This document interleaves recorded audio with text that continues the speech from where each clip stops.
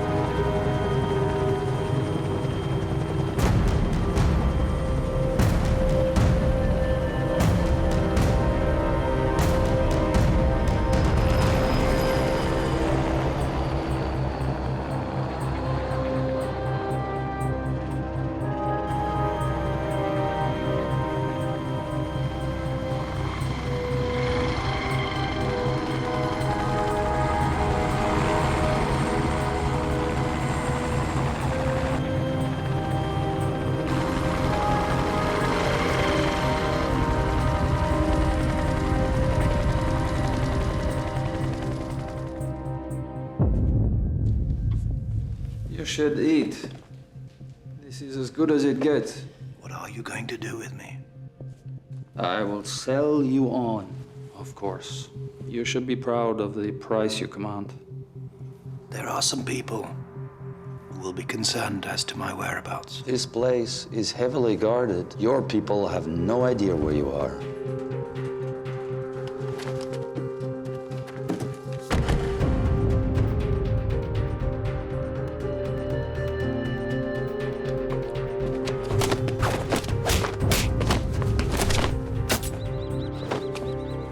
In the meantime, I will stroll around the gardens and reflect on my newfound independence from Moscow and the wealth that you will bring me and my men.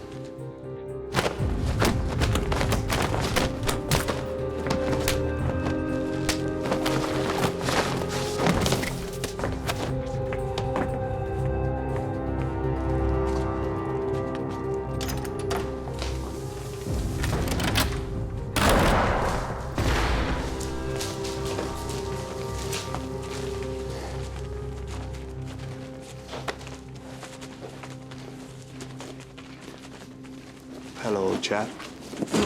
It's been a long time. I hope they haven't treated you too badly. Mr. Sarkisian? I told you I'd be missed. What is it? He thinks you've come to rescue him. It's true. He does. You're a fool, Harry. This is the man who offered such a high price for you. He just doesn't want to pay it. True again. Cut off his ring finger and send it to Colonel Basukov at the Russian embassy.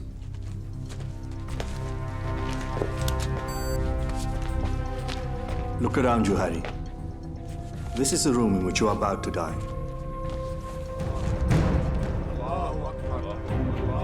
Can I leave a message for my family? No messages.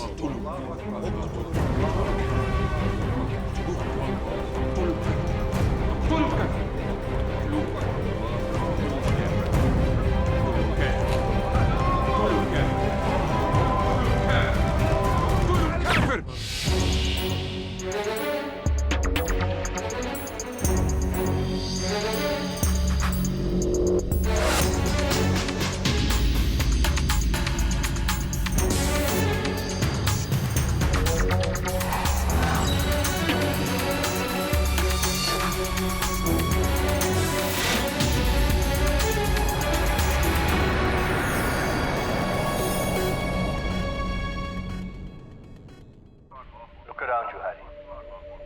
This is the room in which you are about to die. Can I leave a message for my family? No messages.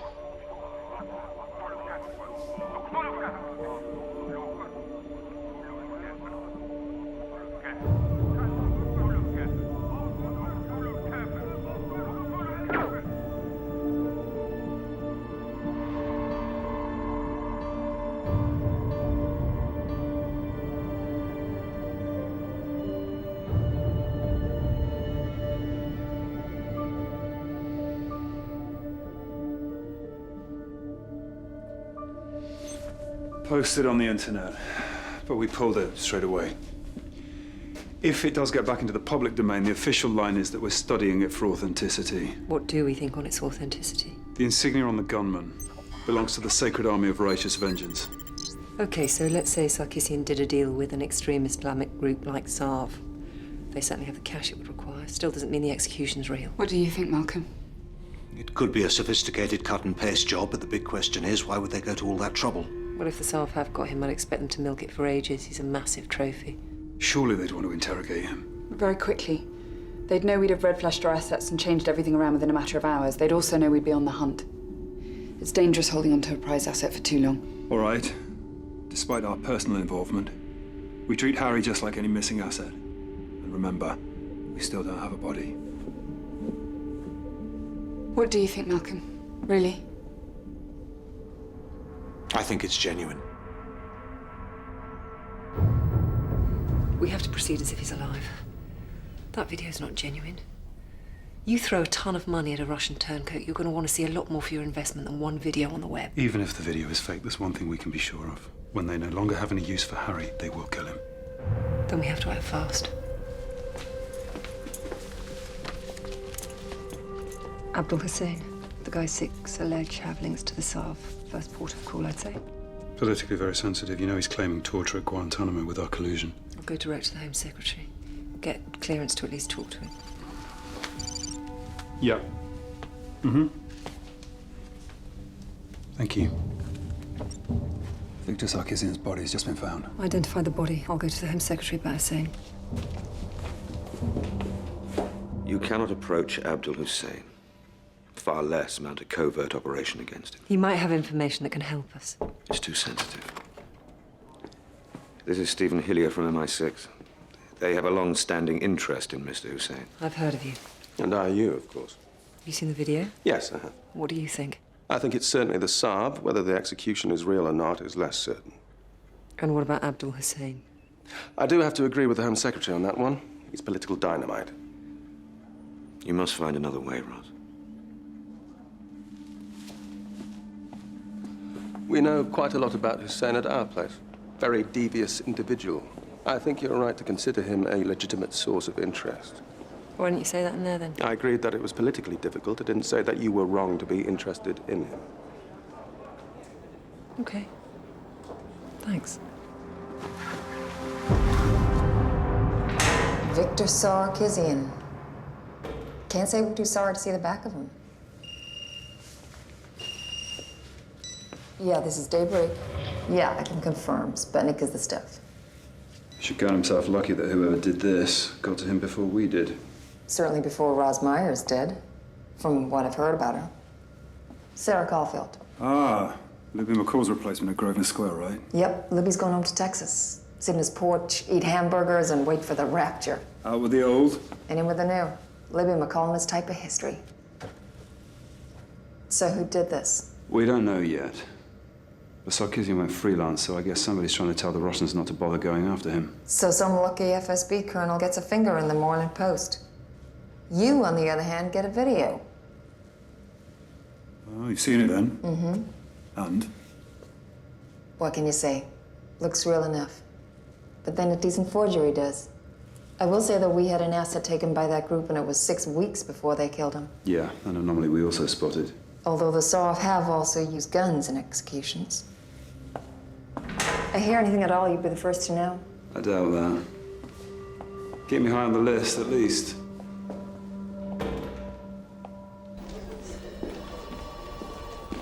The Home Secretary's vetoed the operation on Hussein. So we have nothing to go on. I'm going to ignore the Home Secretary on this one. But I don't want either of you involved, so if there are consequences, I'll take the blame. How are you going to get near him? Hussein attends a clinic for trauma counselling. I'd very much like to know what goes on there. Get caught and I'll hang you out to dry. Right now, Harry's either dead or facing death. I know we're scraping the barrel, but it's all we can do.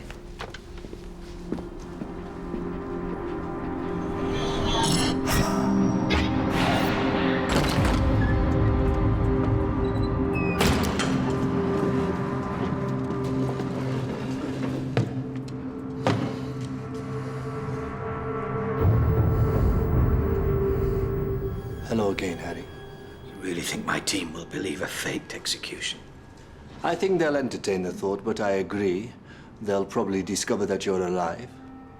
We'll keep tossing them curveballs, though. The Saab video will keep them looking for the wrong people in all the wrong places. Posing as a group of Islamic terrorists must have been hard for a dyed-in-the-wool Indian nationalist like yourself. What have you done with it, Harry? Done with what? The very large quantity of weapons-grade uranium that you were supposed to be safeguarding. Doing exactly that, safeguarding it. Come on, Harry. We both know that everybody breaks in the end. It's only a question of when.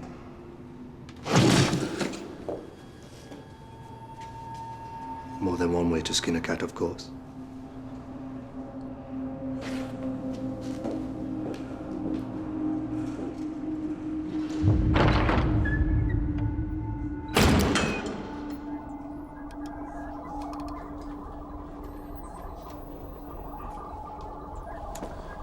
Joe said you had something.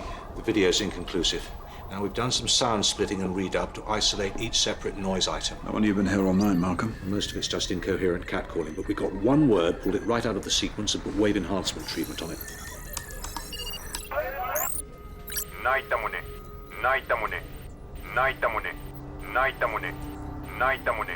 What is that? It's an insult. If these people are Sav, you'd expect to hear Arabic, English, perhaps Punjabi, right? Uh-huh. But this is Malayalam, the official language of Kerala, in India. Just one word. Well, somebody forgot himself in the excitement, but I'd be very surprised. I'd be amazed if a foot soldier in Saab was recruited in Kerala. So why would someone from India be involved in Harry's disappearance?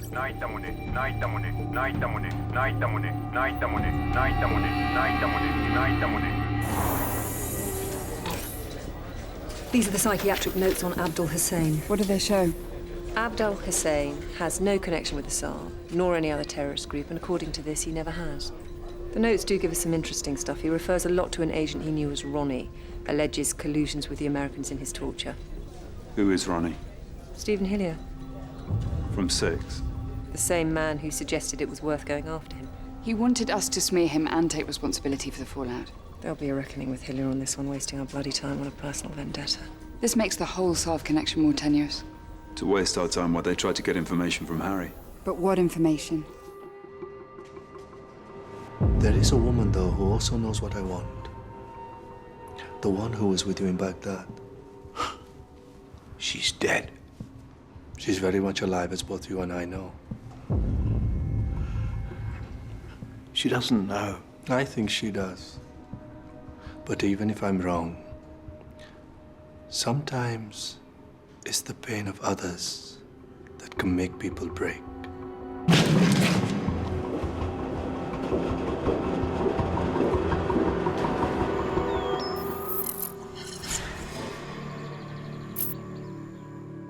Are you coming in? Not if you want to eat tonight.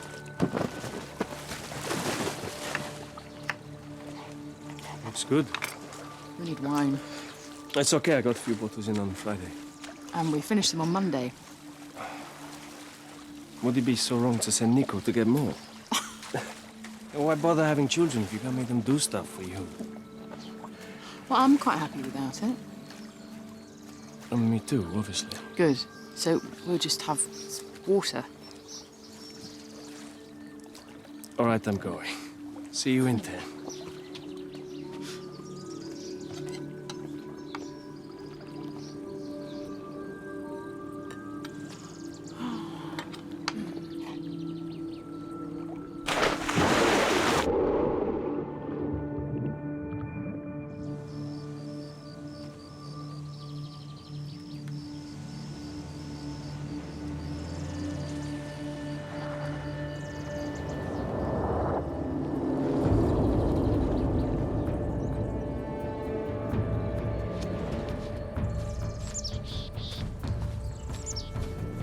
Nico, get out and go and wait by the car.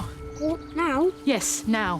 Why? Because I feel bad about making your dad walk on such a hot day. Come on. We'll surprise him. Come on.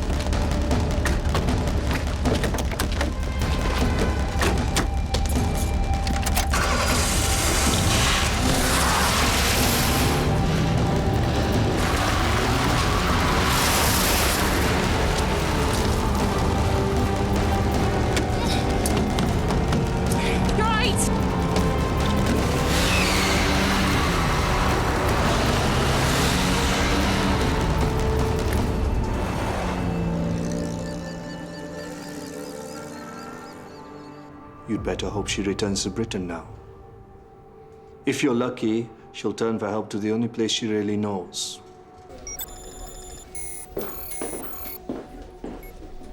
I've got it. Got what? Sarkeesian was close to a millionaire with a house in Moscow-on-Thames. Go on. Massive place, secluded, plenty of space to land a helicopter, and empty at the time of Harry's abduction. Brilliant, Malcolm. Let's get a team down there.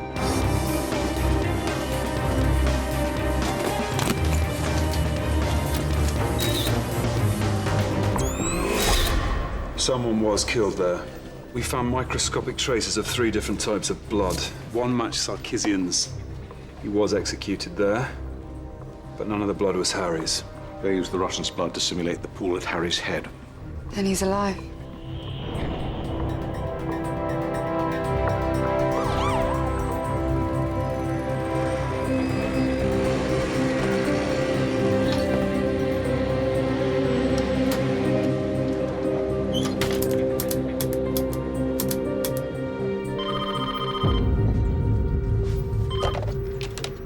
Echo, Foxtrot, Lima. Lady Lazarus. What is it, Malcolm? I've just had a code 10 from Ruth. Ruth? She's in trouble. She needs our help.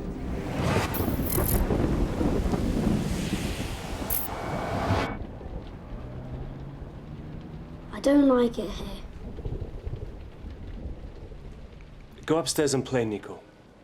I'll be up in a minute.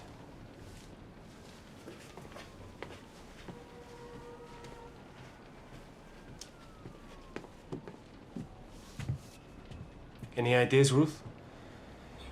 How best to explain this to him? I'm so sorry. You couldn't tell me? I thought there'd never be any need. Truth is an end in itself. It requires no other justification. How much you have to learn. I don't want to learn your moral values.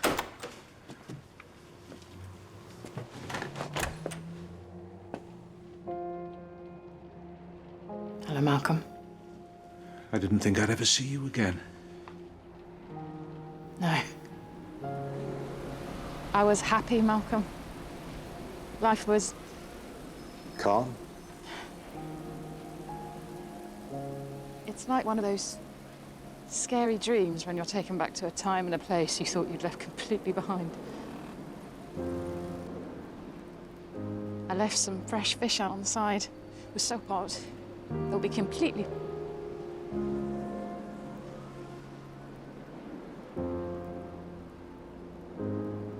Doesn't really matter anymore, I suppose. There's a car waiting. We'll take you straight back to the grid. How is he, Malcolm? What's happened?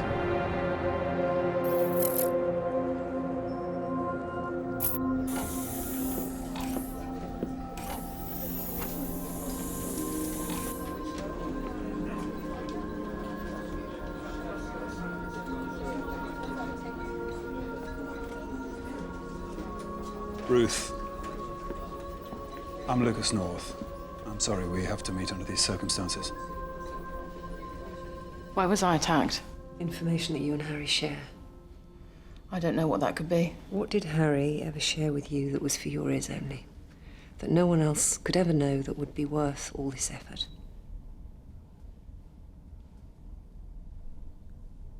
Ruth.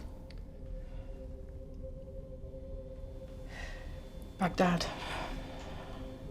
I think this might be about Baghdad. What happened in Baghdad? Harry came across a clandestine operation there. What was it? To smuggle weapons-grade uranium into the country and then discover it. Vindicate the war. Harry was involved in that. Harry stopped it. So who else was involved? Elements of the CIA, some cowboys from Six, and a freelance chap from the Indian Intelligence Bureau. It was completely below the radar. When Harry discovered it, he went straight to the top, and it was quickly stopped. But why now? What do they want from Harry now? The uranium, I should think. The uranium actually got there. It was in Iraq already. The whole thing was a very close call. There were voices in the States who wanted to greenlight it. But Harry won the argument and we got it out again. Brought it here. And Harry knows where it is. And he told you as backup. Harry was the only person other than the Americans who knew where it was. So, yes, he told me. You carry on. I'm going to go and see the Home Secretary.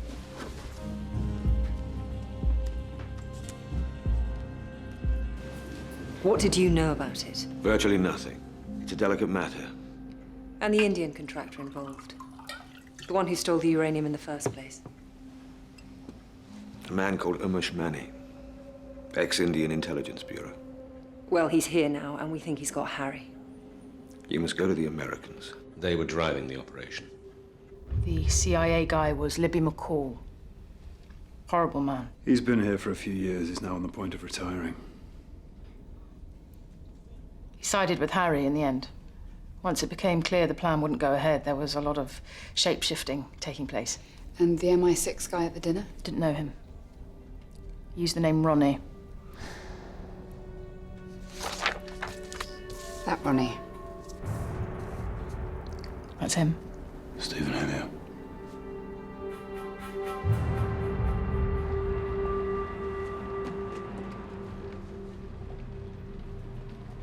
I'm so bored. There are some games here. I had this as a boy. My grandfather taught me how to play. Wouldn't it be possible to get a house with a garden at least, so the boy can play? I'll try. In the meantime, Nico, let's have a game. Stephen Hillier from Six, Libby McCall from the CIA, Amish Money from the Indian IB. Our three musketeers. All of them knew about the plan. Okay, let's say Manny wants the uranium. He knows Harry can give him its whereabouts. Is one of these two working with him? Have they reunited as a team? Well, McCall can't be involved. He knows where the uranium is and he's had plenty of time to get Yeah, it. but maybe McCall wants Harry and Ruth removed because they're the only British elements that would know if he wanted to take it stateside as a retirement present. Well, surely he'd have just killed them, saved himself all this trouble. True. I just don't think there are only two musketeers in all this. It's not strong enough.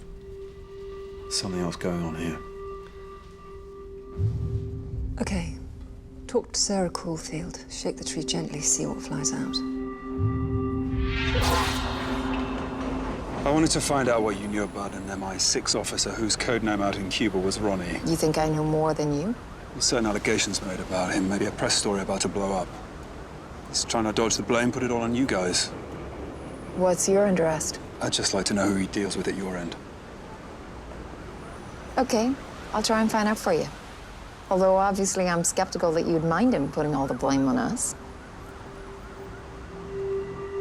I'm not enjoying this handover period any more than you, so I'll get to the point.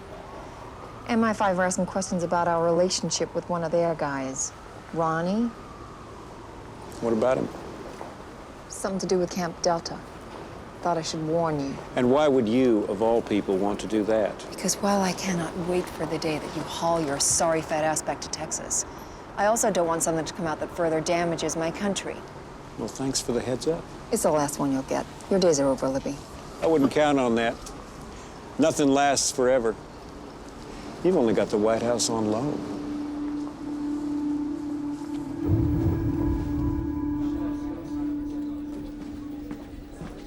Malcolm, where's Ruth? Gone home to be with her husband and stepson. Actually, I've just changed her location. Why? The boy was climbing up the walls. He was so bored. I've organized her a new safe house with a garden at least. Did you put that through the system? Yes, was there any reason I shouldn't? It's just we're being extra cautious. Nobody told me there was an internal risk. Well, there may not be. All the same, we should call her.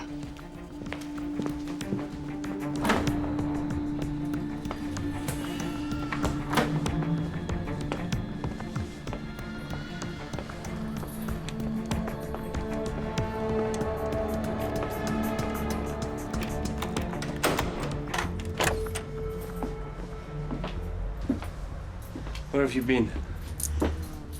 I had to go and talk to some people about what's been happening. Oh, please, not now. We need to talk, Ruth. Turn that thing off. You still owe us a little of your time. Yes. Yes, I do.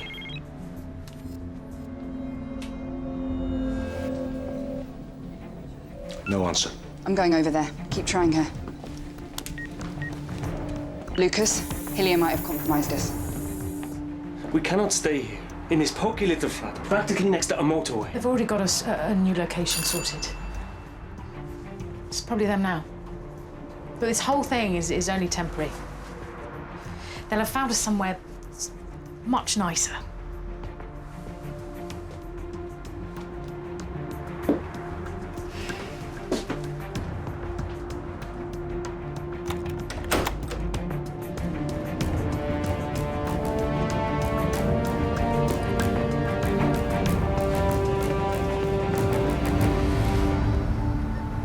Okay, she's ours this time. Who's looking after them?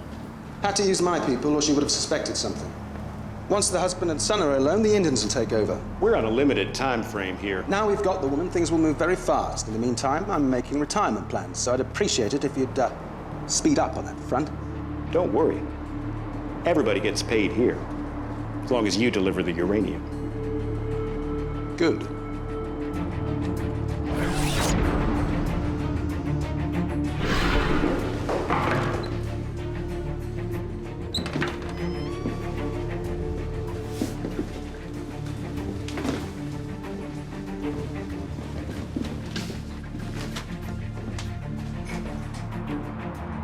Lucas? The bags have gone. No sign of a struggle or forced entry. So where the hell are they? Hillier's up to his neck in this. Only he could have penetrated our safe house system. I still think McCall's in on this. I still don't see why if he knows where the uranium is. Maybe we should ask him that. Hold fire at least until I've heard back from Sarah Caulfield. Okay. In the meantime, I'll go and talk to Hillier again.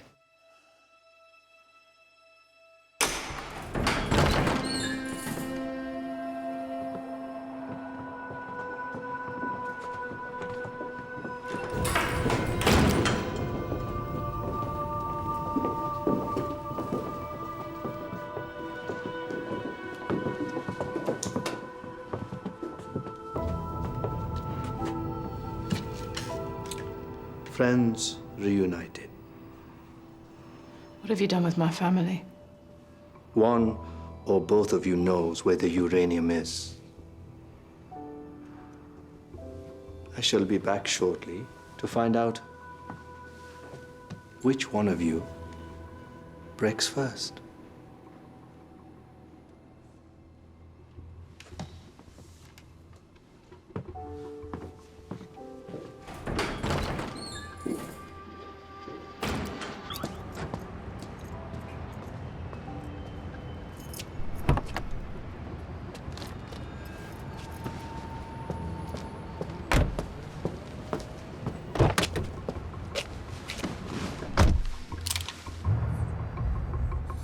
Crazy bet she wouldn't dare.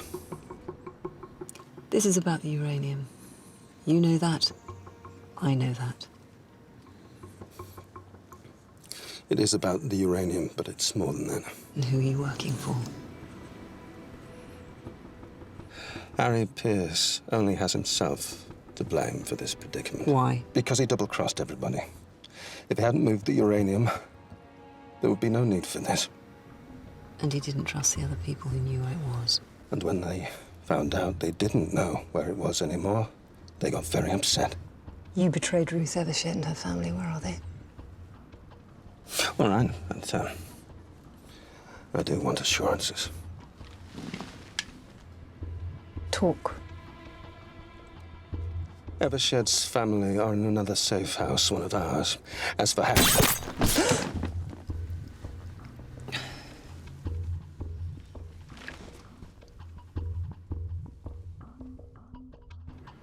You got married out there.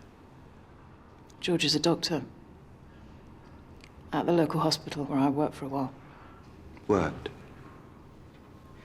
Clerical work. You were made for more than that, Ruth. I loved it. I did my job correctly, and when it was finished, I went to the market or swimming. It was simple. Everything about my life was simple and elegant, for once. And George? He's a good and kind man, Harry. Do you love him? I feel very guilty. That wasn't my question. Ruth. He doesn't deserve to be in danger, and I'm not going to start discussing my feelings about him. Not with you. Okay. Time to get serious now. Where's the uranium? Don't hurt her. You dare to hurt her. Calm down, Harry. No need to go all Shakespearean on us.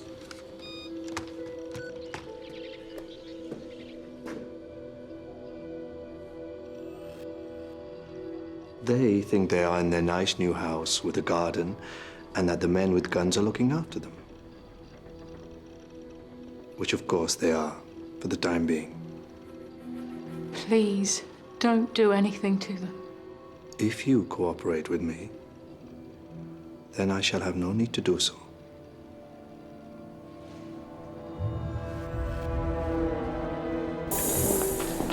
Ruth and her family are in one of Hilliard's safe houses. Tap into their system, find out where it is. I'm on it. You were right, Lucas. McCall's involved. How? Harry moved the uranium. He's the only one who knows where it is. So it is Baghdad reunited. McCall realised what Harry had done and put the original team back together. He's not sentimental either. One of the musketeers has just been splattered all over the roof of his car. If McCall killed Hilliard, we won't get anywhere near him now. Sarah Caulfield may still have access to McCall. I want a tracker on him, see if he can lead us to Harry. How do I persuade her to do that? Any means necessary. I'd try charm first.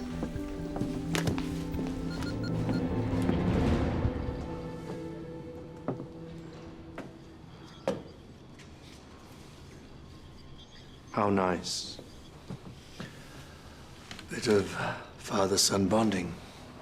One of my men will first shoot your husband, and then the boy, if you do not tell me where the uranium is. Please, I'm begging you. Tell me where the uranium is. She doesn't know. We'll see. I'm telling you, you're wasting your time. She doesn't know where it is. Tell me, Ruth. She only thinks she knows where it Your is. husband and the boy are about to die.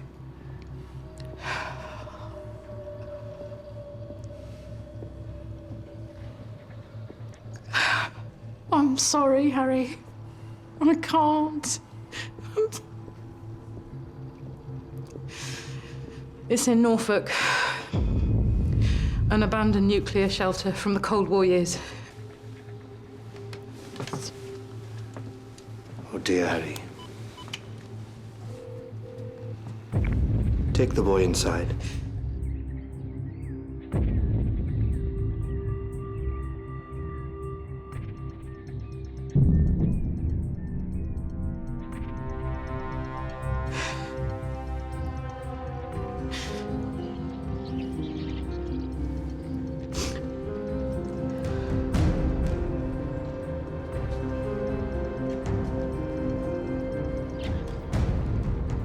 Now, kill the man. No. No, what are you doing? I told you what you wanted. No, please. No!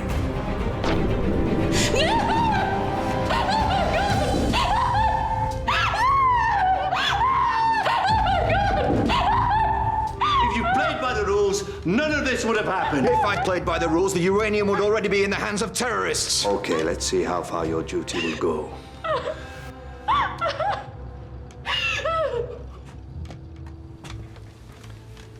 You were right.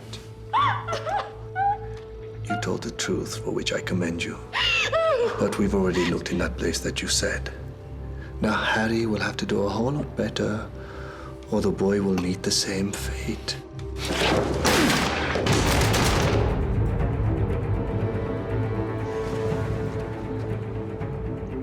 Fetch me a new laptop.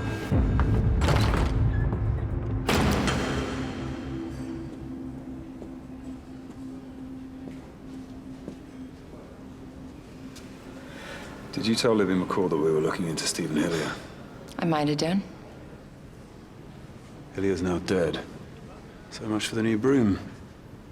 Still, it's not a completely disastrous outcome as it confirms McCall's behind Harry's kidnapping. You're crazy. He was part of a conspiracy to plant weapons-grade uranium inside Iraq. Harry hid it from him. If he gets his hands on it, it will be sold. Could be turned into a dirty bomb. Might be London that gets it, but might just as easily be Lower Manhattan. McCall's not going to care, is he? Waiting in Texas for the Lord Jesus Christ to come riding over the hill blowing a trumpet. Your mess. No. Our mess. Come on, Sarah. Let's work together on this one. What do you want me to do? We think McCall will lead us to Harry. I want a tracker on him. And in return, you get his co-conspirator. The uranium. If you really are the new broom, it's time to start sweeping away the rubbish.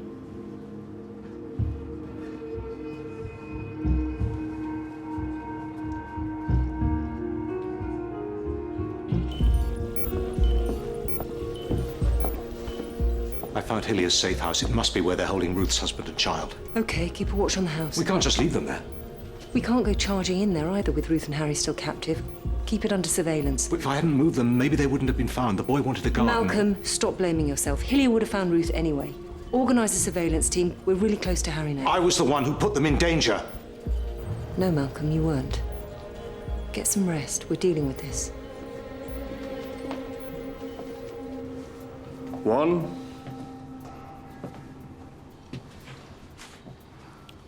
2. You'd kill a child. Of course I would. Children are the first casualties of every conflict. 3. Harry. 4. He doesn't know his father's dead yet, of course. We'll bury them together, though. Harry. I can't. Please. 5. The uranium will be used to build a dirty bomb. It could kill thousands of children. But I can only see mine in front of me. I can't tell him. Listen to her, Harry. Listen to the voice of compassion. You know nothing about compassion. 6. 7, 8, 9. Please don't kill him. If you have any feelings at all, if you have any feelings for me. 10. Harry! All right. Stop!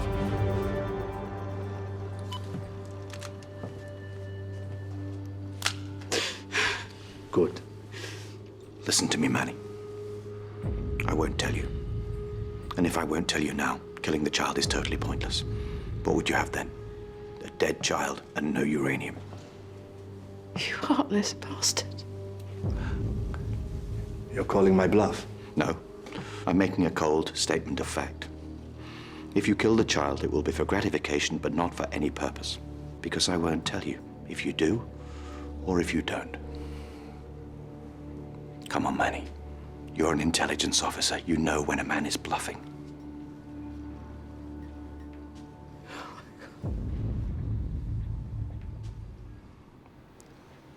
All right. We'll see how strongly your will holds out when the child's in the room with us. A child in pain is a very distressing sight.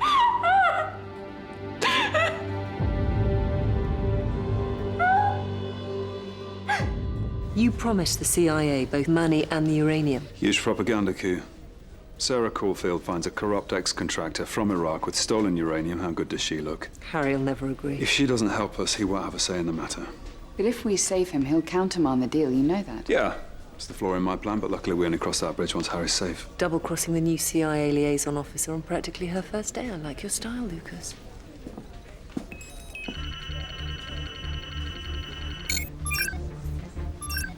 Well, she obviously likes you.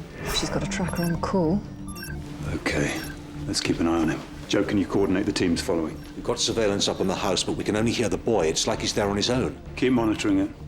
But he's alone. What have they done to Ruth's husband? I don't know, Malcolm, but we can't go in just yet. We have to get him a call first. He's the only link we have left to Harry and Ruth now.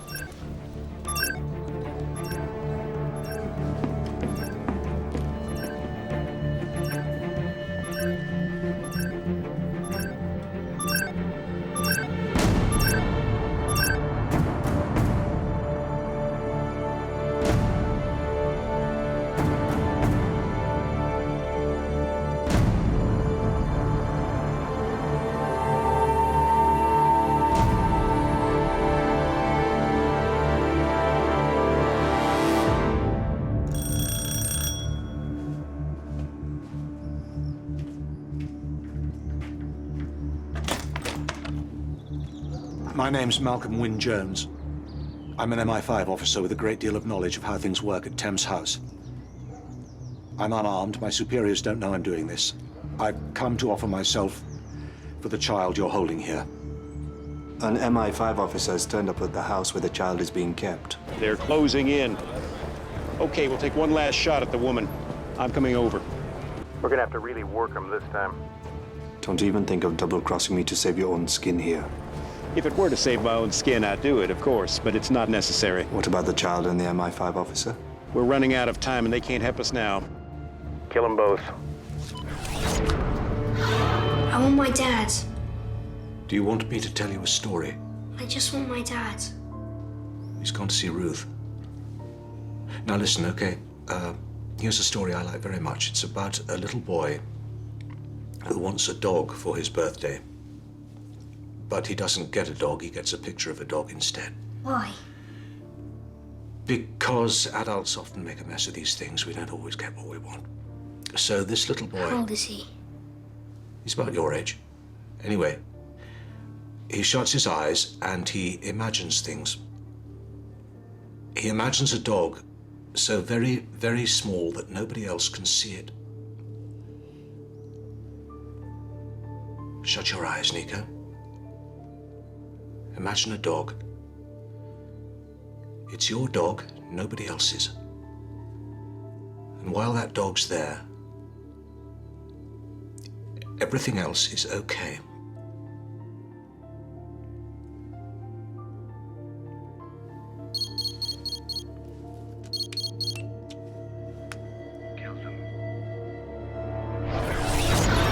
Target's heading east along Sutherland Street. I'm joining the Alpha Intercept team.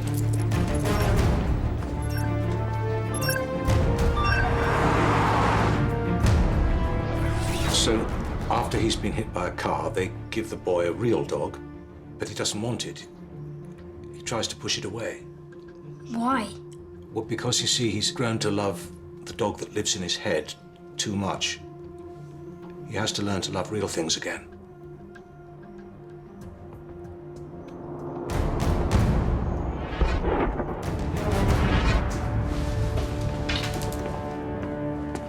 If you are a human being, if you have an ounce of humanity or compassion in you, then kill me, but do not harm the boy. Just walk away from this. Please.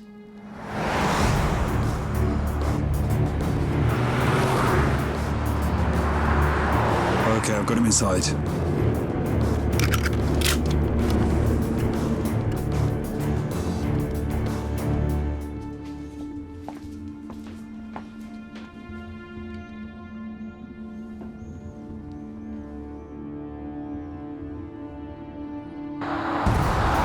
Joe, he's slowing down. We must be close. There's a disused warehouse behind the flats on your left. He's pulling into the flats. We're on him.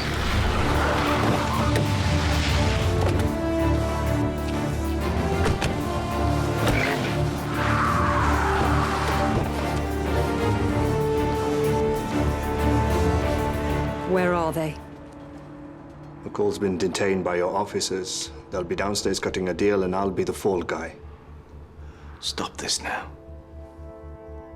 Close your eyes, Nico. Think of your dog. Tell me what it's like. It's a brown dog, with a white bit on the end of its tail.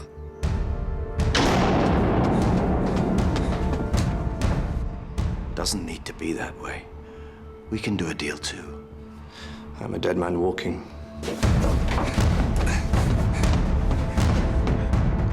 So I might as well finish what I was going to do at the end of this anyway.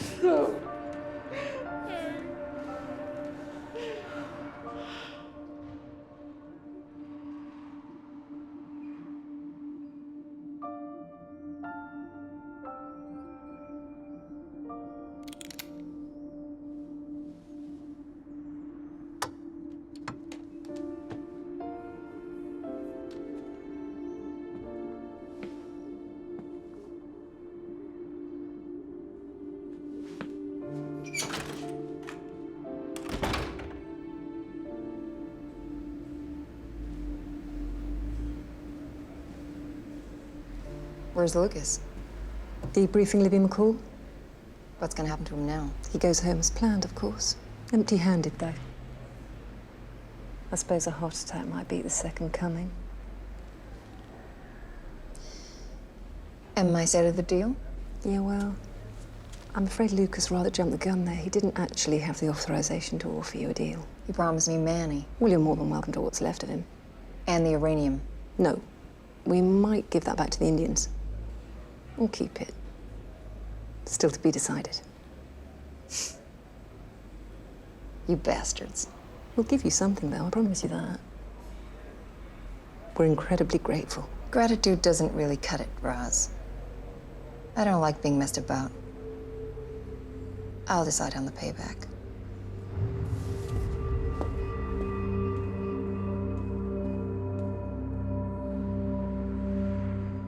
She's just told the boy that his father is dead. Is she going home? She is home. What will she do now? I don't know. Ruth is only alive now because of the work you did here. I think when the grief is less raw, she will remember that.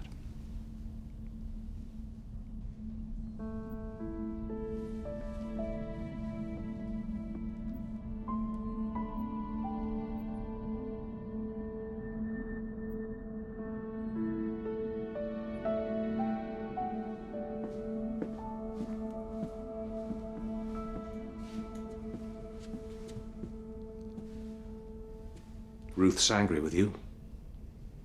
I know. You were right, though. Perhaps. You saved the boy, though, Malcolm. Harry, I want to retire. What? I'm too old for this. I'm dog-tired, really. You can't retire. What will you do? I don't know. Read books somewhere near the sea. I'm ready, Harry. Please don't try and stop me. I want to go now, otherwise I'll change my mind. You've given such service. Serving my country, in spite of everything that goes with it.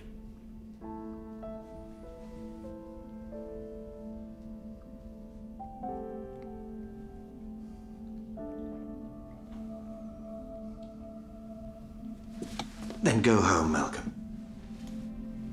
Go home and rest.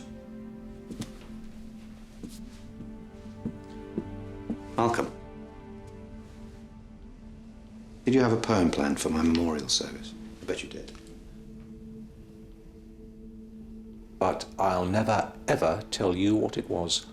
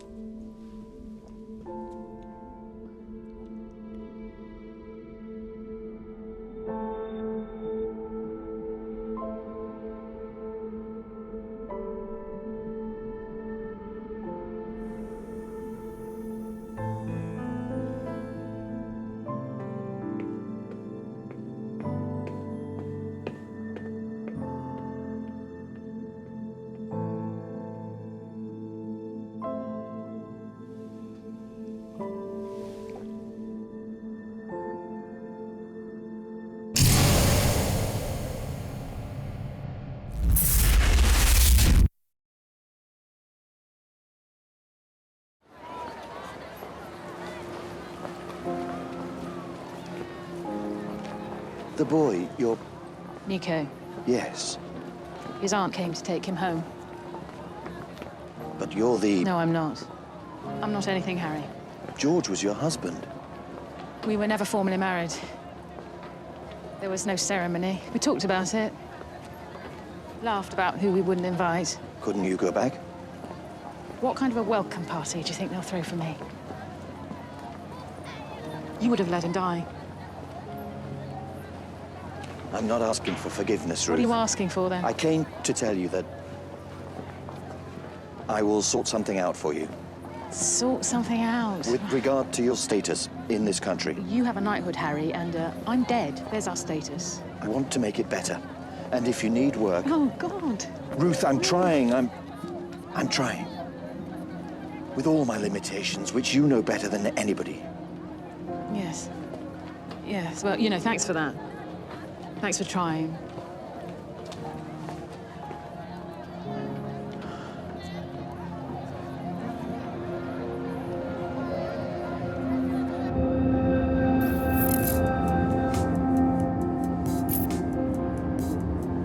Welcome, children, to Western Sands and our presentation on energy.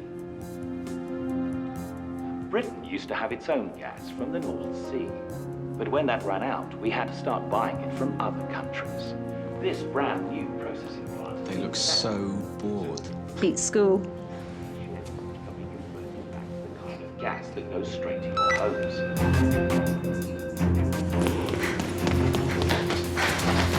Change, which is why this new plant is also helping to save the Earth from overheating.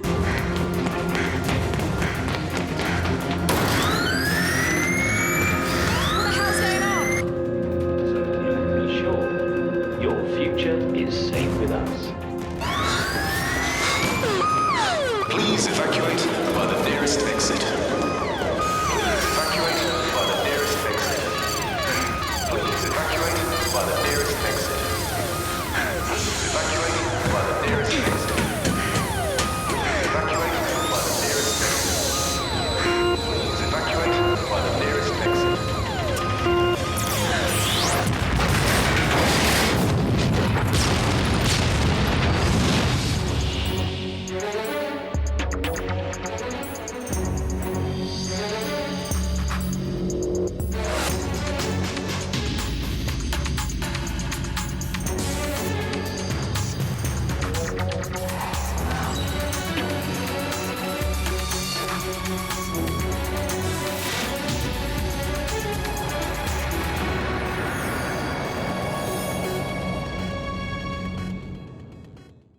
The explosion that rocked the Western Sands gas processing plant has raised serious questions about Britain's energy suppliers.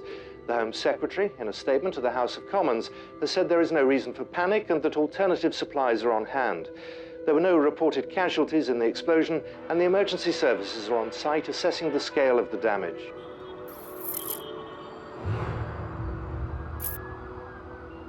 Did you see that American financier on Newsnight?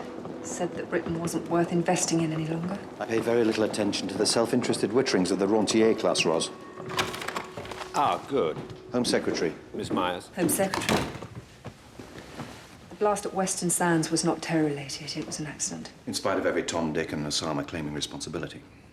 Our whole energy policy is based on importing and processing liquefied gas supplies. The plant will be closed for at least 6 months. We will only have enough gas to supply 20% of our power station needs. We will have to increase pipe to supply. Norway? Harry loves the Norwegians. The Christmas tree. I make no apologies for appreciating the stability of a Scandinavian energy supplier. They're already supplying most of the pipe gas that remains to us. Can't meet such a big increase in the short term. The Russians? Impossible. Their demands are not just financial, which leaves us Tazbekstan. Christ. The Tazbeks. We have little choice. The Tazbeks are already in London. It will need your close attention. They have a new government, anxious to make friends. They came to power in a coup, and their idea of good governance is to drop their political opponents into boiling water. Might just be onto something with that last one. How soon before we see the impact of the gas shortage? Our reserves won't last more than a week. That must be kept from the press. Without a quick deal, the immediate future is both very dark and very cold. No lights on that tree this year, Harry. You spoken to Ruth? Right now, my most urgent business is the gas crisis. Can't believe they let that happen. Bloody disgraceful. We didn't build up reserves when we produced the stuff. Hey, Joe, way up.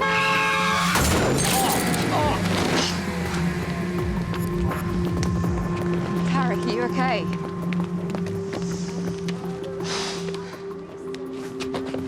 You've got a death wish. Came out of nowhere. Yeah, you look all right. Unlike your bike, which is a write-off, I think. That's my social life sorted for the next 2 weeks. Come on, you want to walk in with somebody on my first day?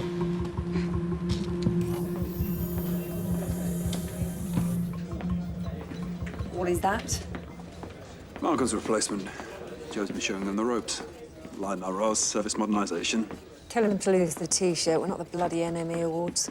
OK, Rustem Yorosov is the Tazbek Trade and Industry Secretary and our biggest potential headache. From now on, his code name will be Thumper. We have intelligence that Thumper's going to spice up his visit by taking out this woman. Bibi Saparova. She's an exiled poet from a prominent Tazbek family that Thumper waged a personal vendetta against. Why? Well, they're everything he's not. Educated, liberal, arty, and half Russian. Thumper hates Russians, full stop. Her father was imprisoned and tortured. Her mother killed herself and her younger sister was murdered. Bibi's the last of the Saparovas and a missing head in his trophy cabinet. She's also the bloody nuisance organizing these protests at the Tazbek delegation's hotel. Good-looking exiled poet. Goes down well in Hampstead. Yeah, well, I'm not having her disrupting such important talk. I mean, how did she even know where the delegation was? Okay, she might be a pain, but letting Thumper wipe out his enemies on our soil's taking hospitality a bit far, I'd have thought.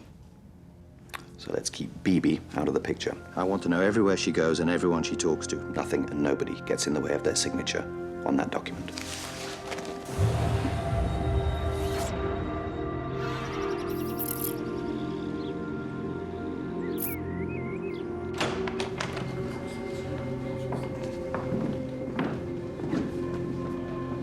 Thank you so much for coming. We are so pleased to see you. Очень рад с вами познакомиться. My Prime Minister, he does not speak such good English. Thank you for translating. And please congratulate him on his new job. Big step up from the cotton factory, I'd imagine. This is Eliza McFarlane, my assistant. She'll be your point of contact here. Hello. I am always happiest in the company of a beautiful woman. You speak very good English, Mr. Yorosov. It is still the language of the world, no? I know that your banks are only kept afloat by the state. You don't make anything anymore. Even the Polish plumbers have gone home. But while the English language survives... We're marginally better off than Tazbekstan? Yeah. Who is this? This is Sir Harry Pierce.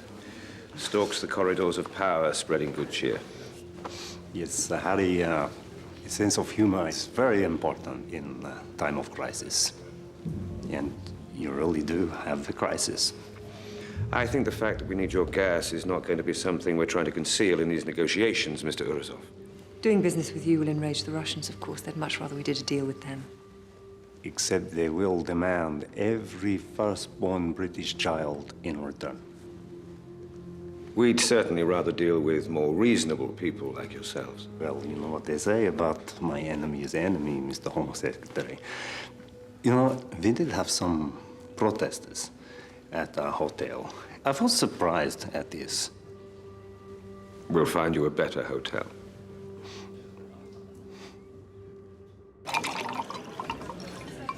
Look, I'm sorry about what happened to our deal with the uranium. I was overruled. Very ungrateful of Harry, but I'm glad you didn't send Roz this time. But I'm glad you're not holding a grudge. Ooh, I didn't say that. But I'm the agency's liaison officer, so here we are, liaising. So, what was it you wanted to liaise about? Word is, you've secretly flown in a delegation from Uzbekistan to discuss an emergency energy deal. We were aiming for low-key rather than secret. We don't like their regime or their human rights record. Wow. A lecture from the Americans about ethical trade policy. Hey, we're the good guys now. Why don't you go to the Russians? Because the Russians will try to screw us on price. Well, the Uzbek Trade and Industry Secretary is a rapist and a murderer. We know all about Mr. Urazov's past. Watch Rustem Urazov. One of our assets tells us he has plans for an old enemy over here.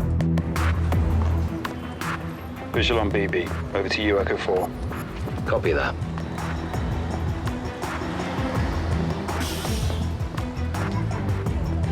She's going back to the internet cafe. Comms are up.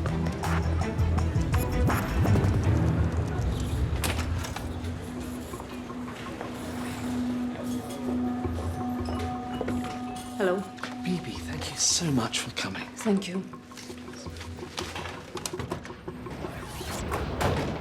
How come we couldn't meet at your house? I am certain MI5 had me bugged.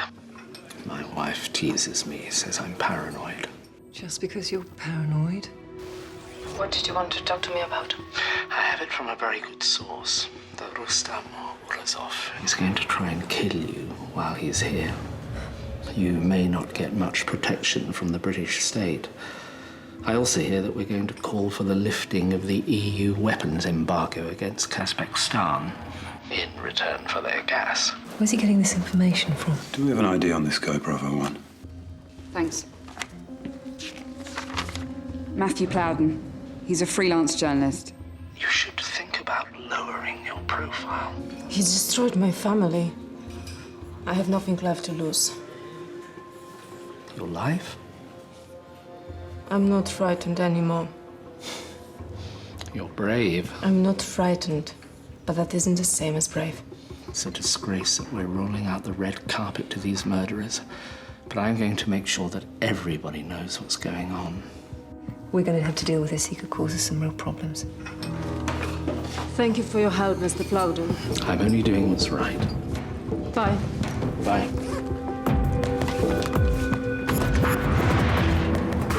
Visual on BB. Heading west on Clement Street. She's picked up a tail. Description? White male, blue jacket. You take the journalist, I'll deal with BB. She's turned south on Drummond. The tail's still with her. He's closing on her Alpha 1. This looks like a hit.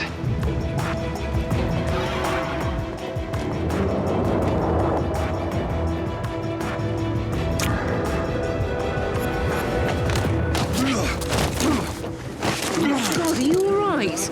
Don't worry, I'm a nurse. I'll deal with it. It's fine. Tell me who you're working for.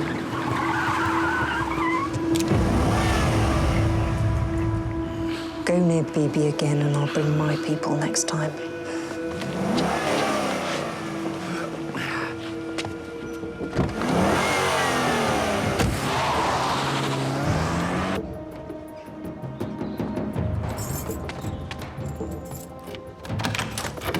Another word. Who are you? Quick chat in the diary room, Mr. Plowden. Why are you harassing me? They'll be dying of envy over at the New Statesman. Badge of honor. You've had a file on me for years. Well, think of the satisfaction you can have telling your wife she was wrong. It was only a last conversation. Honestly, come on, let me in. I just want to talk to you. We'll talk over there, if you don't mind. All right. Watch out for snipers. Look, nobody wants to be cozying up to the Tazbeks, but the energy situation is dire. Not as dire as the Tazbek human rights record.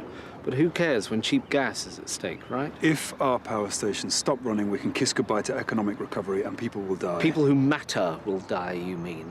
British people as opposed to foreign people from some faraway place. Well, luckily my job description means I only have to worry about British deaths, Mr. Plowden. I'm advising you not to interfere any further in this matter. Or I'll get a midnight knock on the door. No, I think Her Majesty's Revenue and Customs tend to call during office hours. Hopefully it'll be a real charmless job's worth. So, who's been feeding you your information on Tazbekistan? Reveal my source to MI5? Of course I will. Okay. Good time to organize your receipts box. And every single income statement. I shall be posting this conversation on my blog as soon as I get inside. Bloody internet. So who was tailing Bibi Saparova then? Tazbek hit team? Looks like they were trying to abduct her rather than kill her. I'm assuming they wanted to deliver her to Thumper personally. Well, we can't let that happen. Have you seen Harry's mood recently? He'd see protecting Bibi as a luxury the nation can't afford right now. Rose, Harry's always troubled. He chooses his frown with his tie in the morning. No, this is different. He still hasn't resolved the situation with Ruth, and until he does, he'll take an even grimmer view of any human rights activists or lefty journalists that get in the way of the energy crisis talks than I do. Oh, come on, it can't be that bad. The government has described as malicious tittle-tattle rumours that it's to call for the lifting of an EU arms embargo in Tazbekistan. Campaigning journalist Matthew Plowden, however, told this programme earlier that the Tazbek human rights record won't go away just because we've messed up our energy policy and need their gas. Bloody hell. What is it? Some awkward squad MPs putting down an early day motion about our deal with Tazbekistan. Saying what? Cleverly worded, setting out a general marker about a concern for human rights in any agreement. This is that journalist, isn't it? I've got that internet cafe on a permanent pickup now, and I know every time he logs in there. Why does he log in there? He's using his own computer. Makes him feel all Woodward and Bernstein, probably, even though it's miles easier for us to monitor him in a public place. Keep a close eye on him, Tarek. I want to know who told him about us getting the EU arms sanctions lifted. He uses social networking sites a lot, and I'm guessing the source is one of his online friends. Find out who that is. Joe, can you go and visit Bibi and keep her quiet before she gets herself killed?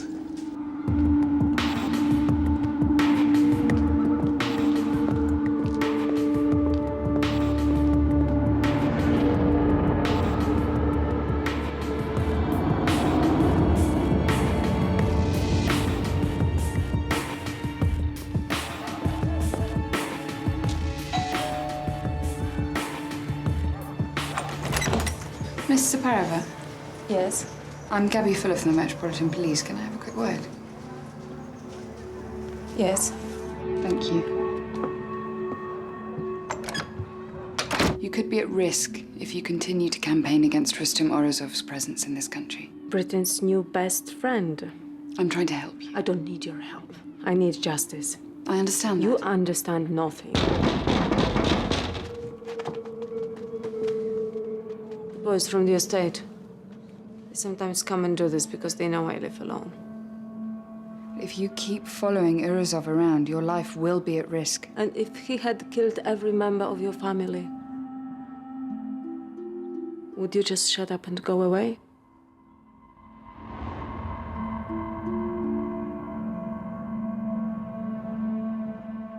We're running on empty now, Harry. A few days at best. What will you do? We'll start with a program of rolling power cuts. 3 to 5 hours in different places. It's been costed? Billions off the economy, a huge blow to investor confidence. The deal is going ahead, though. Slowly. But it's our last hope now. The Tazbeks can sense our desperation and have started to up their demands. Time's running out. We must take the initiative, so I want to know what the Tazbek delegation is saying outside of the negotiations. Bugging the hotel isn't an option, but we're looking into other possibilities. Strip joints, basically. Taking one for the team there, Lucas? We know the Tazbeks are using the strip club for post-negotiations R&R. We know that it's a mafia haunt, so that it's likely that we'll find Thumper's hitman there. Okay, we'll go take a look. Check out the possibility of fitting some listening devices.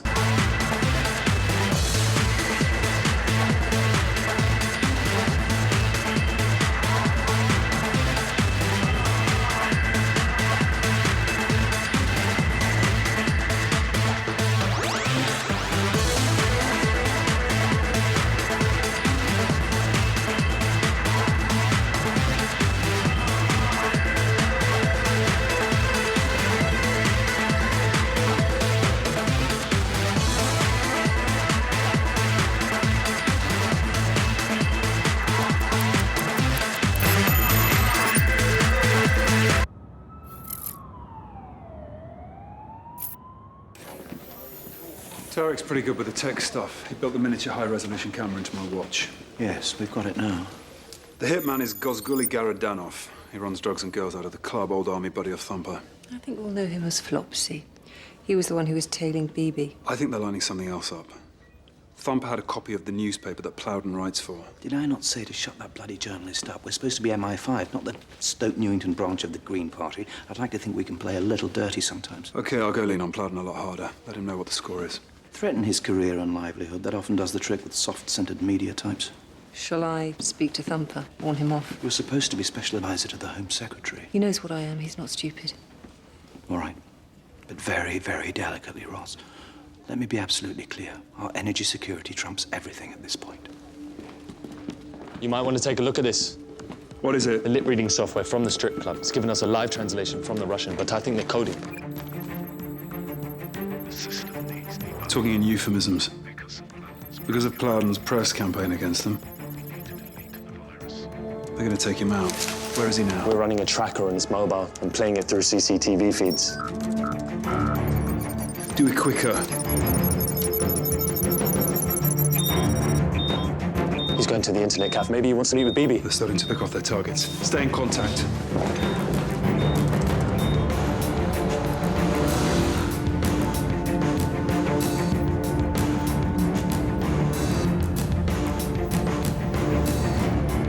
Lucas, Plowden's back in the cafe. Keep a visual on him. I'm nearly there. Yeah, will do. He's, Hold on a minute. Wait. Flopsy's in the cafe. Get him out of there now. Warn him!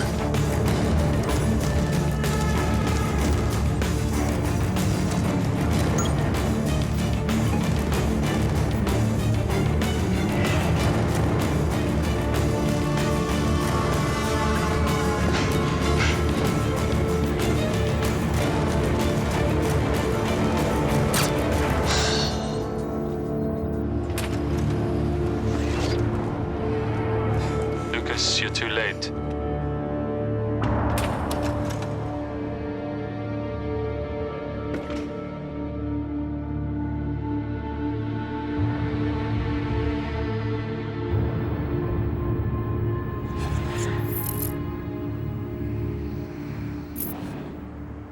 Do you have any plans for tonight, Mr. Urasov? Do you? I'm not really one for the nightlife. You're worried for me, no? Why do you say that? Where your eyes keep looking to the door. You think the Russians will send somebody after me? It's a distinct possibility, yes. I like to think it is because you have, what is the expression? You have taken a shine to me. I'm married. You know, I did hear about the journalist that was killed. The one spreading lies about me. Yes. And his widow is saying that it was the British security services. We don't usually kill troublesome journalists. Yeah, not everybody has the freedoms we have in my country. You don't have carte blanche, Mr. Urasov. Right, what will you do? Send us home and say you no longer need our gas? Of course, I know I don't have carte blanche. Good. But I would also expect you not to pay too much attention to my business activities here at such a delicate time in talks.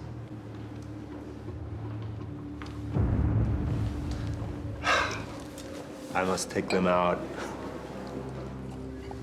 entertain them, find them girls. Would you like any additional security? Don't you worry about the Russians. We know them a lot better than you do.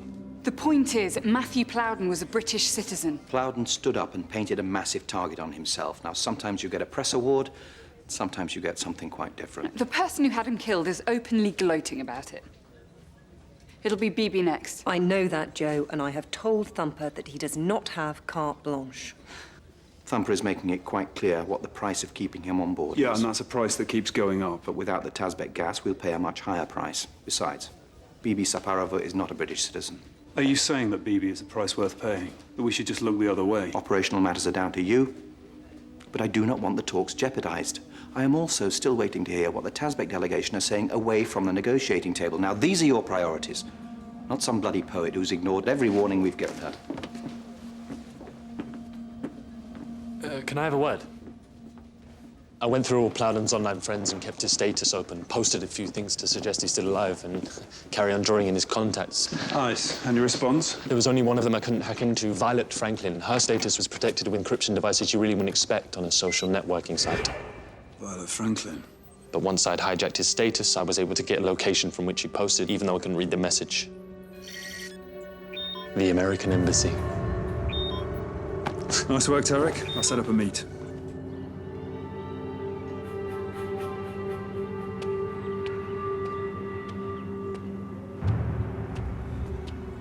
You fed the journalist. Franklin was my favorite American president, of course. Violet. I just like the name and the flower. Why did you do it? Because you needed a lesson for double-crossing me. Made it a bit hard for you to catch me, but not impossible. I like our meetings. This isn't a game, Sarah. Rustam Urazov had the journalist killed. And now you know what you're dealing with, don't you? All this to make the point that you're just a bit pissed off with us. Britain's on the brink, and you're playing out a grudge. I could never have done this unsanctioned. Nobody wants your sordid little deal to go through.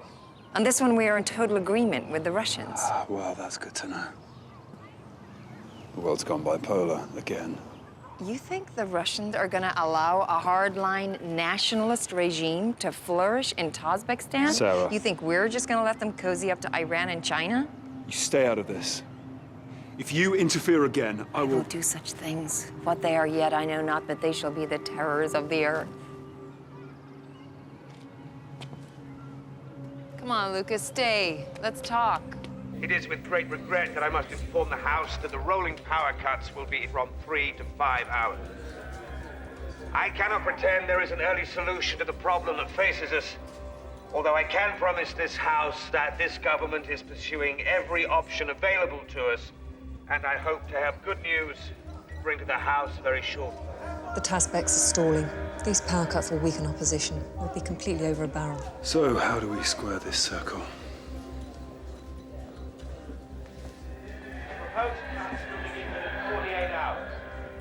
Okay, let's start by giving Harry what he wants. Get the intelligence on what the Tazbeks are doing behind the scenes.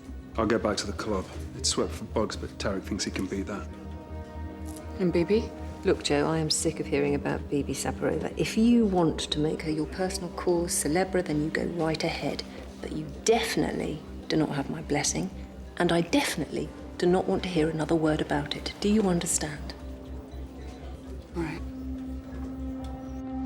Matthew Plowden was a really good man. Cared about a country that is more fashionable to make jokes about. We tried to warn him, Bibi. Just like we're trying to warn you. And? Do you feel proud? That Urazov is able to do this on your soil? This isn't as straightforward as you're trying to make out. We need the gas right now. And I'm trying to protect you, Bibi. I can't do that, though, unless you lower your profile. No. Stop being so stubborn. It's as if you want to be his victim. I'm already his victim. My sister's name was Altin. It means golden. And she was the golden girl in our family. She's beautiful. Urazov held her for a week. Raped. Tortured. Raped again. More torture. You cannot imagine such things. Then she was killed. And her broken body was left at our doorstep.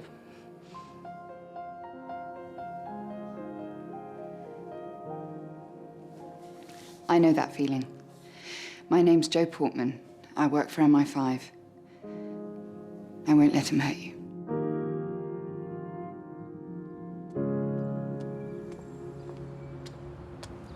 Thanks for coming. How's it all going? How's it all going? Well, the gas negotiations are underway. We're in a very bad place right now. The hidden price for our salvation is that we have to turn away while a rapist and murderer gets to pick off his opponents on our soil. Harry okayed that. Harry's not himself right now. What do you want from me? Talk to Harry. Isn't that a rather insulting idea to Harry? You think he makes policy decisions based on his emotional state of mind? No, I'm not saying that. But no one's better than you at putting across a different perspective. Doesn't always work. Believe you me. He's hurting about what happened. And I'm not. I lost my family, my home. Harry wasn't the one who lost them for you. He did the right thing under intolerable pressure. Maybe he's doing the right thing now, then. No, this is different. But I think that he's locked into thinking it's the same. And you want me to explain that? We've missed you, Ruth. We've missed you badly, but no one more than Harry.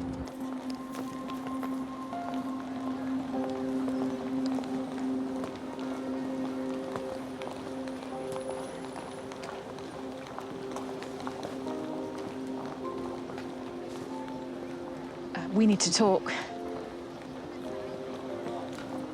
Glad you said that. I'm sorry. But I blamed you for what happened. It wasn't fair. I'm sorry too, Ruth. I'm sorry for everything, really.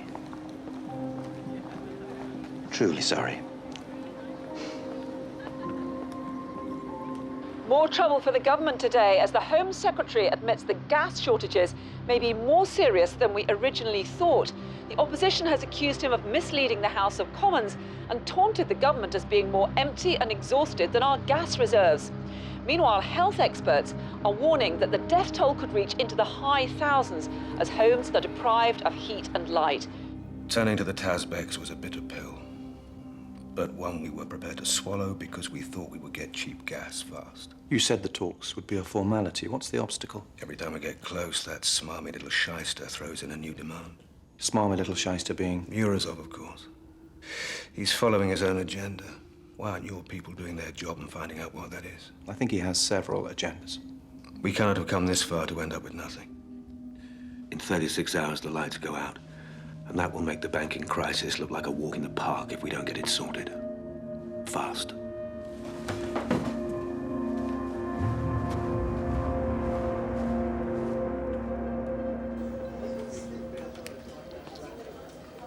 What's the time, Mr. Wolf? That is an unbelievably clear reception. Club is swept for fixed bugs, but I think we have a good chance with this one. Excellent. Well done.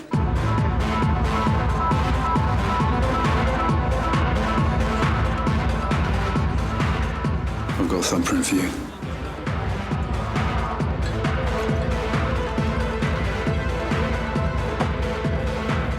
Ну что, мой друг, о чем же ты хотел поговорить? Please, speak in English. I don't want my delegation to understand. Hey, you want a girl? What, some Moldovan peasant girl just off a truck? No, before I leave, I pluck myself an English rose. How are negotiations going? If my prime minister have his way, we sign tomorrow. And you? The British are arrogant. I like to make them squirm right after the last moment. The journalist was not a problem. Good. You will be well paid. But you know the real prize, yeah? A last Saparova. And take your time with her, and bring me something for my home movie collection. What's happening? По крайней мере.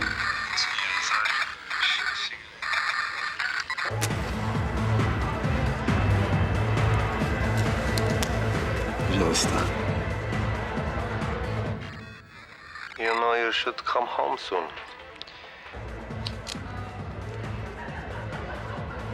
things are gonna get very interesting. When it all starts, I will come home. So, there will be war back home. 6 months maybe before they force us to stop the fighting. Then in that time, people like you will make a lot of money, kill a lot of peasant trash. Then I will become prime minister, a man of peace and reconstruction. And all the international aid will flow into all the right places. The Russians? One must always watch the Russians. They also want our gas. But they will be pragmatic in the end. Especially now we have friends in European Union. This man is a Central Asian Hitler in the making. Be a bloody horrible mess. Paramilitaries, looting, raping. There'll be massacres on both sides. I underestimated him, and I made the wrong call on Bibi Saparova. We still have the problem of needing their gas. Then we take him out. We take out the Tazbek Visiting Trade and Industry Secretary. You want to go back to Plan A and let him kill the girl? I always prefer not to play off the back foot, you know that. He's the fly in the ointment. He's the one stalling the negotiations in order to obtain the maximum advantage for his war. The Tazbeks would have signed 48 hours ago without Eurozov in the way. We still have a chance of getting our gas supplies and stopping the carnage he wants to unleash. It can't be seen to be us. The Tazbek delegation have already refused our protection, right? That's true. Thumper specifically told me that they could deal with the Russians. Well, if we obviously had nothing to do with it, why would they blame us? You'd have to explain that there'd be consequences, though, if it's to be done properly. You know what I'm thinking, then? I have a fairly good idea, yes. There would be a trial afterwards. There would have to be, I'm afraid. And prison, maybe 10 years.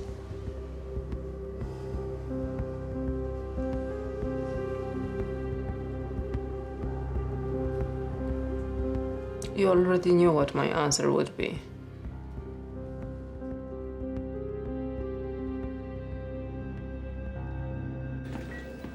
She agreed? She'll take the punishment to kill the man that did that to her sister.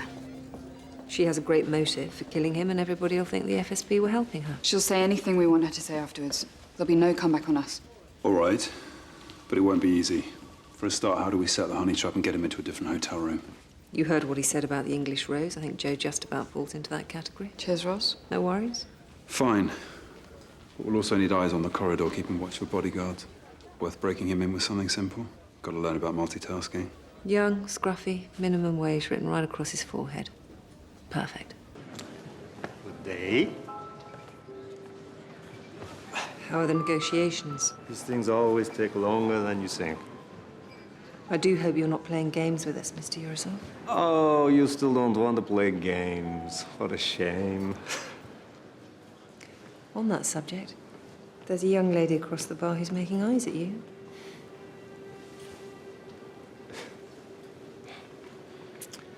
Not my type. No? Sexy blonde in a bar has Moscow all over it. You think?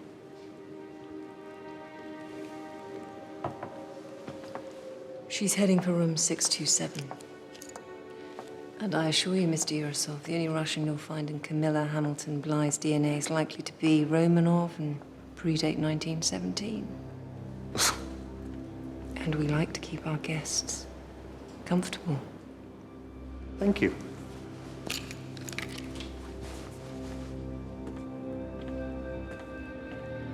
Distance your tears.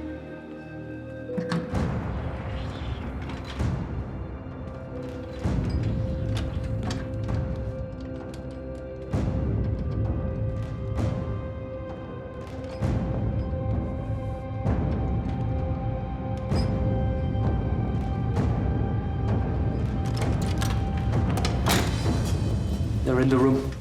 Copy that.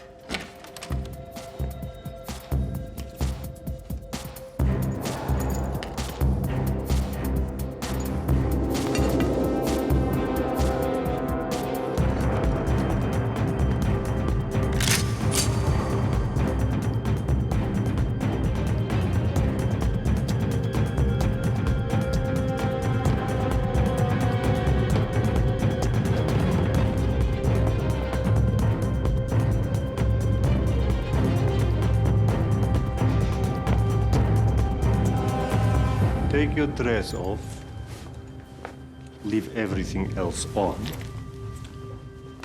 then come here.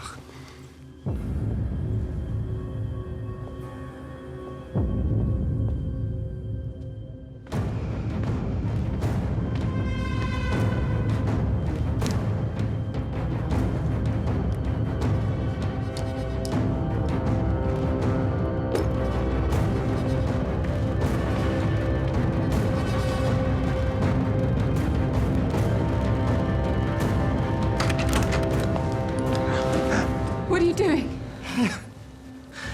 Vivi. Trap sprung, Alpha One. As soon as shots are fired, I'll let you know. Copy that. What are you doing? Listen, Vivi. Vivi, this is crazy. You can't do this. Vivi, please. I can't do it. Okay, I can kill somebody. just give it to me, eh?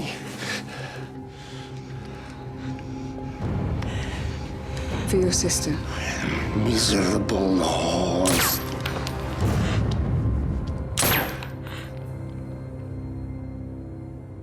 Shots fired, Alpha One. Send in the clowns.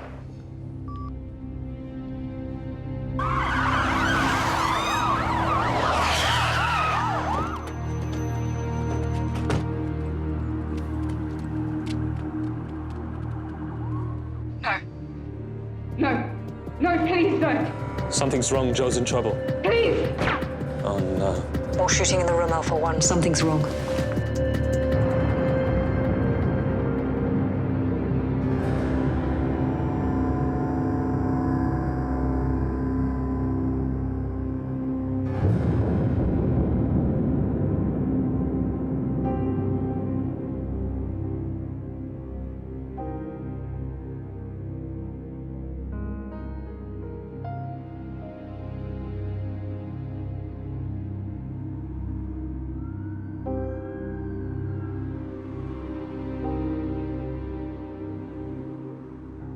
So we start the rumours that she was almost certainly being manipulated by the FSB. That's already been put to the Tazbeks. So they're not blaming us? Why would they? They knew what Thumper was like when it came to the ladies. He was the one who told the bodyguards to stay downstairs. Their Prime Minister is now very anxious to sign and get home before he meets a similar fate. Well done, everybody. Looks like we have our deal.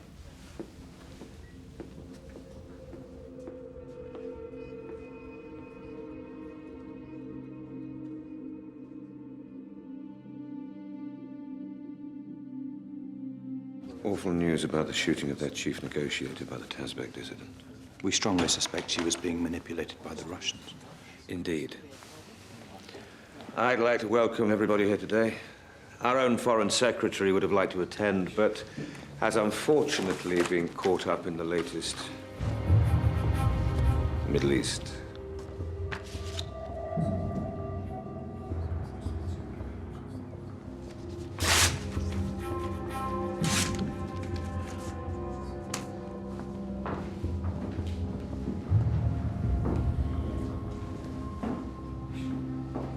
Who sent them the photos? Must have been the Russians. They've got a photograph of Joe with Bibi inside the house. How did they get that? We had a counter-surveillance team watching the whole time.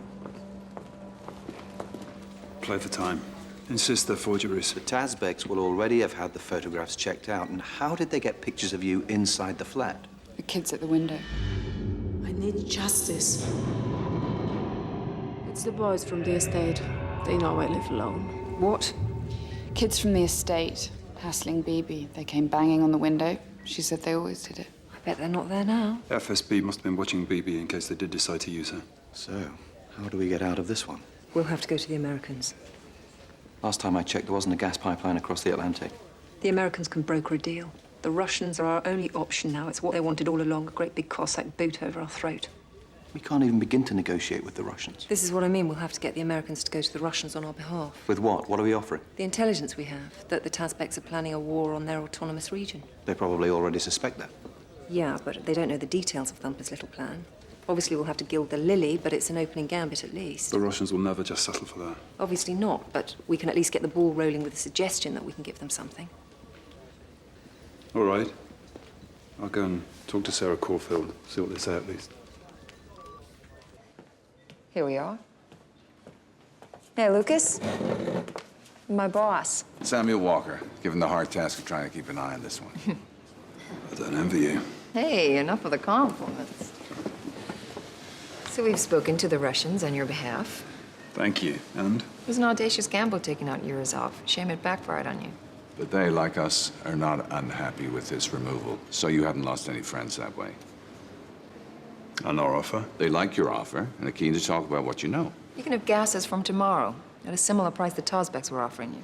Small markup, because you did hurt their feelings not going straight to them. Oh, they're very sensitive that way, aren't they? As always with the Russians, though, the devil's in the detail. They have one further requirement.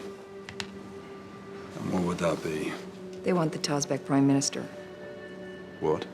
He leaves on a secret flight from Britain. They want details of that flight.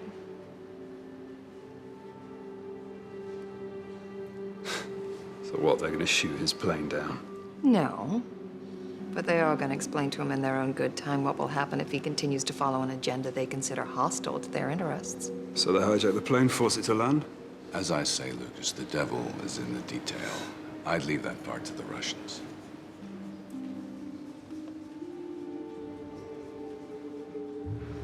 We've had our backs right up against the wall, and you and the Russians have been watching and playing us the whole time. Hey, you did the world a great favor. You did the right thing. Everybody's happy. Now you have gas, we don't have Yurizov.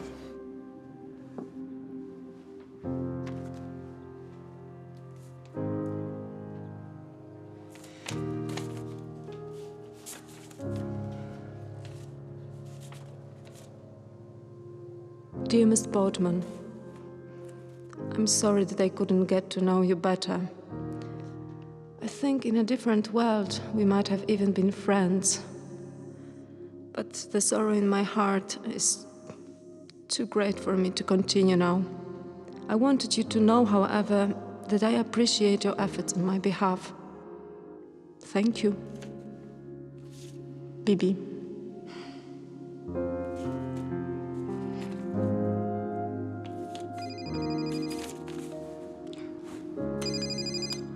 Harry. You went and spoke to Ruth, didn't you? Yes. What did you hope to achieve by that? I thought you were wrong for turning a blind eye to Bibi. There are some lines we should not cross, in my opinion. You were right. I didn't think it through properly. She should come back to us. If you talk to her... She's extremely fond of you, Joe. She thinks the service needs more people like you. I can try and sort the logistical side of things out with the Home Secretary, but if you continue to meet her... I'm happy to try. Good. Don't go behind my back again, though. I'll have you deported to Tazbekistan. Understood. The energy crisis may have eased slightly, with reports that an unexpected deal has been agreed with the Russians to provide emergency short-term supplies. Ministers have dismissed opposition claims of chaos at the heart of government, with the Prime Minister saying he'll get on with running the country and ensuring economic recovery. Is it done? The Russians forced the plane to land about an hour ago.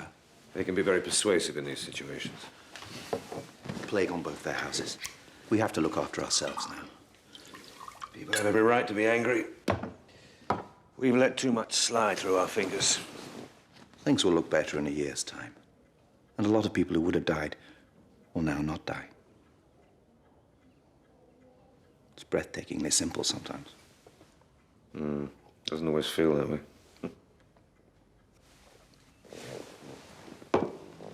Home Secretary, I have to talk to you about something that's not simple at all. Do you remember Ruth Evershed?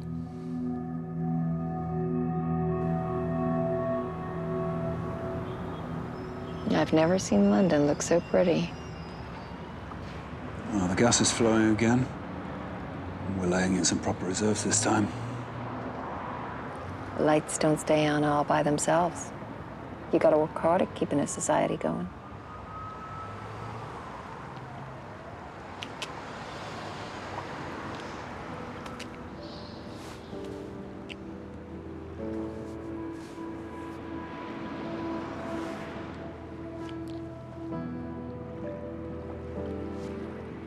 Didn't see that one coming. So what happens now? Now? In the next few hours? I was presumptuous enough to book a hotel room when you called and asked to meet me. I was presumptuous. I understand codes. It's my job, really. Which hotel? Claridge's. Good choice, my favorite. We'll take separate cabs. Probably nobody's watching, but it'll add to the occasion. Okay. What's the room number? I forget. Just ask for Violet Franklin.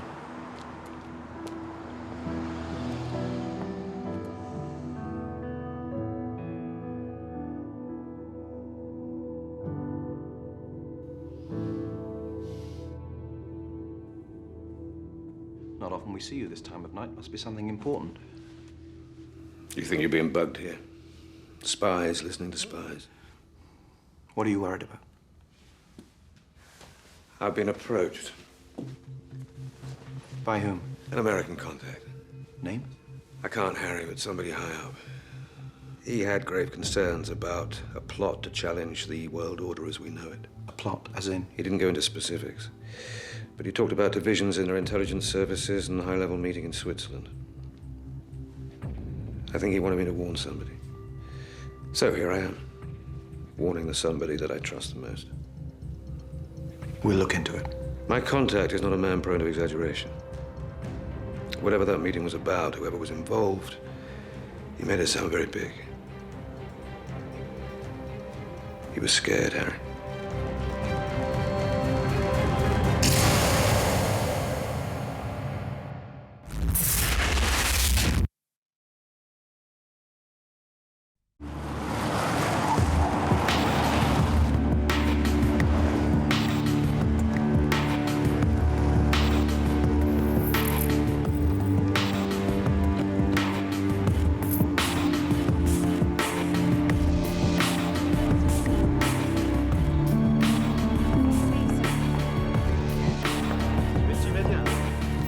What's Roz's status? She's inside, posing as part of Ashington's security. What about the bug? She's just about to drop it in.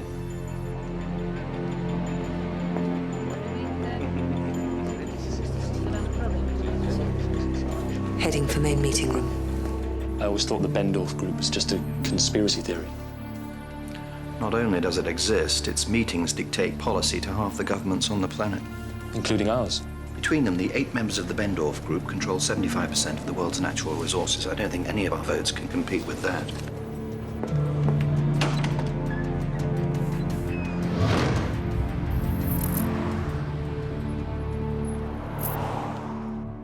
I was thinking maybe I go to law school or something.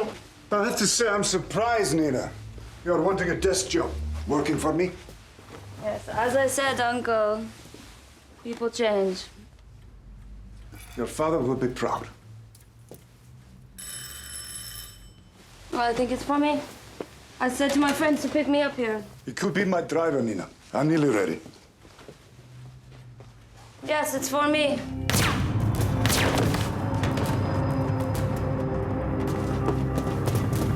Mr. Gavitsky, can I call you Leon? Is it Leon or Leon? Nina! Relax, Leon. Just think of this as a chance to get to know your little niece a bit better. On the gas! Go! Go! Go on! Get out! Any news of Leon? He should be here shortly. Bug in place. Is it working? Clear as a bell. Keep me updated. I know, we've all been hit by the recession. That's right. The public may not like us, but you can't have a global economy without leadership.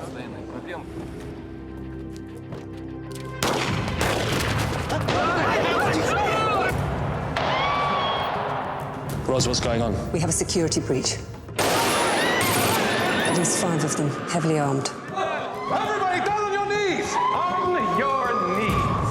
Yo, ça va, mec, hein? Tico. On your knees, I said everybody! I'm going in, I'm losing comms. Matt, hands. Ah, ça va, mec? Ça se marche. Harry. Gunmen have stormed the bend off. Ros has cut contact. Get her back on the line. Come. Stop. Huh? Yeah, sorry. Allez. Up. Ready? Anything? She's gone. Should I call backup? We can't. Officially, this meeting doesn't even exist. Check everywhere. Make sure we haven't missed anyone, okay? Come. Get Lucas and Joe over there. Lucas, we need you on the ground. Code alert red.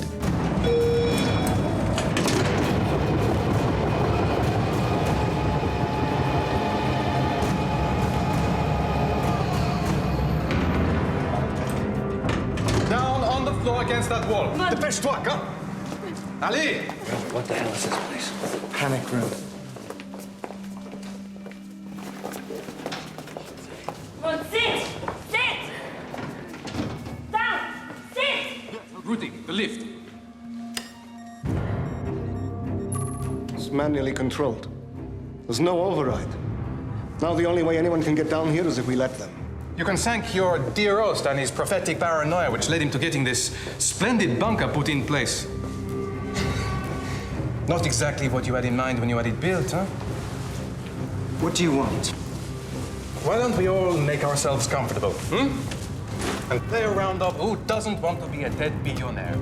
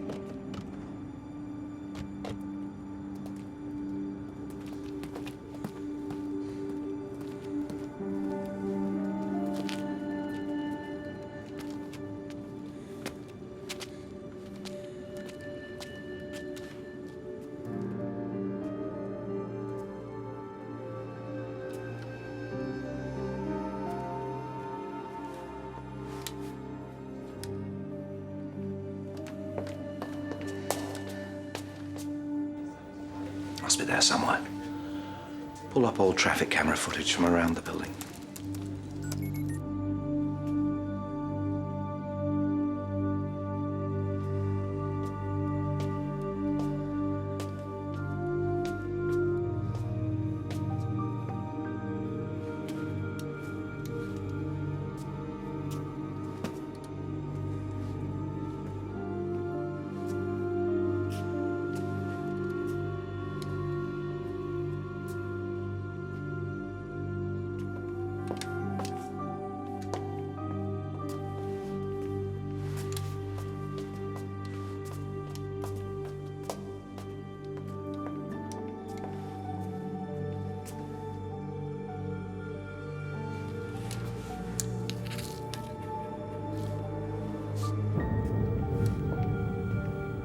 Joe.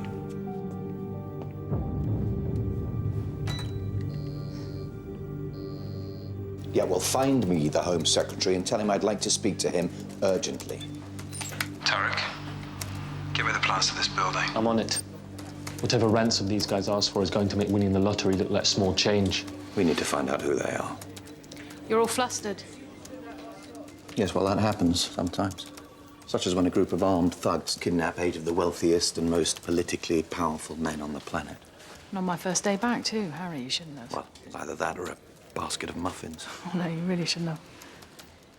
Someone's grabbed the Bendorf group. Yes. They've also got Roz. Is she all right? We've no idea. We don't even know where they are. Harry, these are the floor plans for Ashington's house. Look at this here. There's No tunnel going anywhere, just this big space here. I think he's got himself some kind of underground rumpus room. Rumpus room? Panic room. An underground bunker. That must be where they're holding them. Get the plans to Lucas and Joe. If Roz is down there, she'll be without comms or support. Who else knows? Just us. Good. Because once this gets out, you're going to get a lot of angry calls from some very powerful people. You come with me. Take a seat.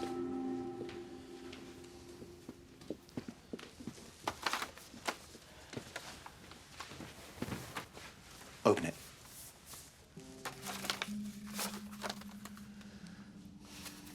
Welcome back to the world of the living. It's a bit odd, being back here, after everything that's happened. Yes, I know. I'm sorry. I hadn't intended this to happen on your first day. But Roz? Well, Roz wasn't put in there because of any perceived threat. We had no idea anything was in the offing. I sent her in there because of something the Home Secretary asked me to look into. Quietly. Which is? Some rumblings he heard from an American contact. Dangerous rumblings. High-powered meeting in Switzerland. Talk of the need for change. Change can be good. Not this change. I thought the Bendorf group might be involved. Hence Roz. Hence Roz. Although she has no idea of the exact reason she was put in there. As does no one else here. Except you. I'm going to need you today, Ruth. I damn well hope so.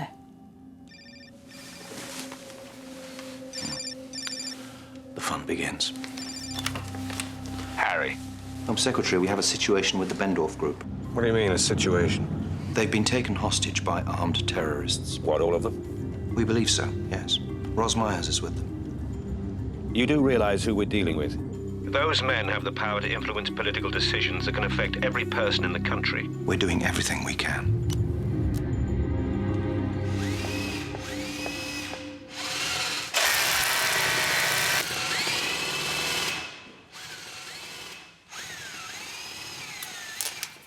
Du bringst Schande über unsere Familie. Halt's Maul, lass mich doch in Wie Ruhe! kannst du damit leben? Whoa, calme-toi, hein? You'll get your chance, Ninochka. I don't know how much they're paying you to do this, but look around you. Whatever you're getting, we can do much better. We can double it, triple it. Watch and learn, Leon. Today you will see the true cost and the true value of money. The world is changing. We are not all for sale anymore. Some of us have woken up. Rudy, how are we doing? Almost ready.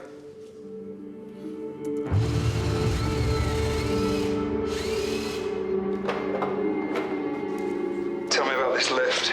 It goes 15 metres down into a panic room, which is sealed in reinforced concrete. The lift's the only way in and out. Right, well, we need to know who's in that panic room. Get Harry to authorize a satellite thermal sweep of the building. Tarek, there's got to be a phone down there somewhere for them to call out, some kind of emergency secure line. Tarek's running a GPS on the telecoms. We'll pick up every line within 100 yards. Let's get set up. Yep. Hey. You left early. Well, you know how it is. Evil masterminds to defeat. Shame. I was hoping you could come play hooky with me. Listen, maybe now's not the time. Why? What's going on? I've got to go.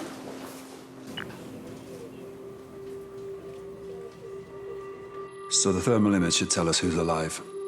Well, we know there are 8 Bendorf members. There's Roz, the security staff. There are at least 25 people down there. What are they doing? Tarek, can you enhance screen right? Looks like they're drilling something into the structural columns. They're rigging the building with explosives. Harry, I've managed to break the encryption around Ashington's CCTV. The footage shows who arrived for the meeting.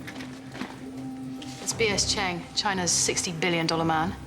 Then we get Simeon Tarasovich, Russian steel magnate. Thomas Mickelson. Ah, yes. New York's finest. Big player in oil and gas. Are all 8 members of the Bendorf accounted for? Yes, Gavitsky was the last to arrive. Do we know how the terrorists got in? Yeah, through Gavitsky. More specifically, his niece, Nina. What about the others? I've ID'd the leader as Finn Lambert, 32, French origin. He doesn't care whether we see who he is or not. Never a good sign. Lambert's been on fire for years as a political activist, cautioned at the G20 protests, arrested last year for vandalizing the property of a disgraced banker. A regular anti-capitalist crusader, then? Well, no, he's more than that. His parents were involved with a French left-wing terror group called Action Directe. He's been going to protests since he was in nappies. At 17, he won scholarships to Oxford and the Sorbonne, but he was thrown off every course for arguing with his tutors. What about his sidekicks? The guy with the heavy arms is Rudy Korn. He's a prodigy. Won gold at the Moscow Maths Olympiad 2 years ago. He and Lambert have been inseparable since university. We're running checks on the others. Lambert may be bright, but it doesn't explain how he went from small-time protester to storming the Bendorf in under a year. What about the room? Only one way in, the lift, which they've disabled and they control from the inside. They didn't skimp on the specs. Carbon fiber doors, reinforced springing, rock solid. The walls? 16 inches of reinforced concrete all around. Picture them in one of those big walk-in safes in a Swiss bank. That's what we're dealing with. Hang on, the phone line in the bunker, we have the number.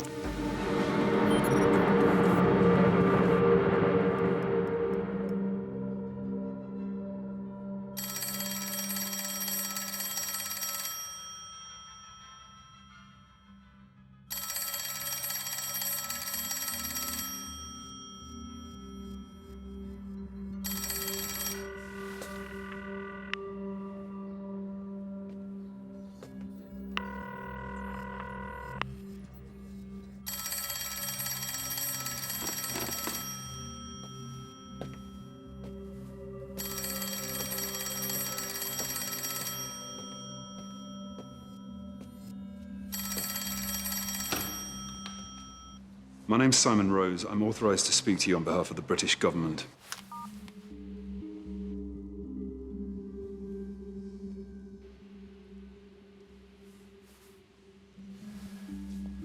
What do you want? How do you know we want anything? We're holding innocent people down there. I'm guessing it's not a slumber party. Innocent. Is that what you would call them? What would you call them? Have you ever heard of a village in Somalia called Maranjama? No, I haven't. It's a shame. Because a year ago, 280 people died there. Because someone in this room decided that their lives were worth less than it cost to build a waste treatment plant at his refinery upriver from it. You call that innocent? I'm sure it's more complicated than that. No, it's simple. 1% of the world's population controls 95% of its wealth. And for 40 years, nobody's had the balls to do anything about it. Why don't you tell me what you want? Maybe some pizzas later. In the meantime, if we need anything, you'll be the first to know.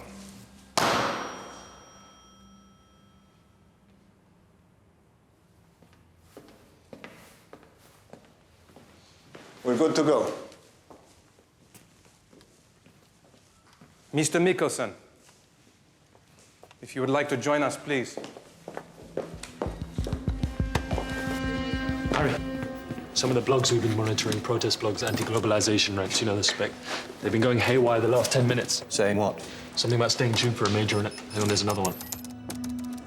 It's directing traffic to a website. Okay. Not exactly Facebook numbers, but impressive, nevertheless. Everyone's posting links and they all connect to the same webcast. Okay, it's loading.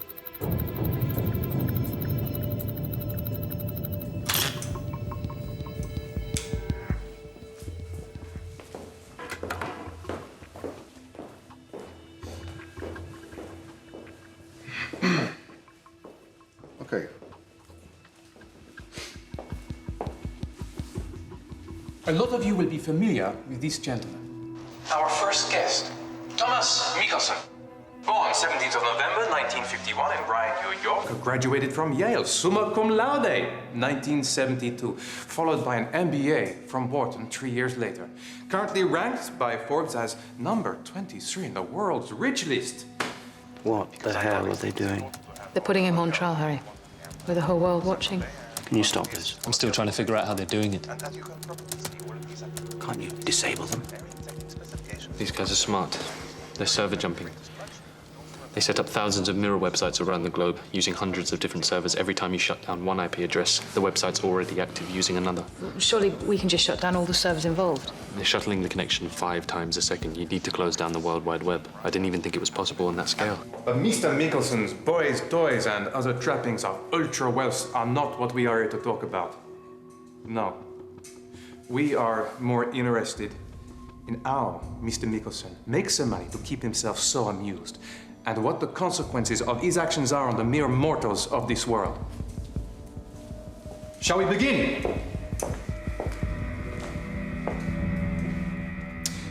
How about we start with cobalt mining and its role in keeping the murderous civil war raging in Central Africa, causing the deaths of hundreds and thousands of innocent civilians, and your company's relationship to a militia which goes by the very deceptive moniker of the Free Africa Militia.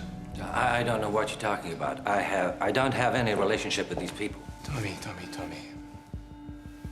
Are you really going to do that?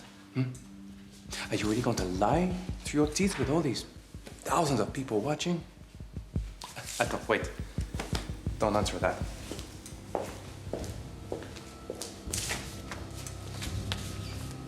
Have a look at Exhibit A.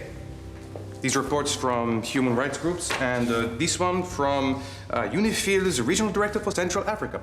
And these internal emails from executives in your company that, leave very little to the imagination. For those of you watching, the links that are now on your screen will take you to where you can download these documents and more for you to read for yourselves. So, what do you say, Tommy boy? Do you want to take another stab at answering my question? I'm a businessman operating in an unstable region. My company run development and education programs. We have an outstanding record sheltering civilians from the worst of local conflicts. We are part of the solution. Bullshit.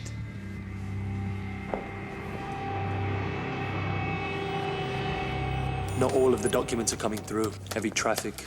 A lot of people want to see them. They've got hold of emails between Mickelson and the US State Department. There's one here practically authorising Mickelson to back a coup in Central Africa. I mean, who the hell could have got Lambert that kind of information? I don't know, but I wouldn't want to be inside CIA headquarters when the calls come in from the White House. I thought you should know the whole of Washington is ground to a halt. Everybody is watching. The president has ordered me to work with you in stopping this. We're already doing everything we can. You'll see me in 5 minutes.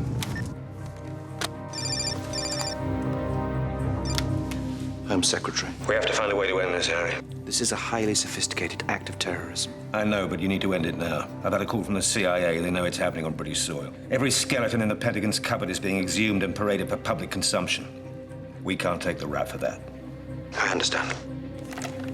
Why don't we move on to another one of your little ventures, one in which your very generous involvement is not something that you'd want advertised.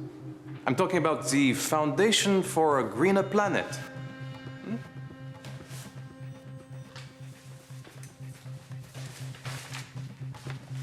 It's kind of bizarre that it's being funded by you, considering he is one of the world's biggest oil and gas barons. But the name doesn't quite reflect what your little foundation does it? Does it? The Foundation for a Greener Planet is committed to clarifying the debate on climate change. Your group pumps out disinformation that discredits global warming and does everything it can to frame it as theory rather than fact. It is a theory. Not that long ago, people were saying we were heading for another ice age. Climate change is going to cost millions of lives, and all you can think about is money? Can you not see the obscenity of this, huh?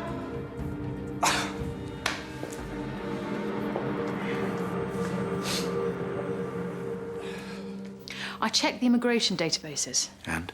Lambert has been out of the country a lot over this year, most notably 2 long stints in Russia, where, not surprisingly, the trail ends thanks to a spectacularly unhelpful FSB. Not an unusual pilgrimage for an aspiring Bolshevik. No, he flew first class. Ah. So these are the antics of a rebel Trustafarian? He doesn't have a penny to his name. Then what? A benefactor. An offshore company, of course. Of course. But the lawyer who set it up is based here. Look into it. So, there you have it, the case for the prosecution. The life and times of a modern day robber baron laid out in all its glory. Does the defendant have anything to add? This is insane. What about our malaria immunization programs, all the work we've been doing getting antivirals to the population? You know how much money we lose by subsidizing the drugs we hand out over there? Just because you help an old lady to cross the road does not give you the right to go out and rape somebody else.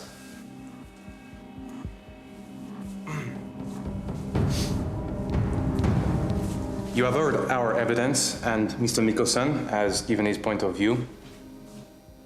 It is now for you to decide whether this man is innocent or if he is guilty of mass murder, of profiteering, of basically trampling over everything and anyone that gets in the way of his insatiable desire for power and money. There should be 2 voting buttons appearing on your screen right now. One says guilty, the other not guilty. You have 20 minutes to review the evidence and cast your vote.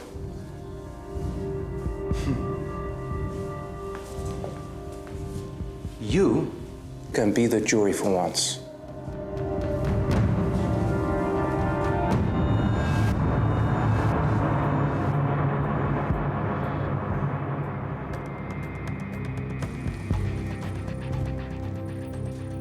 My God, they're doing it. People are actually voting. If we can't stop this, can't we at least hack in and change the outcome? The voting software is virus protected. Every time I try to intercept it, fires off a shutdown code to my terminal. If that gets into my hard drive, it could destroy the MI5 mainframe.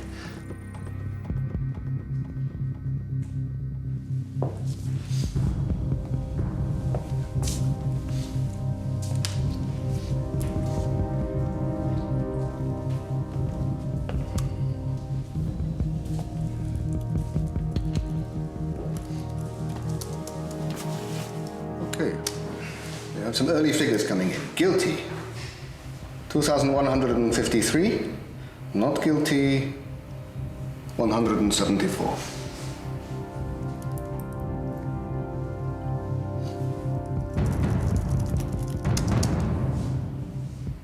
Guilty, 3,892. Not guilty, 984. Guilty, 17,341.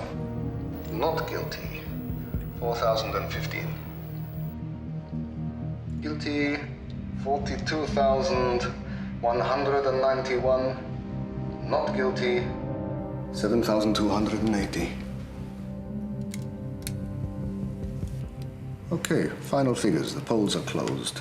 Guilty, 98,327. What you call justice? You see, shut up! You stay down! You be quiet!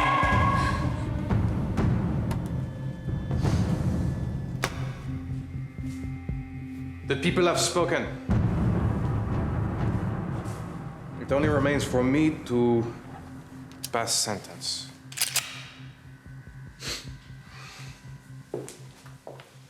Don't.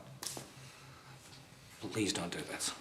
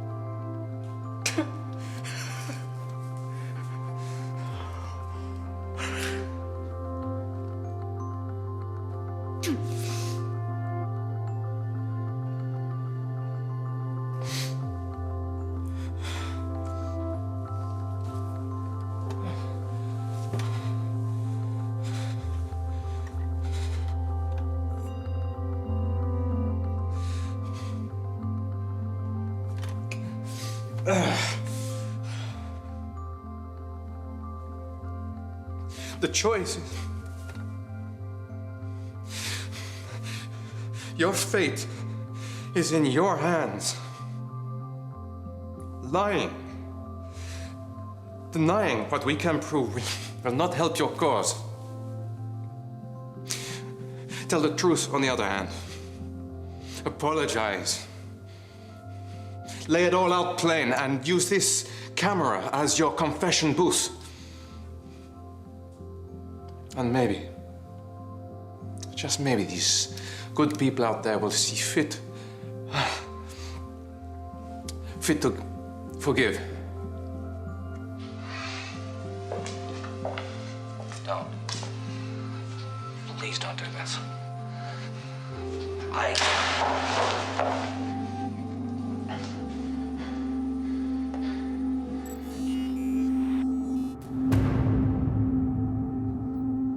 They're going to kill them all.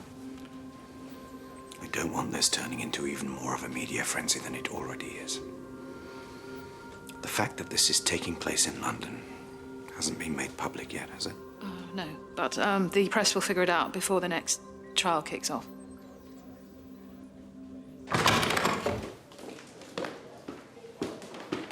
What are you doing to stop this? The situation is delicate. The group have explosives. What are you doing to stop it? We have an officer inside. And? Do you realize how this is going down? The anti-American lobby is dancing a jig. U.S. policy in Africa is in tatters. Our administration has been doing everything possible to improve America's reputation, and this is dragging us right back into... With respect! We had nothing to do with creating this situation or the documents this group are exposing. I don't give a shit. It's happening on your patch, and if you're not competent enough to deal with it, we will.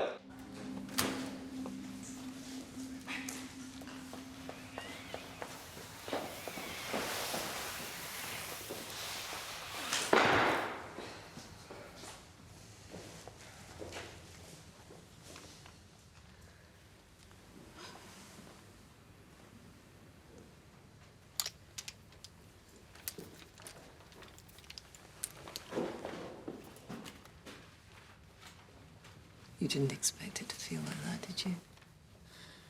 You don't know what I was expecting. Who's Gavitsky, Nina? Is he your uncle? My uncle will be fine. Nothing will happen to him as long as he tells the truth. Right. You really believe that? Yes. I know it. Just like you know you were delivering justice on Thomas Michelson. Lambert says Thomas Michelson had more blood on his hands than Idi Amin. He wiped out whole villages whenever it suited his interests. He deserved to die. And what about my colleagues outside? Those bodies that you stepped over to get in here. They were protecting a corrupt elite.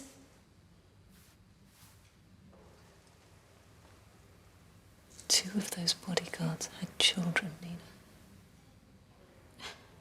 The Bendorf group have caused misery on a global scale.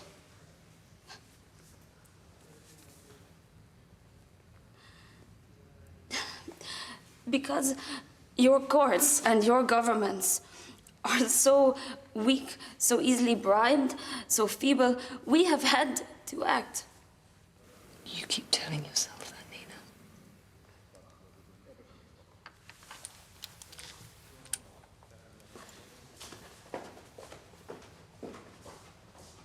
About the trial. I said that don't you worry. You just keep us on it. I'll take care of everything else, okay? Okay.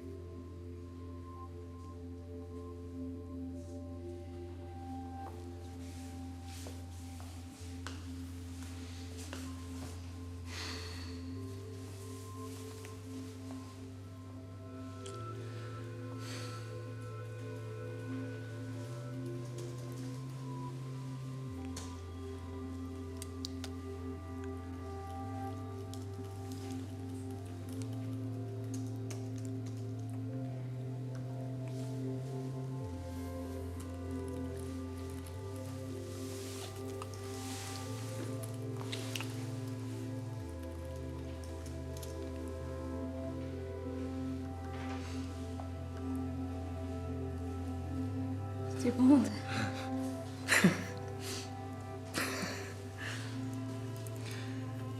C'est pas la flingue. Oh là là là là, cherchez une chambre.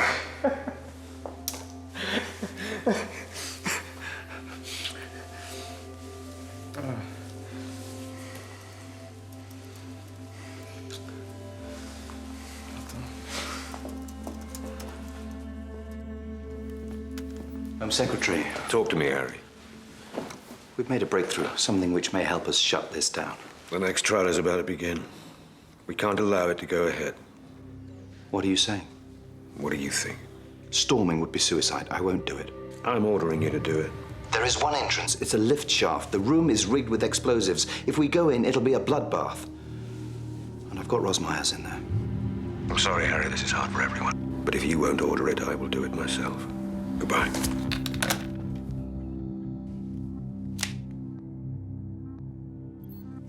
They're never gonna let us get out of here alive now. Here, if they storm the bunker, one click, and we all go up together. Let's just get through the next 3 trials. And the whole planet will be watching. They'll have to do whatever we ask. We're making history, Rudy. Just like we said we would. Don't forget that.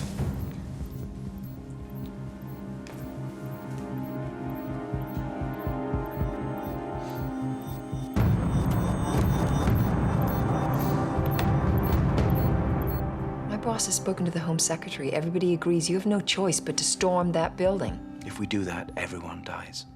The only way to stop this is to get to Lambert's backers.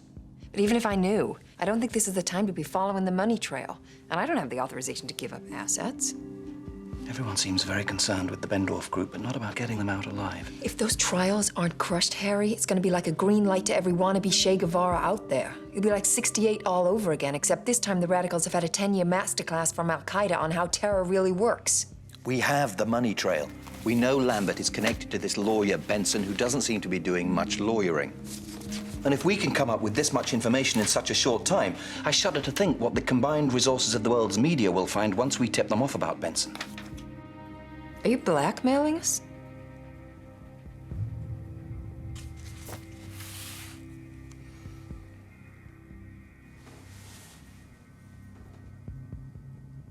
Ruth. Sure. Wait. Tim Benson's a corrupt lawyer. I think we deduced that. He has one client. Who? This guy's really important to us, Harry. He's a major European asset. He's also our only chance of making sure no one else dies. His name's Vadim Robinov. Thank you. Harry. Lambert is being backed by Vadim Robinov. Robinov?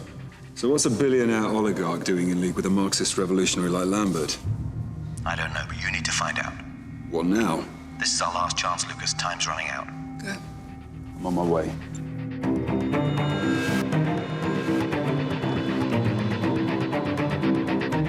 Why would Rubinov fund Lambert? To wipe out the competition? Man's already worth more than 20 billion. What if Rubinov wasn't just out to grab some other oligarch's oil fields?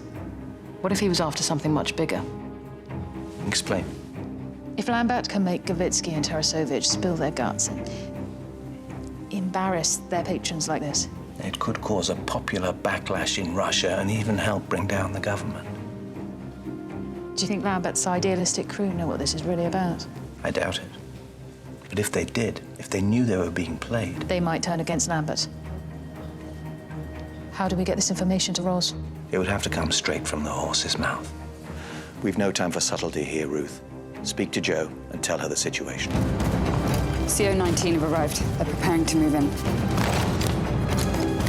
But what about Ros? She's still down there, Ruth.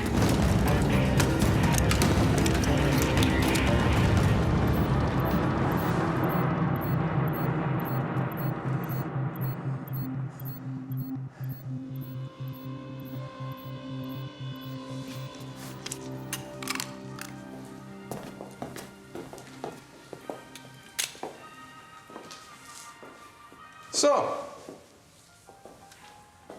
What does everyone think? Shall our good host go next? Or maybe your uncle has a few things to get off his chest. That okay with you? Fine. What do you say, Leon? Do you want to try your luck? Wait, Finn. Stick to the original plan. You.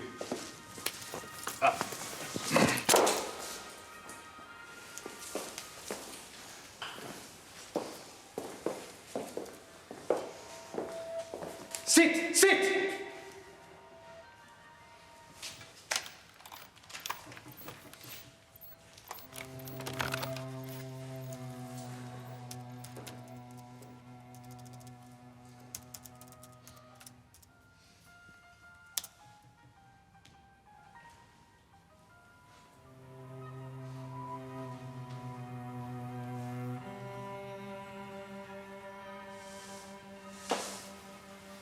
You've had your say. Stop staring at me. Where does a group of revolutionaries get the money to pay for all those guns and explosives? Stop asking questions. Where do they get the money? One more word, and I will tell Finn to shoot you and throw you down beside Mikkelsen. It'll be your uncle next, Nina. So what? He's just like the rest of them. What are you going to do when they're all dead? That's not going to happen. Nina, don't let Finn make you do something you'll regret for the rest of your life.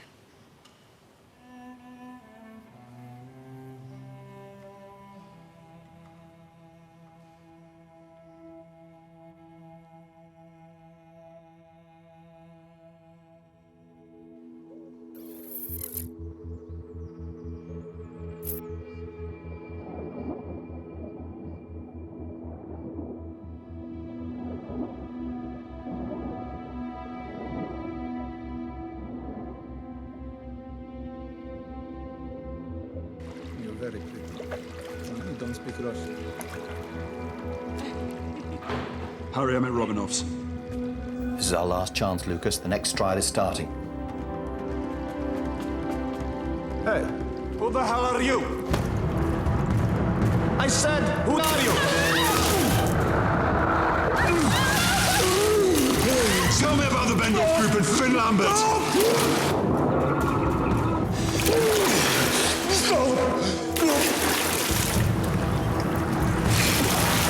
Why are you backing him? I don't know who you mean.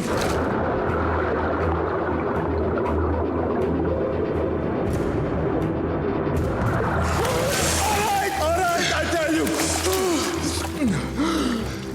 We have a mutual interest. In what?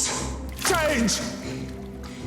Gavitsky, Tarasovich, they are a virus destroying Russia from the inside. And you want to take them out so you can scramble a few more feet up the greasy pole? No, this is about progress. Democratization.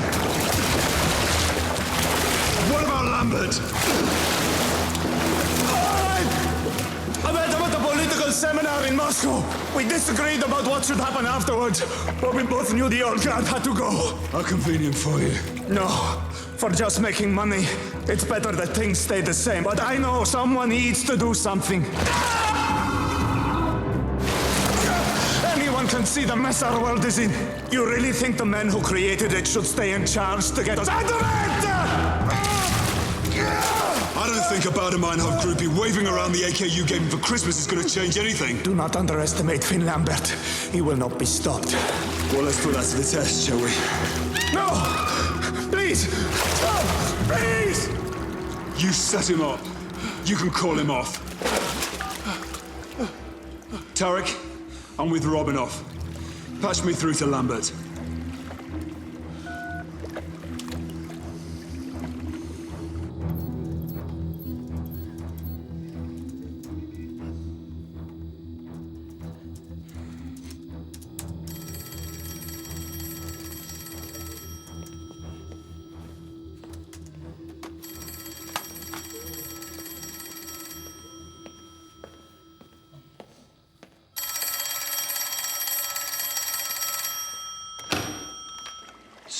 Finn, it's me.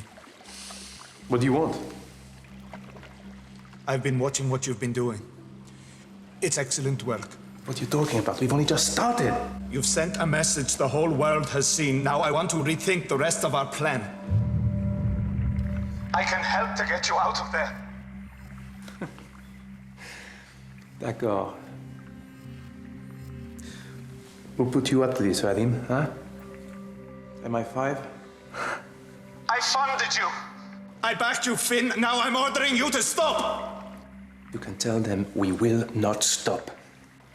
Tell them CO-19 are going to storm the place, and everyone will die. Listen to me, Finn. I've been warned that there are armed stormtroopers above ground.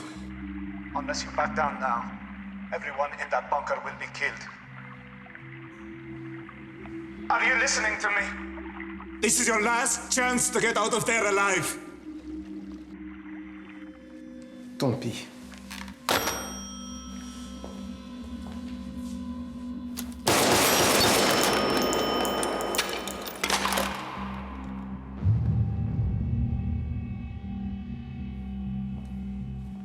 What? Who was that?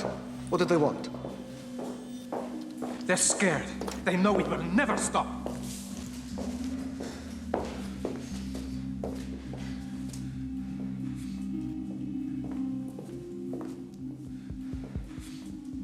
Are we ready? Yeah, go. We will be moving a little more swiftly through these trials.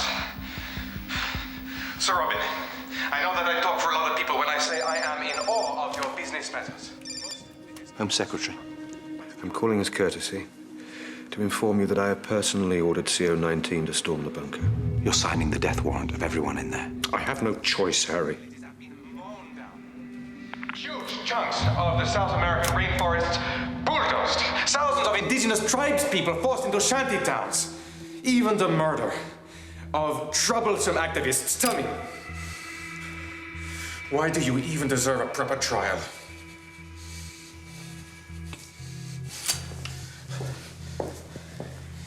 You seem reticent, Sir Robin. You should know that people usually take silence as an admission of guilt.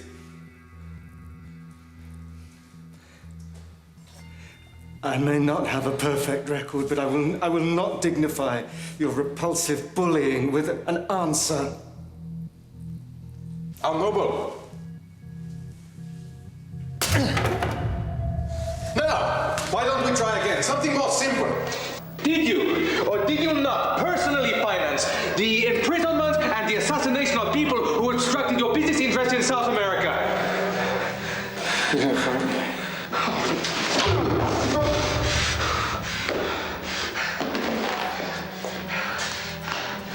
Now, Sir Robin, is your final chance to defend yourself. Allez!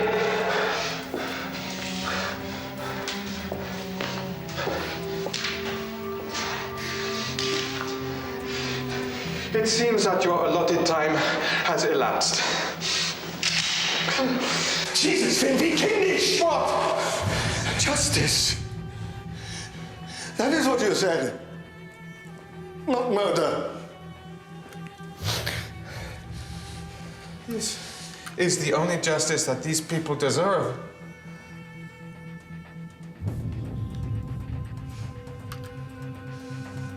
Are you going to stand in its way?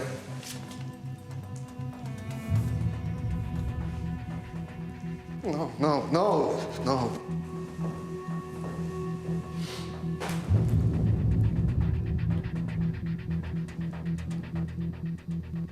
Harry, Romanov's lost control of Lambert. The comms are down.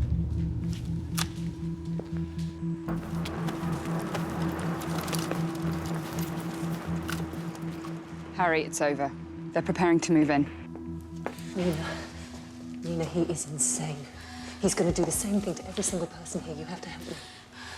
What can I do? You have to help me. I can't. Reactivate the lift. Do it. I can't do it.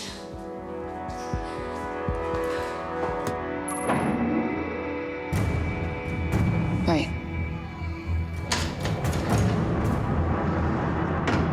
Something's happening to the lift. The lift's working. This is our chance. Joe, go in there. Tell them what we know. Try to turn Lambert's group against him before he blows the whole place up and everyone with it. I'm moving in.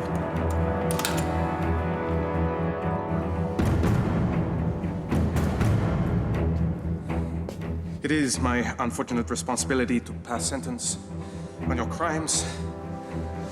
And as you know, the sentence is death. Stop! Nina! This isn't right. You activated the lift.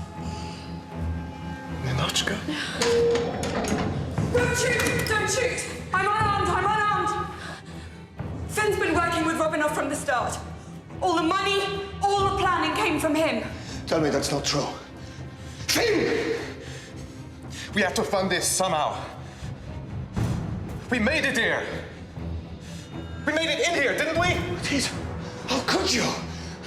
He's worse than they are, Rabinov! We are using him to do what we want. We can still do this. No, we can't. No, that's it. We're done. It's over.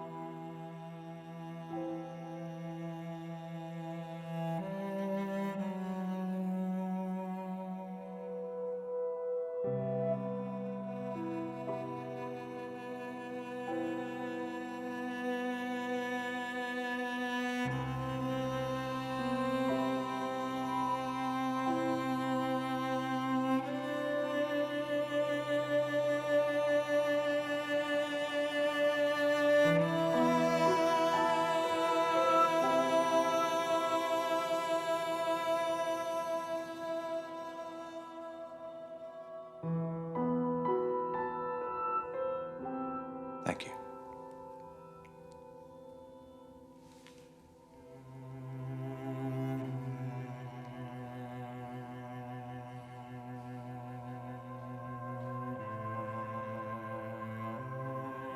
Harry?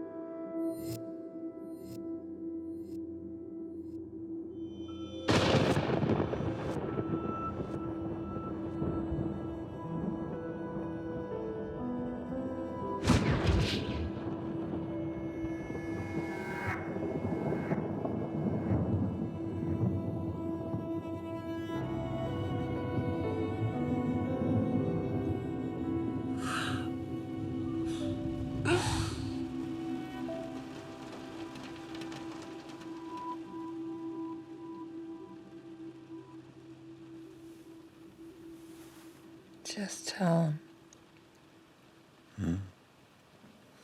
Just tell him. Get me vetted and cleared. No one will mind. Which, of course, you've done with your boss. Yeah, but I'm not thinking about my boss when I should be asleep. What is it with you and Harry Pierce, anyway? Harry and me. It's a sexual thing.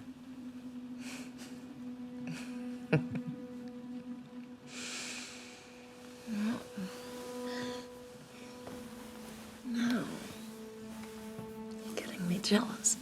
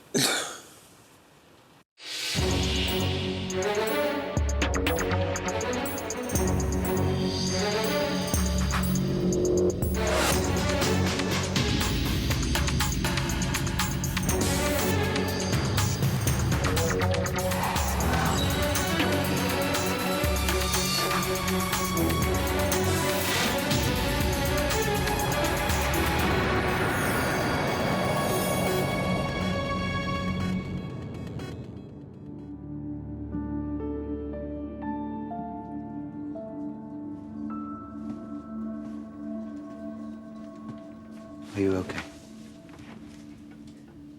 I'm waking at 5 a.m. seeing her. That'll go on for a while. Her parents want a quiet funeral, just friends and family. I'd want the same.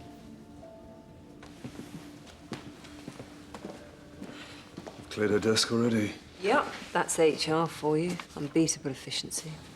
Are you all right? Yeah, I'm fine, thanks. Harry's already done the pastoral care. I thought you were keeping your Boston beauty a secret.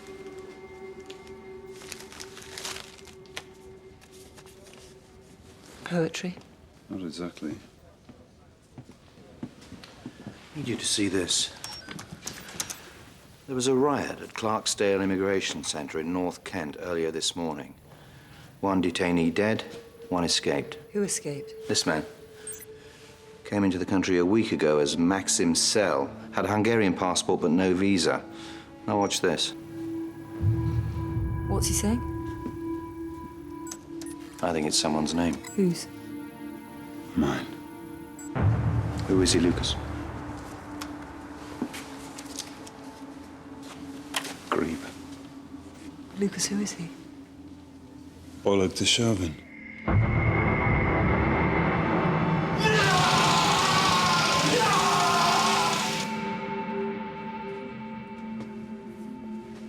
Russian military officer decorated for bravery in Afghanistan. His reward was to be given the role of FSB chief interrogator at the Lushanka interrogation camp, 2005 to the present day.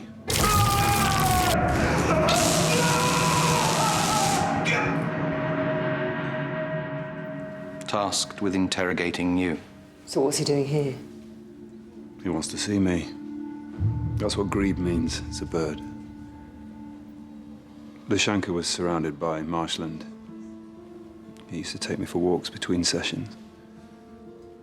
I told him about the Thames estuary. I used to go there with my father on holiday, and he joked that one day we'd go bird watching together by the Tilbury Water Tower. I'm not delivering you into an FSB trap. If Oleg Deshavin has come to the UK without FSB approval... We don't know that he's here without approval. But if he has... Harry, if Deshavin is chief interrogator, he would have interrogated Russian dissidents, Chechen terrorists, Al-Qaeda suspects. He'll report directly to the FSB inner circle in Moscow. He'd be our most valuable intelligence catch in 20 years. Go together.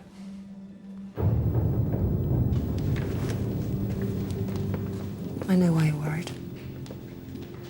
I'll look after him.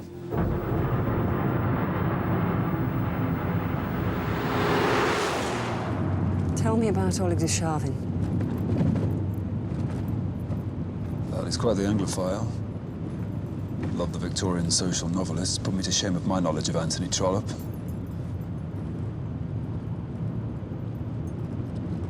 You won't see me if you're there. I know. Tell him you lost me.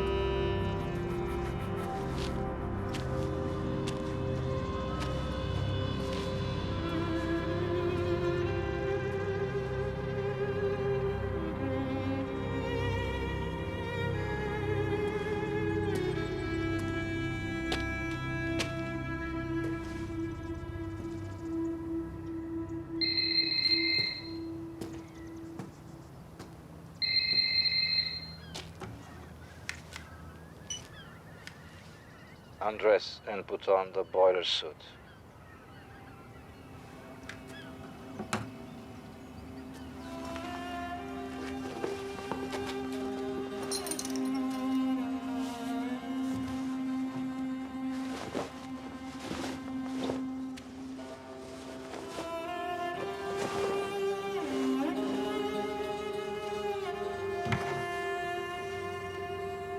What now? Now we talk.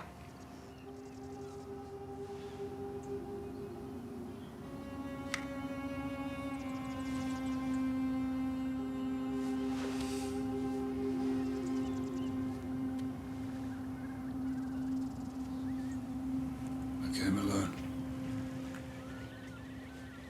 So this is Dickens' country.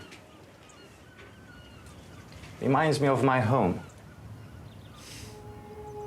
We don't have long before they come to find me. 3 weeks ago, there was a new arrival in Lushanka, an African. We caught him on the northeast Chechen border.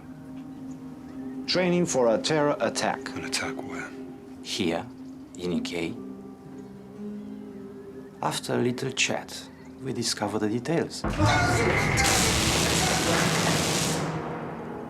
A major attack on British soil. Already in final stages of preparation. A team of 5 operatives. All Sudanese born, but living in Britain. And recruited 1 year ago through a Muslim charity in North London. What's the target? I relayed the intelligence to my superiors in Moscow and awaited further instructions. None came. 3 days later, my Sudanese prisoner had disappeared. As you and I both know, no one escapes from Lushanka. What's the target? Here's the deal. We meet in central London. You bring me a UK passport with my photograph and a false name. You bring me $1 million in mixed currencies, all used notes. And I tell you the target. We don't do deals. Then you'll have to find the target on your own.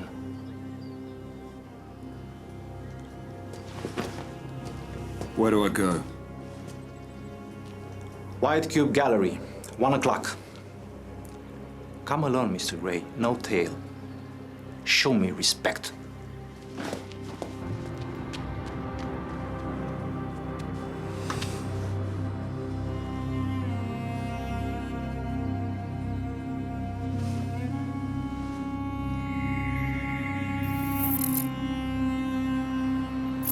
Your American source was right.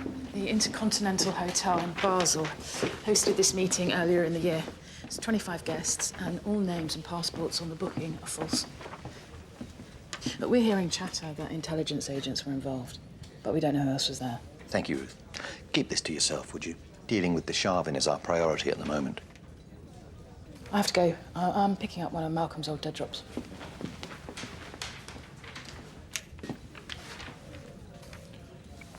Samuel Walker, please. We can't get much information. Unidentified government agents meeting in Switzerland, talk of a new world order. Nothing confirmed. But given our intel came from an American, I thought you should know. I'll do some digging. Just when we thought everyone was at last getting on the same page. So much for a united world under a new leader. Are you implying we may both have some bad apples in our cart? Implying nothing, merely giving information. We're always a wise old bird, Harry. That's why we're both still here. I have to go.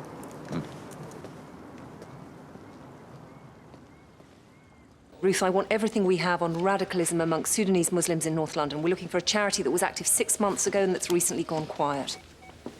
OK, let's raise security levels across London. We may need to close down all transport networks. What do we have on Sudan? Islamic governments in Khartoum have been known to harbour terror groups connected to Al-Qaeda in the past. Britain's also been particularly aggressive over ethnic cleansing in Darfur. So lots of angry Sudanese looking for a way to get back at us. And Al-Qaeda exploit that anger. They recruit a British-based Sudanese cell and train them in Chechnya. Because it's a new cell, we're unlikely to have intel on them. It's the perfect operation. If it exists. What do you mean, if? If Darshevin is telling the truth. Harry, we are talking about the potential for major British casualties here. We have to assume the worst. Roz, information's just come in. The One Light charity in North London recruited volunteers earlier this year for aid work in Islamic North Africa. Now, it advertised in Sudanese papers, but there's no record of it in the charity's register, and nothing's been heard of it since. Let's get special ops down there. Ruth, I want a list of all the calls that came out of that office in the last 6 months. OK, we have 3 hours before Lucas meets Desharvin. Let's proceed as if this is a credible threat and establish all potential targets.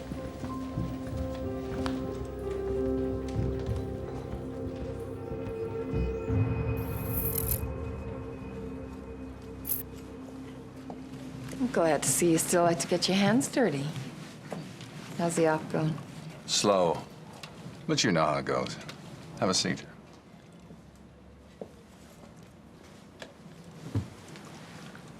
Are you sleeping with Lucas North? Firstly, I'm duty-bound to give you an official reprimand. Consider yourself soundly chastised. And secondly? Keep the relationship going. Harry Pierce has come to me asking for help. Some talk of a global conspiracy. You don't suspect Lucas? I suspect everyone. It's in my nature. Just keep close to him, see what you can find, okay? Okay.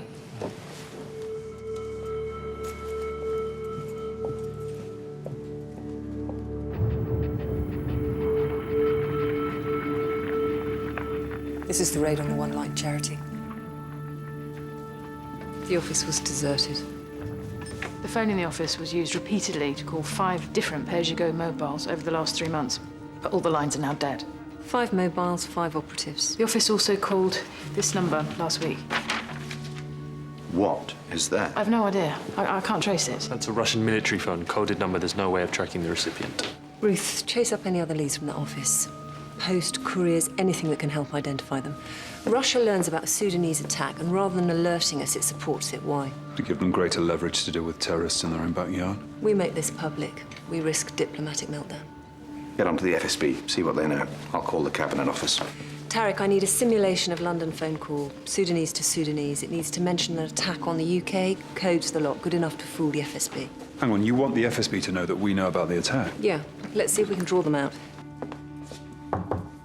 May I have a word? Yeah. It's about that asset of Malcolm's. A computer-obsessed recluse called Nick Manning. Yes, the geek patriot. Well, he's missed his monthly dead drop. He's been an asset for the last 11 years. I looked up his address on the archives and went round there, but he's disappeared. Is that unusual? Very. He's never missed a drop. I found this stuck to his computer. The number doesn't exist. I think he's telling us something.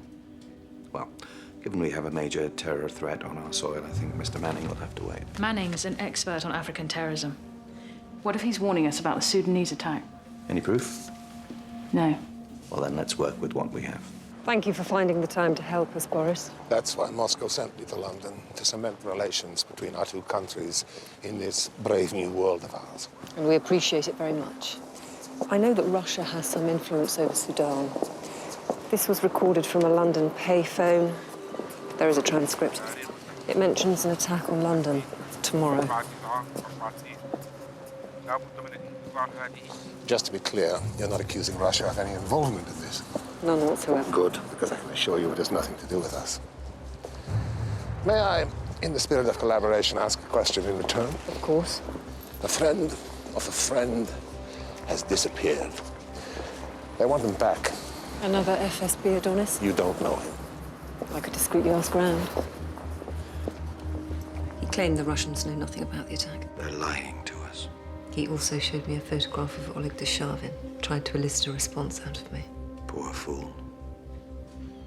The Russians want him back, badly. Harry, I know you don't trust Deshavin, but we're not getting anywhere. We have to let Lucas meet him again. Okay. Right, let's go.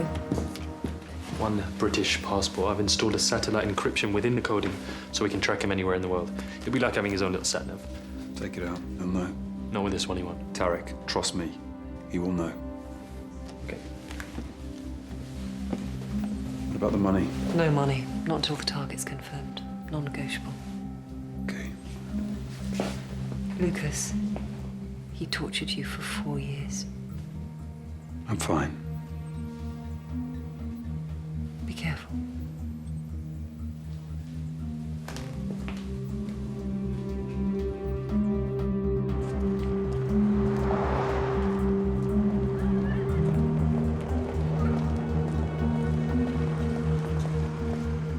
I'm at the White Cube.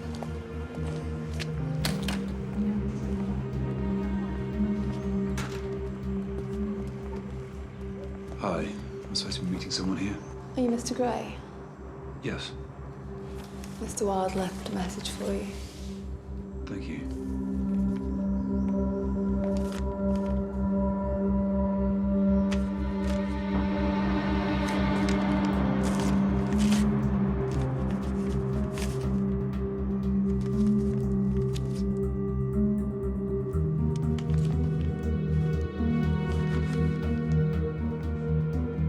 He's leaving the gallery.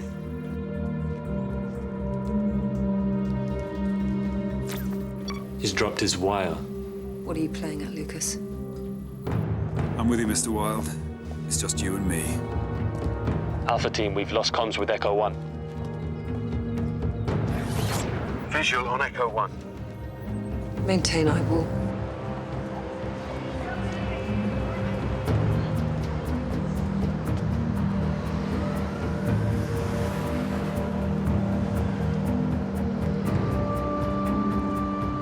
He's entering Waterstones in Piccadilly. Okay, don't crowd him. Tarek, get me the bookshop CCTV. On ground floor, lost eyeball.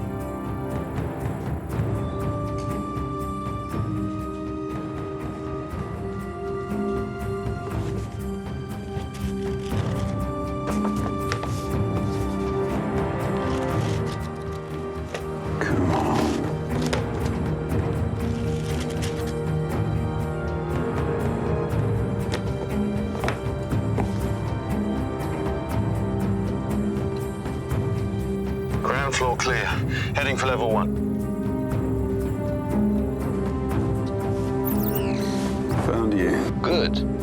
You need to lose your tail. Go to exit 5. 3 floors up, use the fire escape. Make your way to the street. First floor clear. Still no visual. Check out all floors. He's deliberately trying to lose us.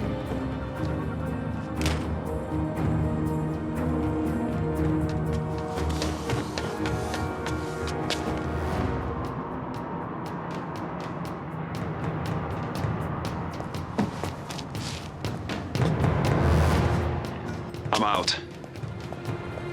Building clear. I've lost him. Have you lost them? Affirmative.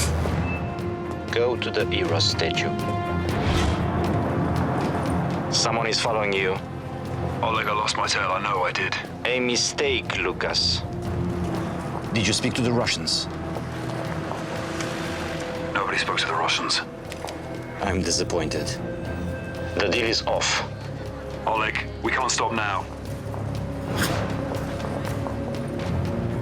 Oleg, talk to me. All right, fine. You want to abort? We'll abort.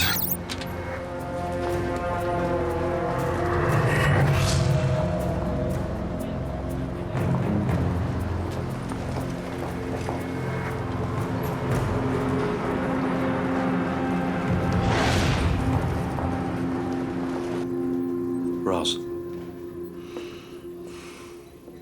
Still nothing? I shouldn't have let him go. Desharvin wouldn't have trusted anybody else. Or been able to manipulate them.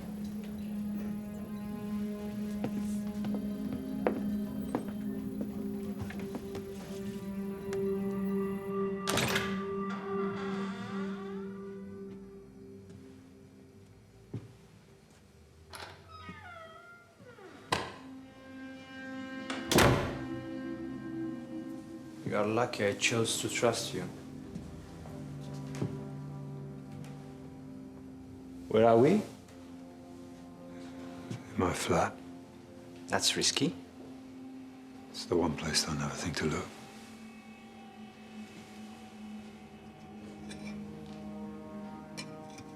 We've confirmed that the FSB are involved in the Sudanese operation. Fast work.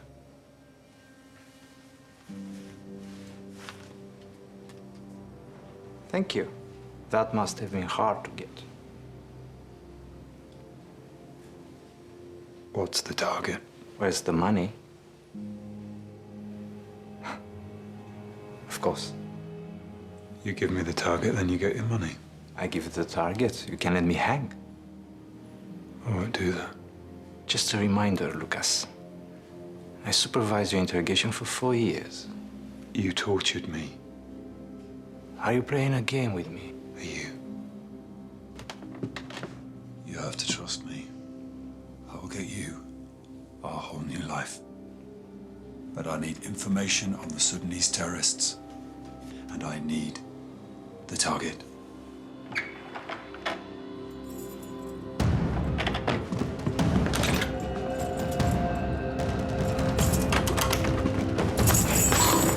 Who is she? She's my girlfriend. She's just my girlfriend. What is she doing here? I don't know. I told her I was away. Oleg, wait!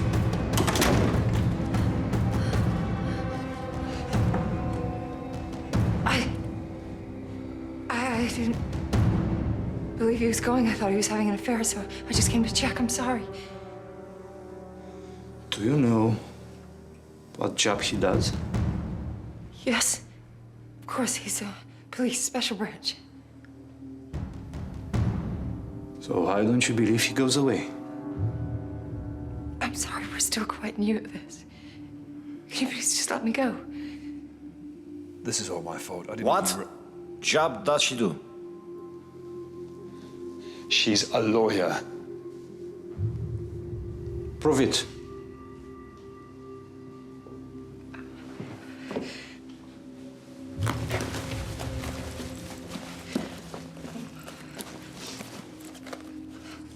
Here, call the number.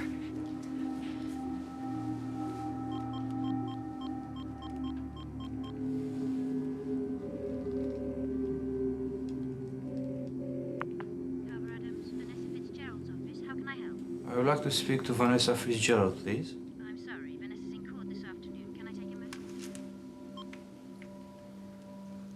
I'll get rid of her. No one need know she was here. We can continue with this. Oleg, she's just my girlfriend. Come on, you know me better than this. It's a big mistake, Lucas, to play games with me. Remember, I know every inch of your mind. If you go now, MI5 will think you're playing me. They already suspect. You have to give me something.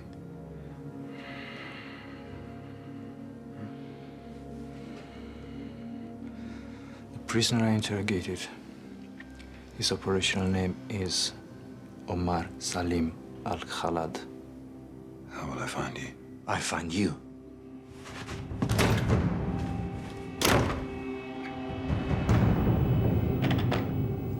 Take off your shirt.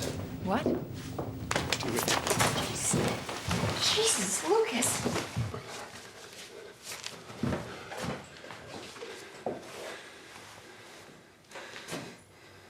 Put it back on.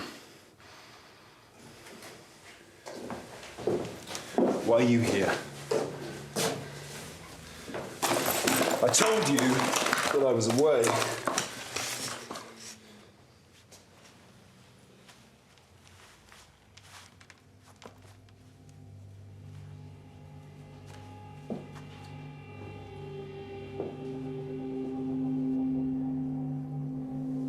You were going to bug the flat. Lucas, wait. Who knows you're here? No one. Who? Okay. I've been told to keep an eye on you. Who by? Who do you think? Why? Because someone in the CIA suspects you of being a double agent. What? There's something going down. Under the radar, all sorts of rumors, stuff I don't even know about. They're looking for someone who might be involved, and they think you are. They think you've got Harry Pierce in the palm of your hand and you're making moves. And when you start meeting weird Russians in your apartment, I don't know what to think. You think I'm a double agent? Never did. That's why I agreed to this. I thought they were wrong. I didn't want them crawling all over here. All over us.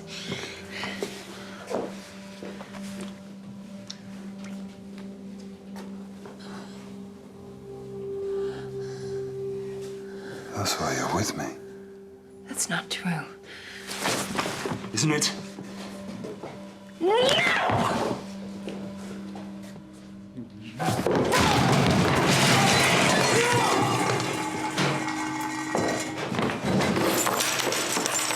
Who is that man? No, you do not get to know who that man is. Go on. Go back to your bosses. You tell them I'm just a bit too busy to be a traitor right now.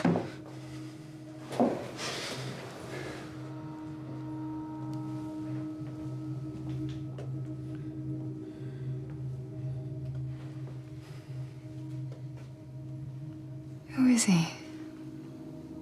What is he doing to you? Get out.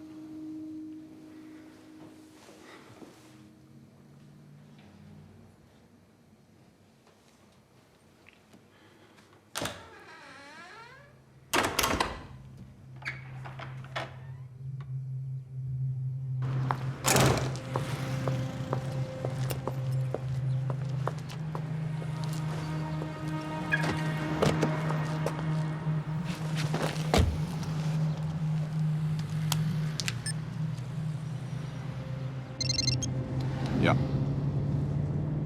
Listen, I've had some trouble with the Lucas North. I couldn't do it.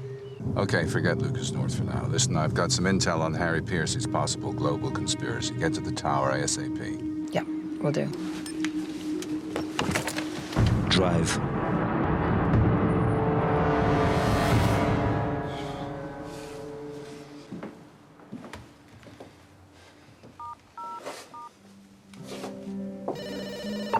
Ross? You went off comms. Where are you? Yeah, sorry about that. Lucas, you told me you were in control of this. At least tell me you've got the target. Listen, the prisoner that the Sharvin interrogated is using the name Omar Salim al-Khalad. Lucas. Where was he calling from? His flat. He met him in his flat. Omar Salim al-Khalad is flagged as living in a squat in Bethnal Green. It's a renowned drugs house. We've already got an asset in there. I'm going down there to make contact.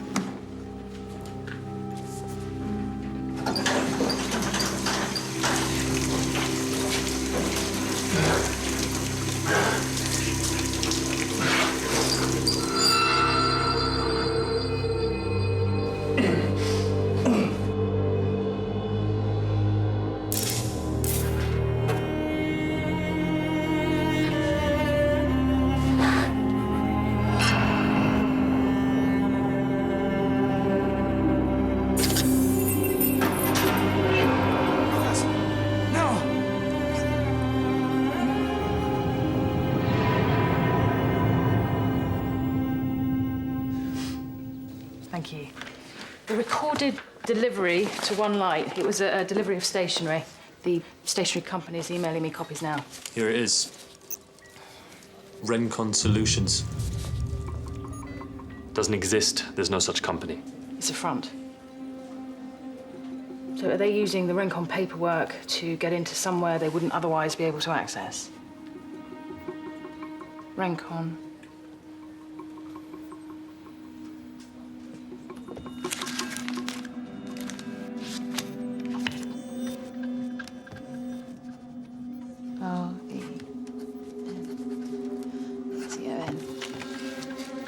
Rencon. I think Nick Manning found out about the cover being used by the Sudanese. Rencon Solutions. You think he knows the target? Well, that's what's so frustrating. He's hiding what he knows out of fear. But he knows about the attack. I'm sure of it. Then prove it.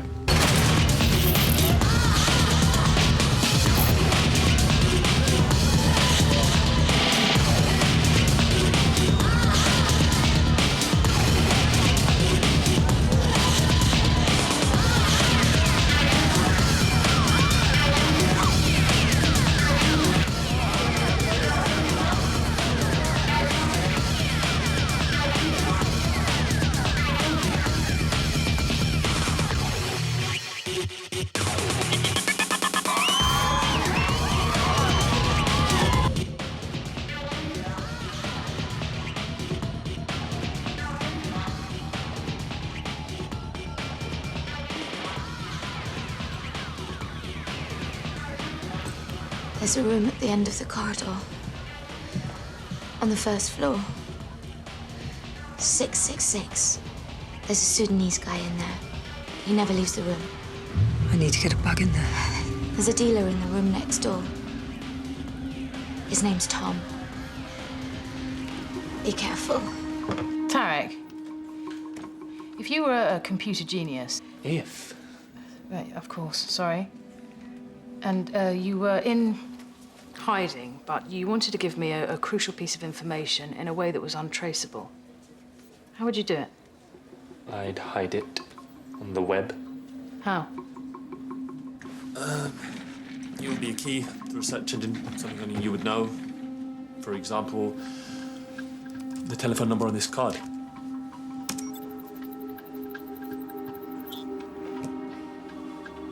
That's it.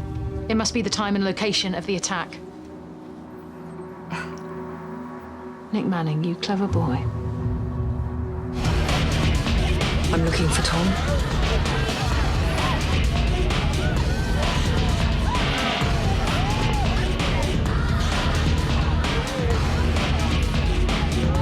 Lucas, You invited a man who repeatedly tortured you into your private space. What do you think a psychologist would say about that? No idea, but I have a feeling it might be in Latin. They would say you're suffering from a variation of Stockholm syndrome. You're somehow still in love with your captor, even though no longer captive. Well, they'd be wrong. Why didn't he give you the target? Why didn't we offer him the money? It's all about trust, isn't it, Harry? You stay away from him. If he contacts you, you bring it through me. No more unilateral decisions. We do everything by the book from here on in. Is that clear?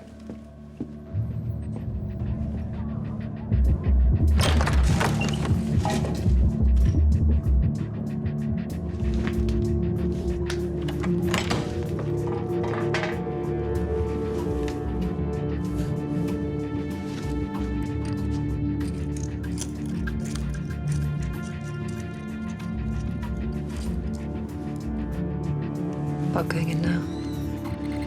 Tarek, you getting anything? Doing frequency check now. Rose, we're good. Bug active.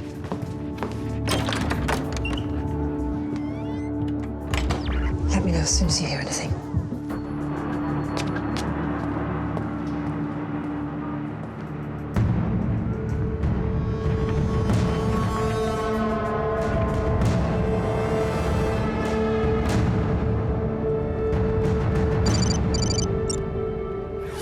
Hello, Lucas. Where is she? She called CIA HQ. Made a report on you. Said she had to split from you. I'm very sorry to hear that. What have you done with her? She's tied up, alone with me. Remember how that feels, Lucas? Let me talk to her. Sarah? Are you okay? Yeah. Listen, I'm gonna get you out of there. Could you hurry up? Can you tell me where you are? That's enough. If you touch her, I will kill you. I trusted you! I will get you your money, but I need the target. What you need is no longer important to me. Wait. No. You wait!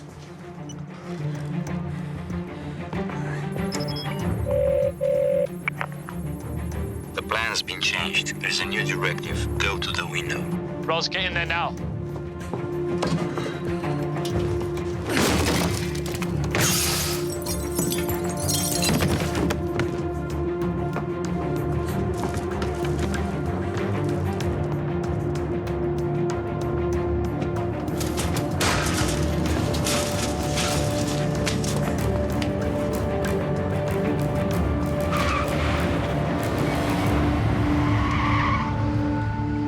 Harry, Al-Khalid's dead. The Russians knew we were coming. Bring Gulyanov in now.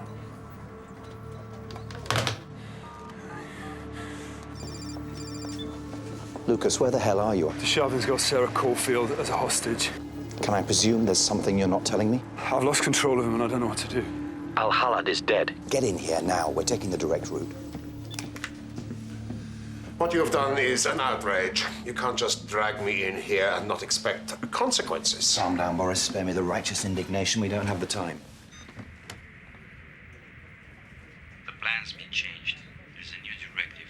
Go to the window. A Sudanese terror cell. Trained by Al-Qaeda and sponsored by the FSB. That is not true. We have it on that tape. That is an FSB satellite phone, a Russian voice. The plan's been changed. There's a new directive. Go to the window. It has nothing to do with us. Why did you show me a photograph of Oleg Deshavin? You know who he is. Deshavin was almost killed by FSB operatives because he'd interrogated a Sudanese terrorist inside Lyshenka. A terrorist you then released.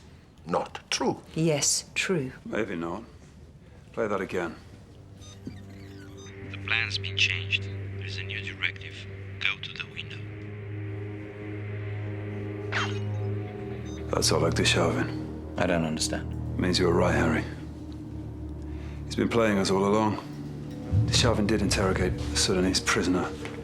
He did discover a terror attack planned for British soil. But he didn't tell his superiors. He saw a way out. So, he helped the prisoner escape, killed his fellow interrogator, faked his own death, and made his way here, to me. Why you? Because I have access to money. Money that would set him free from his past, and because he trusts me. And he doesn't now? I don't know. But he's continuing with the operation.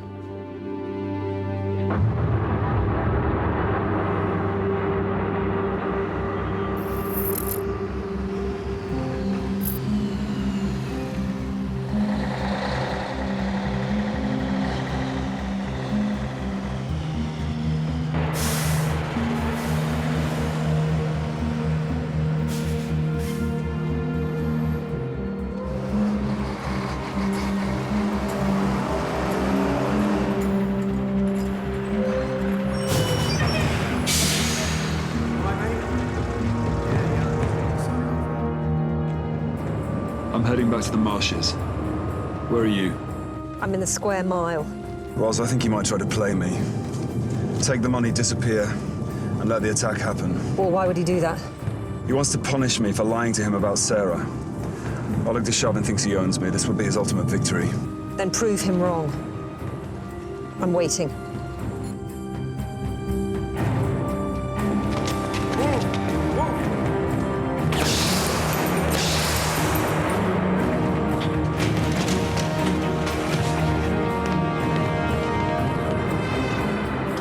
Lucas is just about to arrive. Harry, look at this. Rencon Solutions. The bomb must be in the truck. Find out what that building is.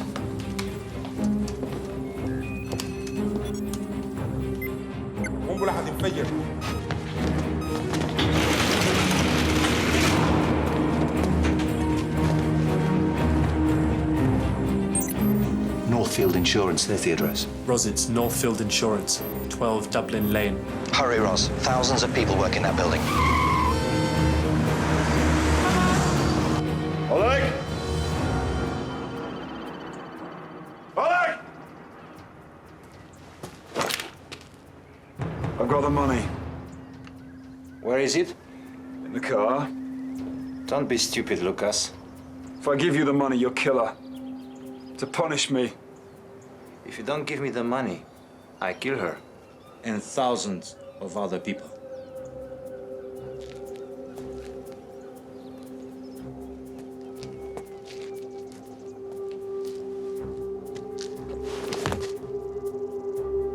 Trust me.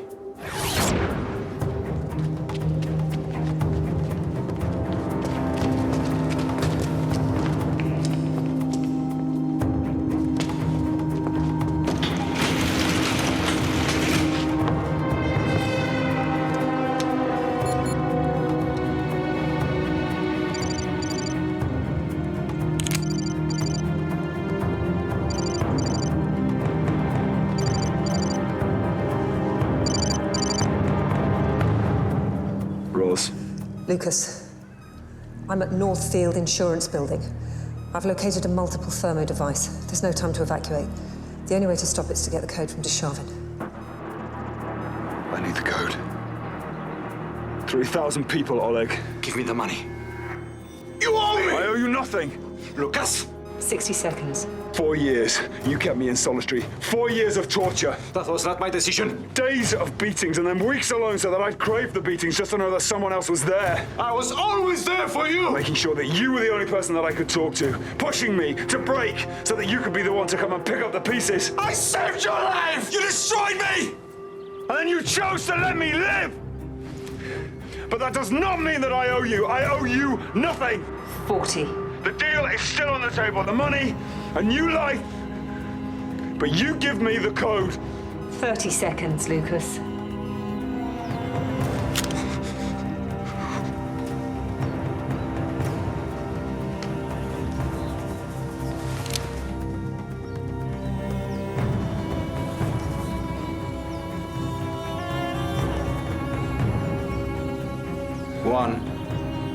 RB.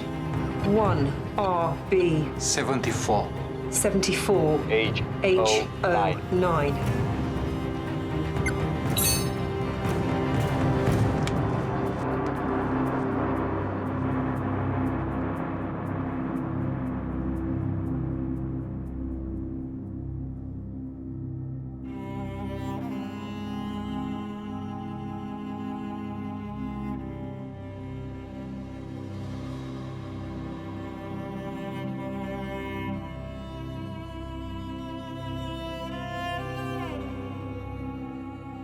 The 4 Sudanese have been arrested at Paddington.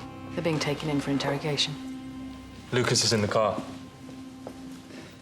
Is everything in place for Deshavin? As planned. What about Sarah? She's safe. Good.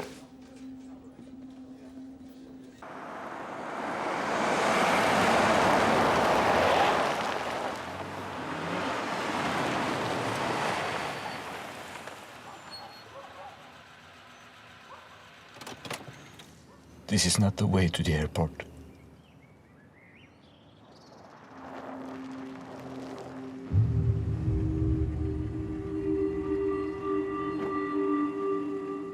I have something for you. Information. A cover meeting in Basel, Switzerland. Something you should be aware of. A Royal Summit of rogue intelligence. Agents from the West. Even a Chinese presence. Why are you telling me this?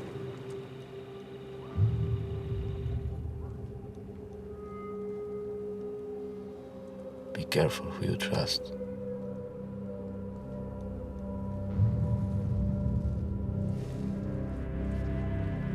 Goodbye, Oleg.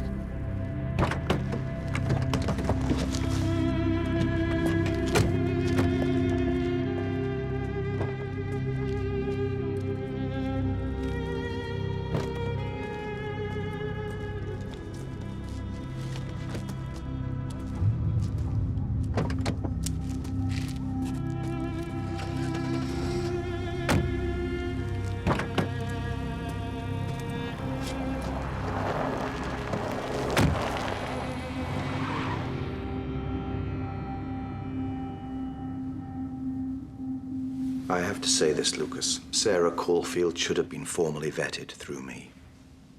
I know. Now is not the time for a post-mortem on Deshavin, I know.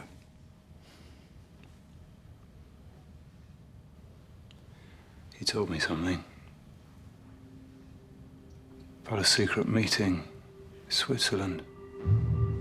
Western intelligence agents and the Chinese. Told me to trust no one. Why would he say that? I have no idea. You get some rest.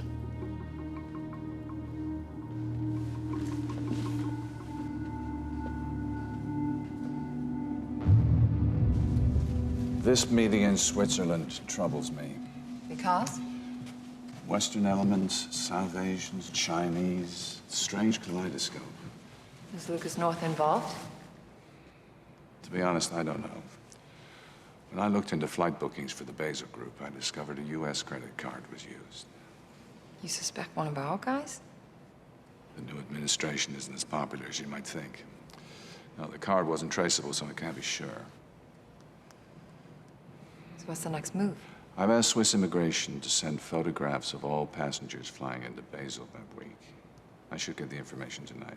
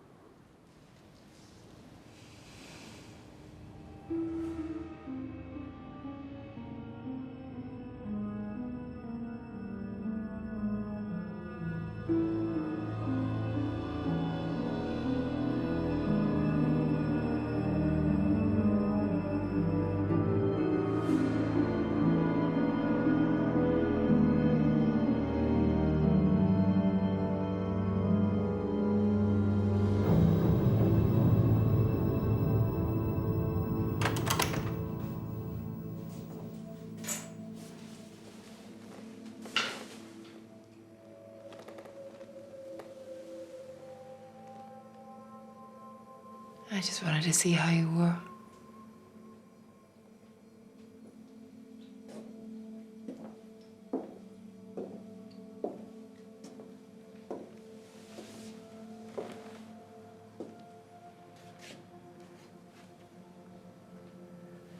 I'm sorry.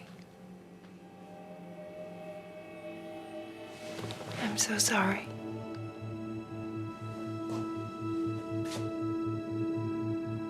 I just haven't been able to feel anything for a long time.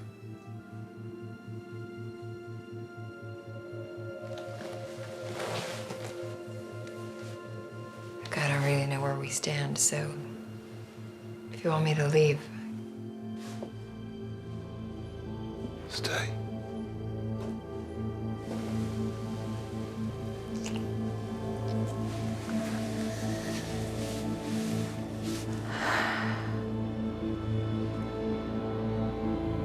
I love you so much.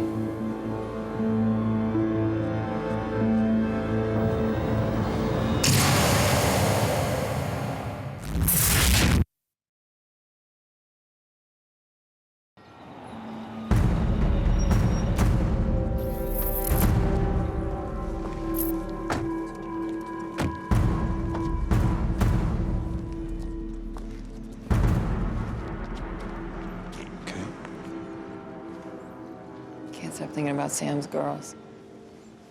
They're too young to lose a father. Do they have any idea about his illness?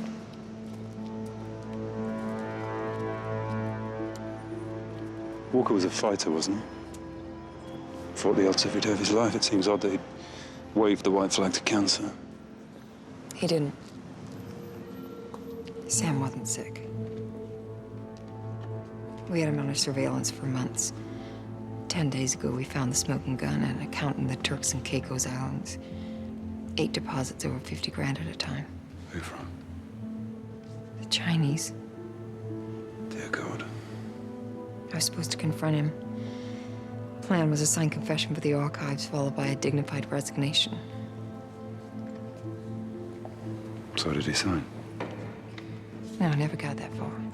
An hour after I called to meet, he was dead. He must have known we were onto him. But it could have been handled better. I should have handled it. Listen, Walker made his own choices.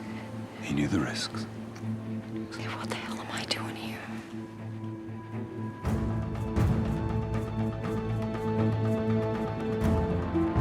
Sorry.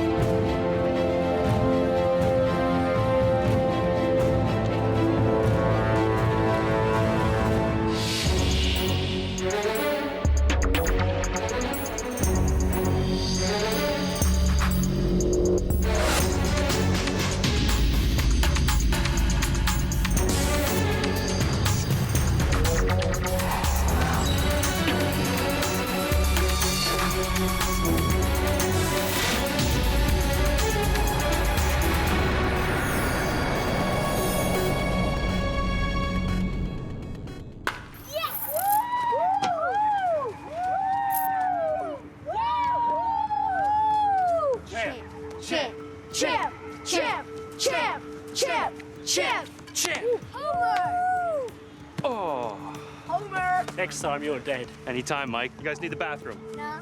Double pistachio then, all around. Okay. The American Embassy is reeling today after a memorial service for the respected diplomat Samuel Walker, whose career spanned more than 3 decades. Officials at the American Embassy paid tribute to an outstanding public servant. It's understood Mr. Walker left a suicide note referring to a recently diagnosed cancer. 40 minutes before Samuel Walker was found, he phoned me to arrange to meet. Needless to say, he never made it. Coincidence? Hardly. We're leaving. What? We haven't had our ice cream. Go to the car right now. Go.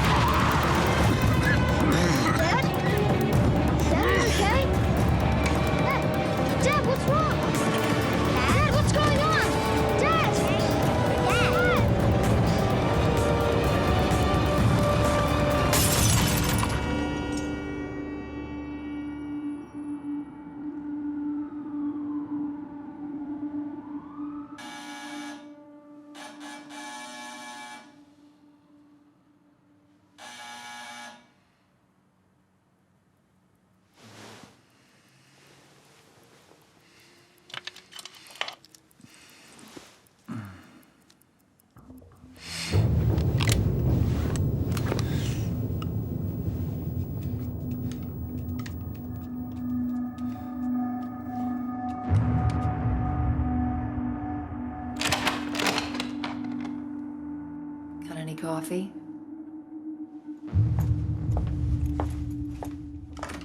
Still can't sleep. What have you got? Do you recognize this guy? Should I? Michael Braden, comms expert, ex-SEALs, ex-Special Services, and most recently on a covert joint op with your friends at GCHQ. Busy bee. Not anymore. He had a heart attack yesterday after playing softball with his kids. Sorry. The agency FedExed his blood samples back to the States. Standard practice in unexpected deaths. The results came back a half hour ago.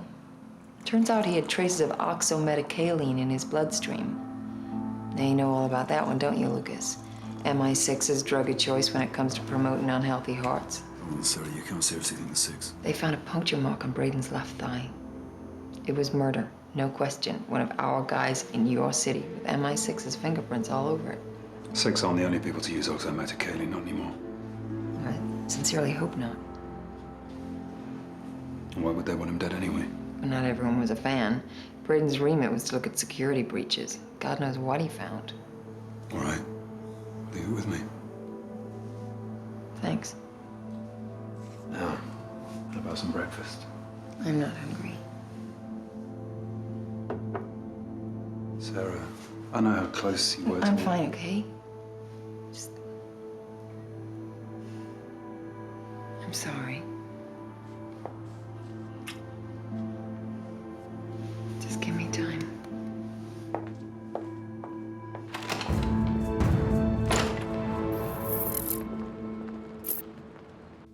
The American ambassador's not happy, Harry, and I can't say I blame him.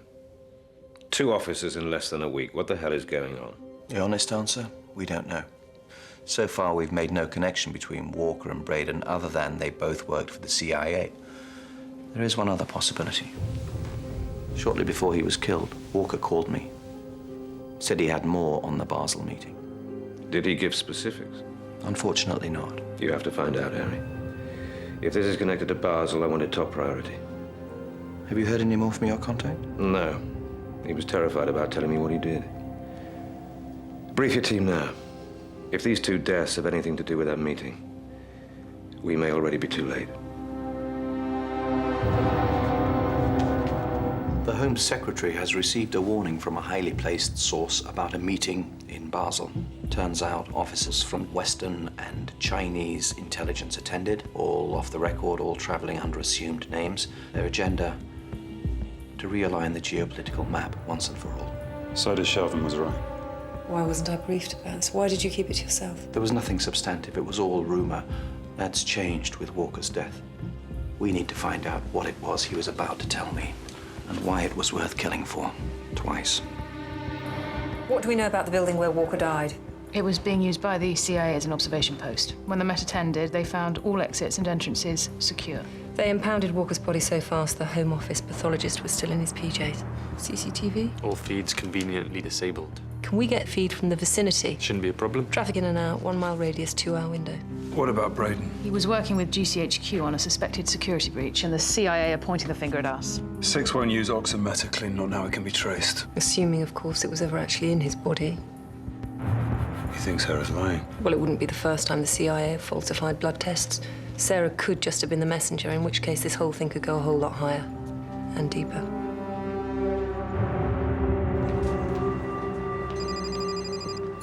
Yes? Still saving the free world? Who is this? Colville. Jack Colville. My God. How are you? I have something I think you'll find interesting. The old place, half an hour. Jack,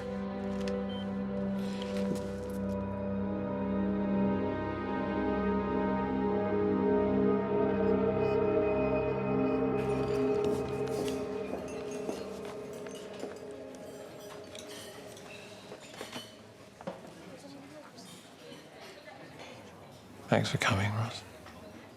I knew I'd come, Jack. You okay? Just tired. Enjoying retirement? No. You still love the job? No regrets? Nothing the occasional vodka can't sort. I've missed you, Ross. Did I do right by you? Getting you involved? I worry about that sometimes. No, I wouldn't have it any other way. You mean that? No husband? Family? You said you had something for me. Always the professional. You know how it is, Jack.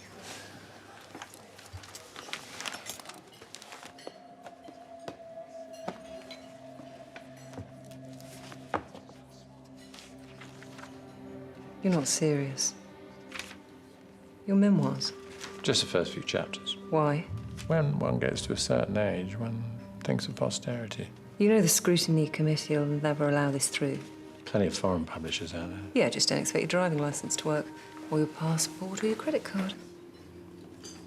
You know the service, Jack. They don't like bright lights in dark places. I need to get them published, Roz. They're all I have left. I dabbled in some investments, got out of my depth. I've been very foolish. But this... My past is the only asset they couldn't take. And please, read them and give me a call and tell me what I can get away with. Okay. I'm flattered. I knew you'd help. Sorry. Of course, of course.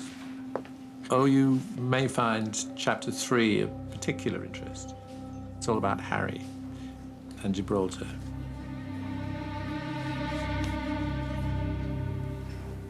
Good to see you, Jack.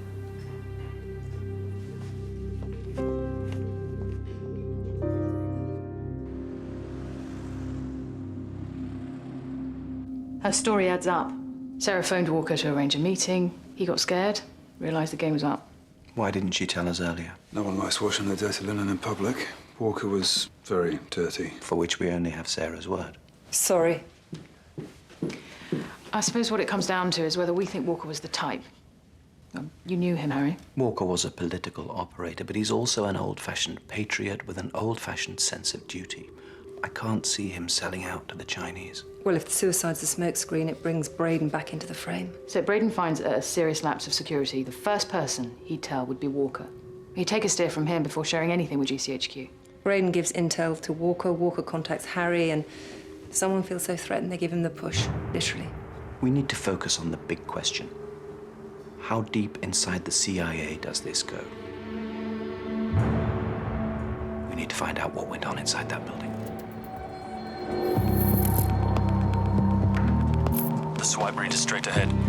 Got a package for you, mate. Place is closed. Can you sign for it? Nah, no packages. Got to deliver it, mate. Like I said. Yeah, I get the message. Just got to make a call. Mel, I'm at the Gordon Street drop-off. I've got a job's worth, won't sign. Contact made, starting download. Dispatch wants to talk to you. This is City Fast Couriers. You've got a problem with the package we're trying to deliver to you. I'm not authorized to take any packages. What, none at all? No packages? Not a single package? None at all. Well, what am I meant to do with it? I don't want to bring it back here. It's not a discussion, okay? No packages, period. Well, you're not being very helpful. I think it's bloody rude, actually. All I want to do is deliver a package. That language is not necessary, ma'am. You have a good day. Yeah, you too. Yeah, what do you want me to do? 80%. 20 minutes. Traffic's not too bad today. Transfer complete. Bring her home. On my way. Thanks a lot, mate. Really helpful. I pulled details of Walker's mobile calls 72 hours before he died. It's nothing out of the ordinary. His family, the office, one to his bank. I mean, pretty much what you'd expect. I mean, maybe too much what you'd expect. Dummy phone? Well, his records were surprisingly easy to access. Any trace of any other mobiles he may have used? No, not that I could find. And he chose to use a payphone to call you, which suggests he didn't trust his mobile. So maybe it was his real phone. Cross-reference with numbers he called, see how far back we can trace it. Your message said you had something? More what we haven't got. The package at the CIA building did the trick. We downloaded data from the card swipe for the last 14 days, then bracketed either side of Walker's death. Nobody in, nobody out. So no one was with him. He did commit suicide. He wasn't there either. According to the database, no one went in or out, not even Walker himself. We know Walker called Harry from a payphone near the Hammersmith flyover at 6:43. But after that, there's no record of him swiping back in, which means he wasn't in the building where he killed himself. Kind of existential, isn't it? So what's the deal? Somebody wiped the data. See all those zeros? That's the intel we wanted. There's nothing in a 20-minute window either side of Walker's death. Professional job? It looks like it was done in a hurry. Harry, I saw Jack Colville this morning. The Jack Colville. How is he? He didn't look well. Oh, I'm sorry to hear that. Never understood why Jack opted out. We all assumed he'd end up running the service. He told me to ask you about Gibraltar. Gibraltar? Never been there. Really? Really? Give him my best if you see him again.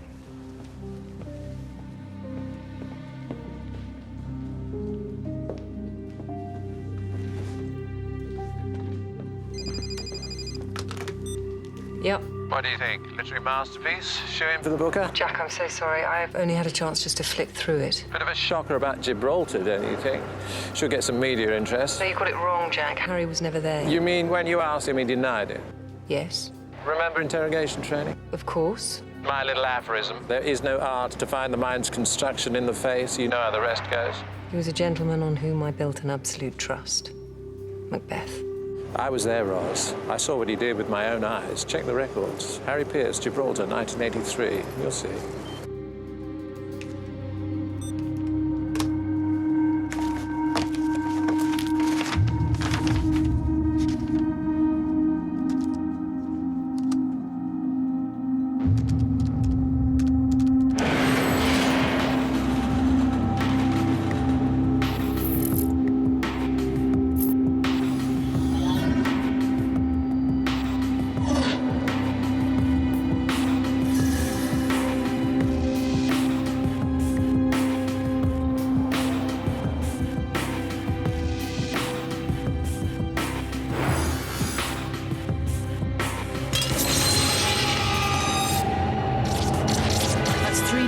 In a week, and the latest is one of ours. Alex Winchcombe.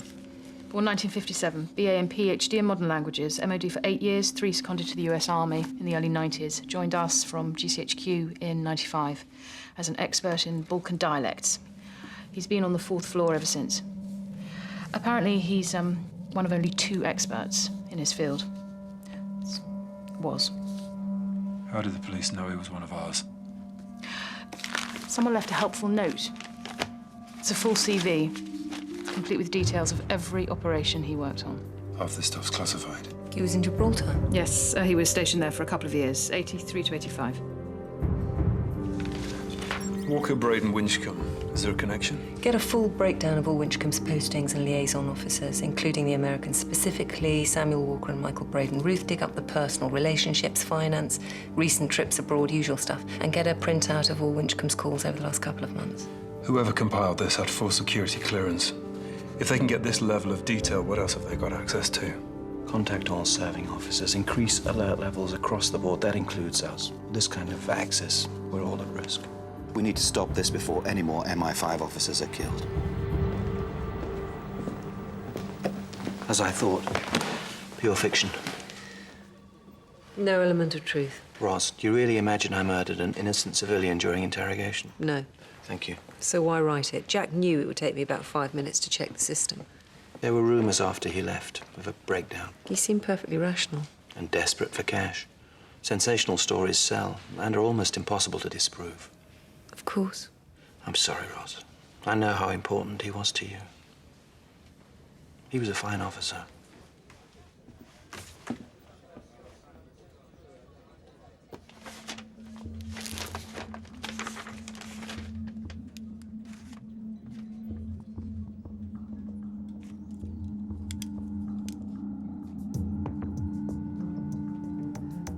Oh, my God.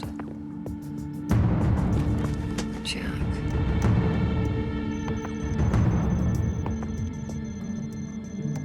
There must be something, Tarek. There's something here, all right?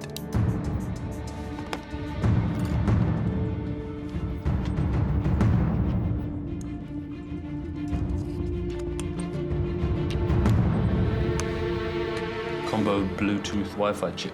It intercepts local Bluetooth traffic and retransmits it via a short-range network. So it's data, not audio? Yeah, it's designed to capture keystrokes from wireless keyboards, then pass them on. Colville could have a record of every single keystroke I've made. Yeah, it's a pretty neat piece of kit. He knew I'd check his accusations against your record, and once I did... You got a copy of your password? What's the damage? Can't be sure until I run a full history check. We know Colville accessed Winchcombe's records in their entirety, but he didn't give Roz the folder until after Walker and Braden's death, which suggests he already knew enough about them. Why would he take out one of his own? He was fiercely loyal. He lived and breathed the service his whole life. Just doesn't add up. What are our options on data security? I can do an emergency reset, shut the system down, block all known passwords. If he tries again and the system knocks him out, he'll vanish. But if we don't lock him out, he can access whatever he likes. I could set up a mirror site with a time lapse. Give us time to react if he tries again. How long would that take? A bare bones copy, maybe an hour. Do it.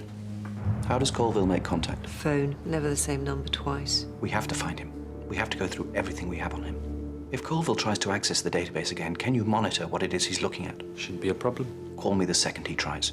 If he gets too close to classified files, pull the plug. Shut him out.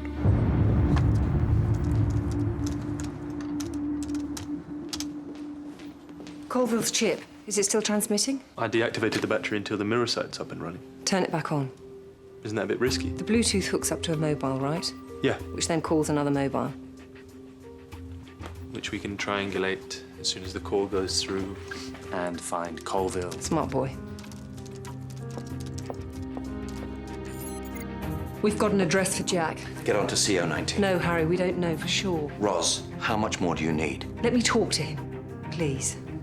I need to find out why he's doing this. Take Lucas. And Roz, no heroics. Yeah.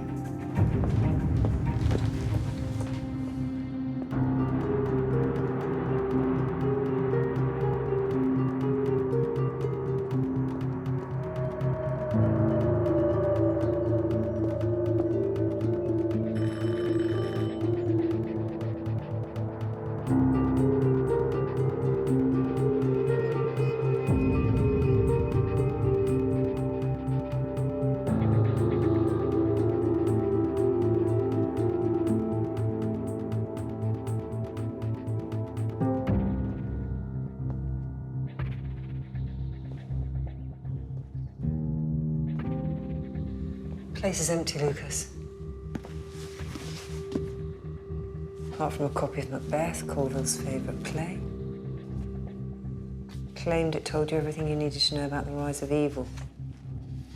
He knew you were coming. Yeah. One step ahead as ever.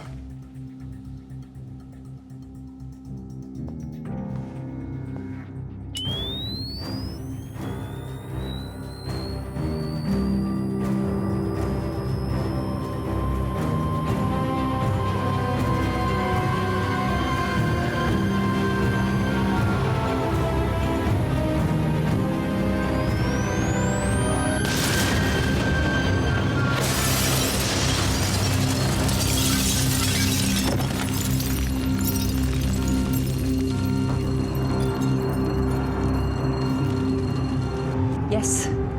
You all right? No. I am not bloody all right. You shouldn't have broken in, Roz. An Englishman's home and all that. Jack. You could have killed me. But I didn't, did I? I knew you'd be fine. No, you couldn't have known that. I taught you, remember? I know how you think, Roz. I know everything you're going to do before you do it. Jack, what is this about?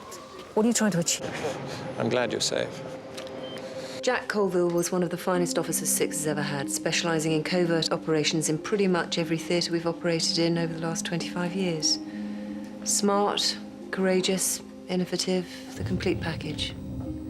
He's also the reason I'm here. He recruited me. Does Colville have any association with Walker?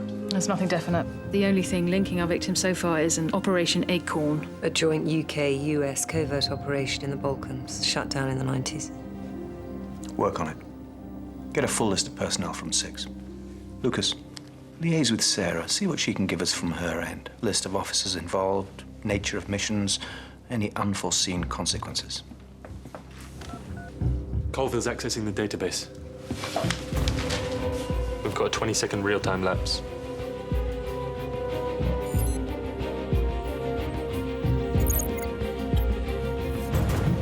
You want me to close him down? We'll lose Colville if you do. Let him run with it. He's downloading a file. He's got it. It's Roger Maynard to Colville. Unless we get to him first, a dead man walking. Find him, throw everything at it, and pull Sarah Caulfield in. We need all the help we can get. We've got a lead on who killed Braden and Walker. So it wasn't suicide? Doesn't look like it. Who is he? We think he's responsible for another murder on our side. Was I right? Is it 6? Ex, Jack Colville. Colville? Are you sure? I thought he retired years ago. Yeah, so did we. Lucas, is there something I should know? Like, is this another mega Brit screw-up? We need to find Colville, and we'd appreciate any help you can offer. What do you need? For a start, we need a trace on everyone involved in a joint UK-US operation codenamed Acorn 91 to 95. Any personnel still in the UK need full protection as of now. How much worse is this gonna get? I don't know. For what it's worth, we think his next target is one of our ex-officers, Roger Maynard.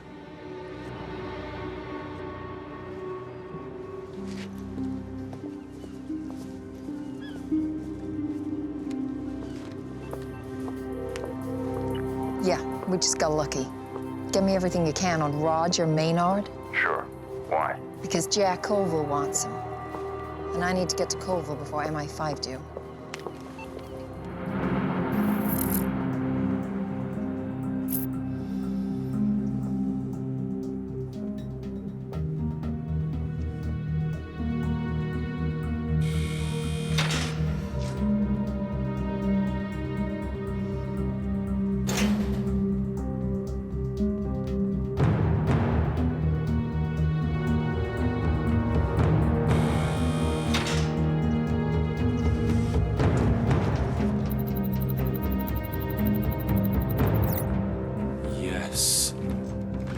It's Maynard.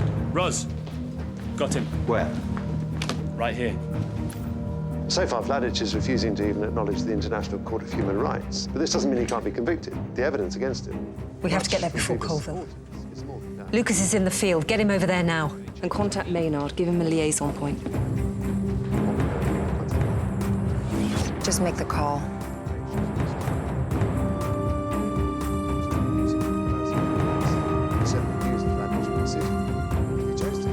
Would you like directions? Nope. Okay, I'm in.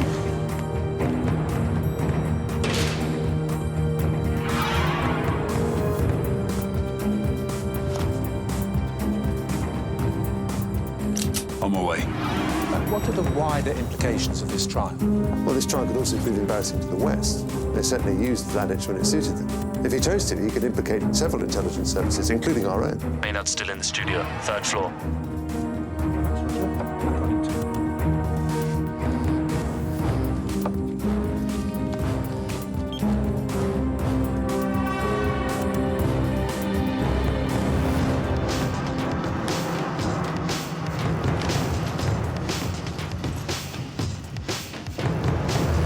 Maynard, code 378. Confirmed. Exit 19. Repeat, exit 19.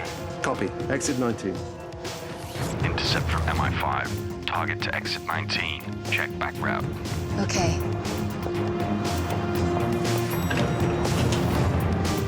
Contact made. Exit 19, northeast corner, building 3, ground level. Copy that. Maynard, now.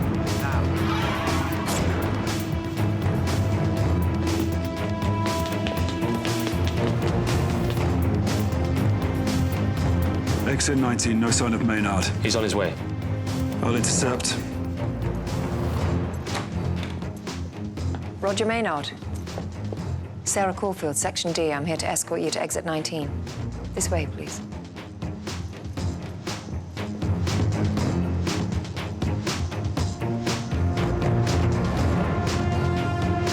Stop. What? Change of plan. We're to wait. Wait. It's not safe to proceed. Our instructions are to wait here. This is crazy. We're sitting ducks. You'll be safe, Roger. Stay here. Tarek, something's wrong. He's not here. Make contact again. I'm going to go look for him. Maynard. Where are you? Your contact's at exit 19. I was told there was a change of plan. Are you with Lucas North?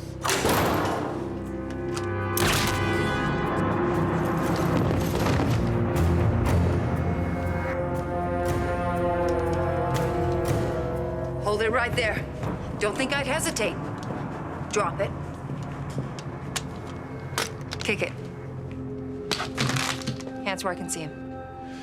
You're making a mistake. I doubt it.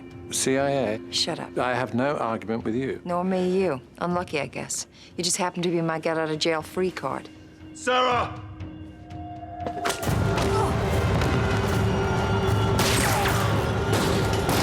Tarek, ambulance, we're on the 3rd floor.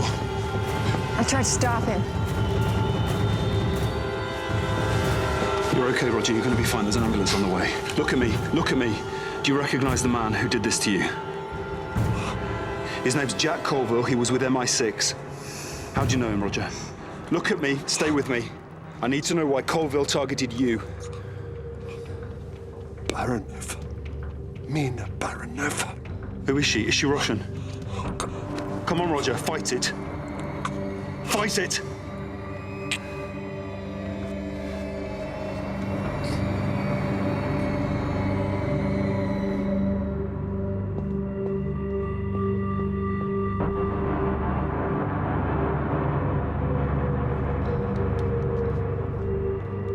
Colville got away. That's unfortunate, Sarah. You better rethink your Walker cover. I'll deal with it. I think Maynard made it up. Nothing's coming up on Mina Baronova. I've tried alternative spellings, Cyrillic, Arabic, and Hebrew alphabets, all drawing a blank. I've got a Mitko Baranov, Serbian militia. He's at the International Court of Human Rights. War crimes? As a witness. Get a full transcript of his evidence. Sarah Caulfield checked out Braden's records. He was in Bosnia in the 90s when he was with Special Services. What are we missing here? What's the connection? OK, we know Colville and Braden were in Bosnia in the early 90s. Winchcombe was an expert in Serbo-Croatian dialects, but there's no record of him having met either of them. Which leaves Maynard, most recent victim. He used to be MI6 station head in Belgrade, but not until 13 years later. That's long after the others left. What about Walker? His only connection's through Braden. He was never posted to the Balkans. He only met Braden in Washington. I've got something on Mitko Baranov. He had a sister. Mina? It's buried in his evidence to the International Court. Where is she now? In his evidence, he says she died at the hands of Muslim extremists 5 years ago. But I can't find any other reference to her. She has no medical records, tax records, no bank accounts, passport application, nothing. It's as if she never existed. Well, maybe that's exactly how they want it to look. Shadow Protection Program. Created by SIX during the Balkans crisis. To protect sources, informers were offered new identities, new life abroad, their past lives completely obliterated. Can we get access to those files?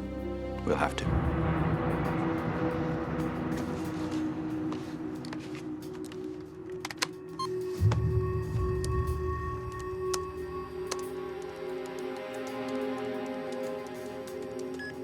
Colville was Mina Baranova's case officer. Now, he was running her as an informer. She must have been compromised. He arranged a new life for her. Yeah, until 5 years ago, she was living in Greece, a place called Skirta. And then? File closed. Participant deceased. Who was the last officer to make an entry? Maynard, Roger Maynard. Search for Winchcombe. He was her translator. He's getting revenge. Colville's getting revenge. He's Colville. He's trying to access the system. We have to let him back in. And risk another officer's life? We have to, Harry. It's the only way we can find out what he's after. The moment I say, be ready to cut him off. He's drilling down. He's accessing Mina's file. He's after someone called the signature officer. That's the lead officer on her case. Change the name to mine. What? You've got 20 seconds, Tarek. Just do it. Roz, it's too dangerous. Tarek, just do it.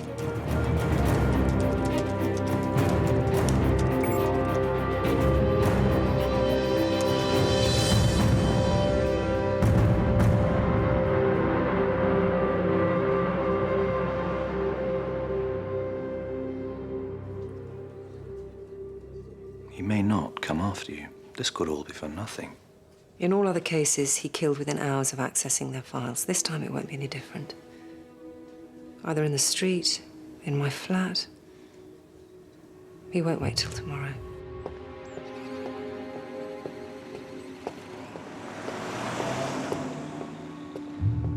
Approaching now. Home, sweet home. Check. Flat's clear. Alpha team, stand by. Visual on Lima 1.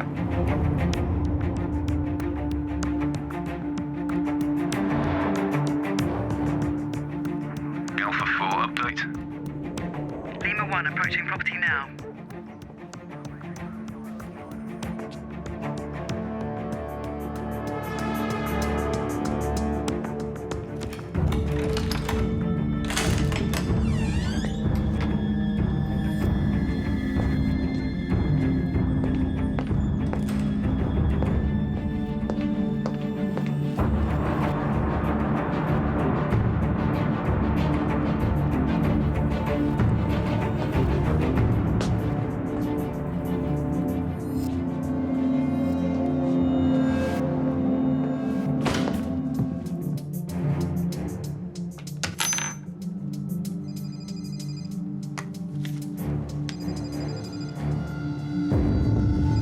trace of the caller?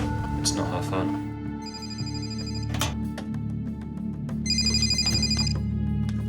Yes. Hello, Ross. What the hell are you playing at, Jack? Where's he calling from? I've always respected you, Ross. Can we meet somewhere and talk? I think it's a little bit late for that, don't you?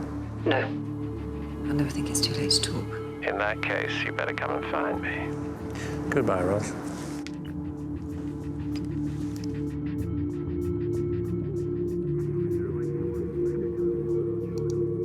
I thought this place was clean. It was. Well, how the hell did he get a phone in here? Did you get a trace? Not possible. He used a Skype account registered in Croatia. Routed it through an off-the-shelf pay-as-you-go. He's good.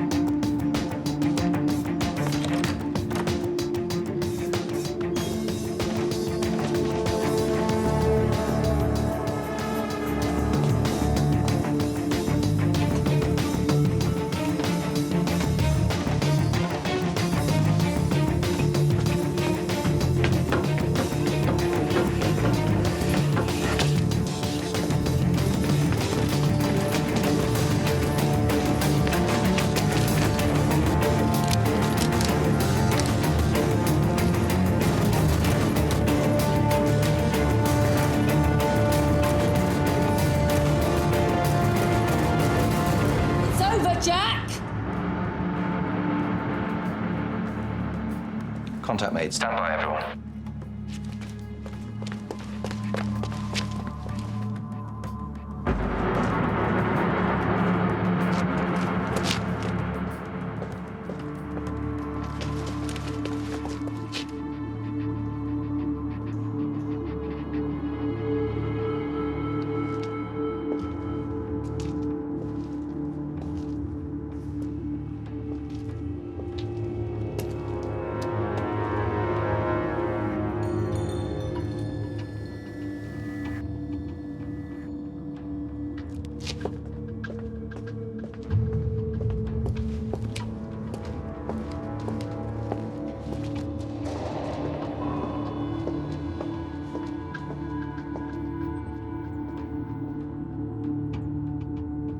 Ross. Put the gun down, Ross. Hands where I can see them.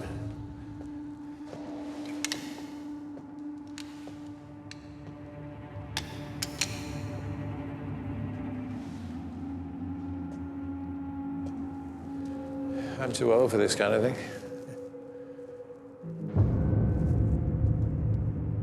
Why? No, I think you owe me more than that. I don't know what to say, Ross. Try the truth.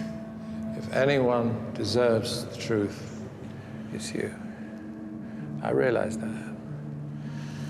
It's not easy. Ross. I don't know myself half the time. It's all such a mess. Okay, move. All units, go, go, go.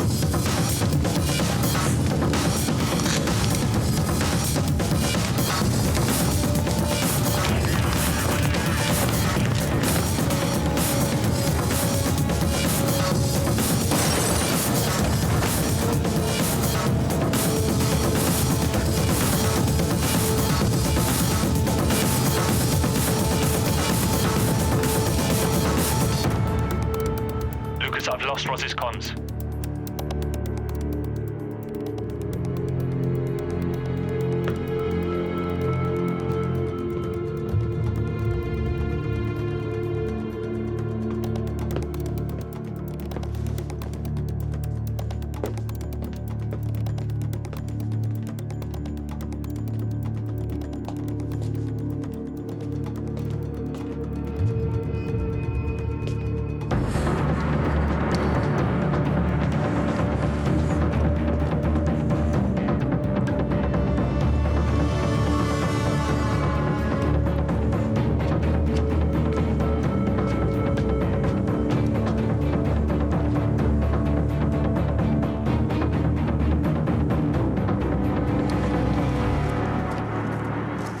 Where are you? Roz? Roz's comms are still down, Lucas. I'm working on it. Still no answer. Keep trying her. Lucas, I want to know the moment you see her. Right now, Jack Colville is capable of anything. She could be anywhere. Keep looking, Lucas.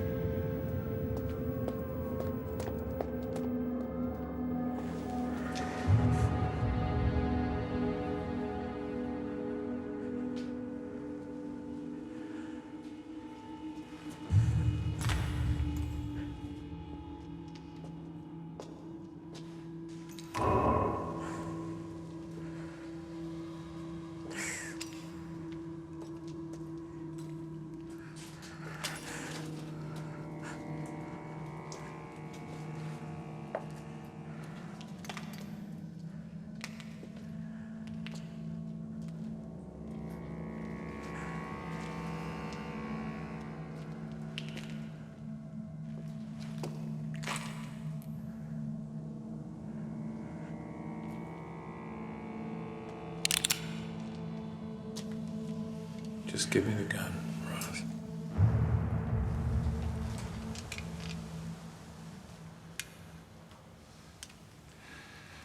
Now, just keep going. Don't look back.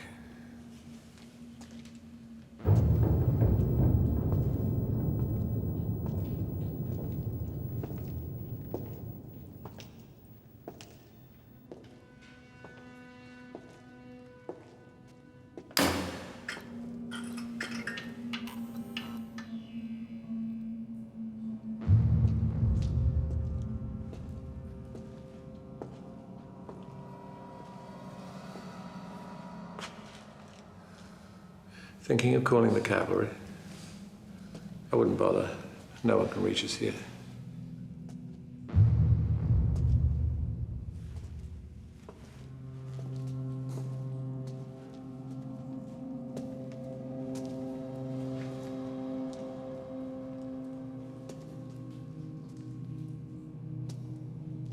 Why, Jack? Why did you do it? Someone had to pay. For what? Mina. Do you remember Mina Baranova? You signed her death warrant. I don't know what you're talking about. Please. When you wanted to turn Mitko Baranov, he had a price. The whereabouts of his sister, the informer. And you gave it to him. Without blinking an eyelid.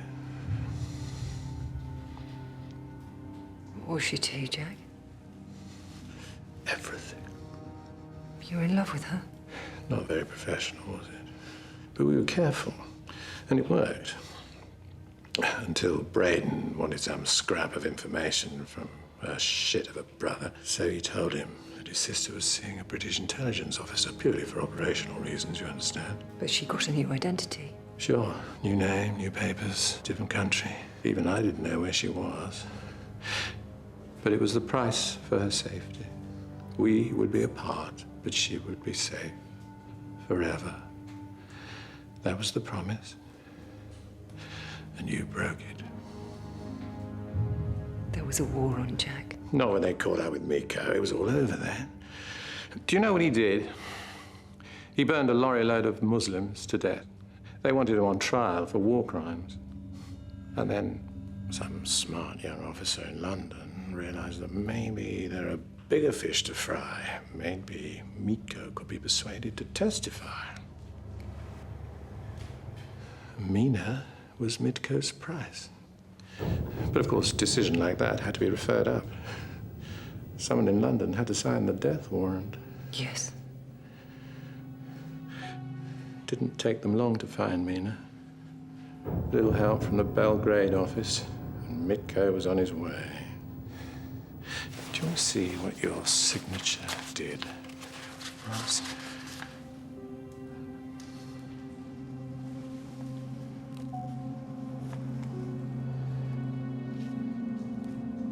He didn't kill her immediately, as you can see.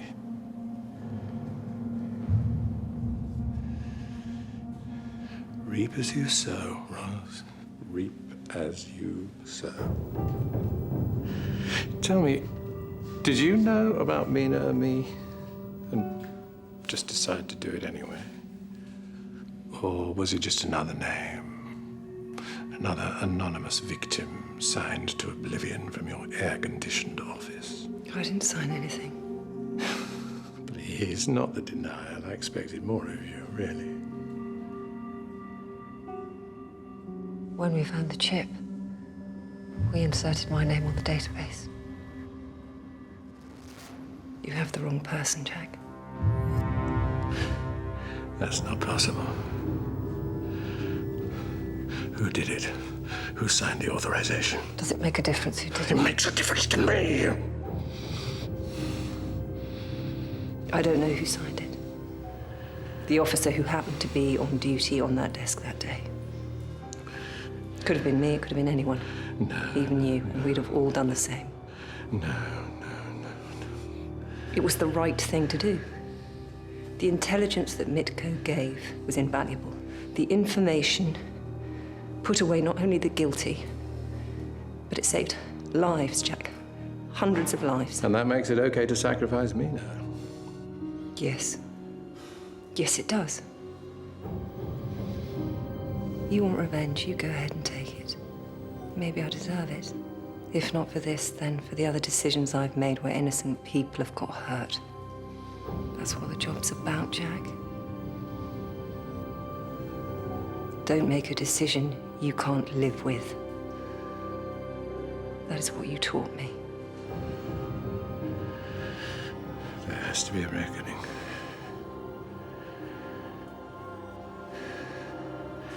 Goodbye, Ross.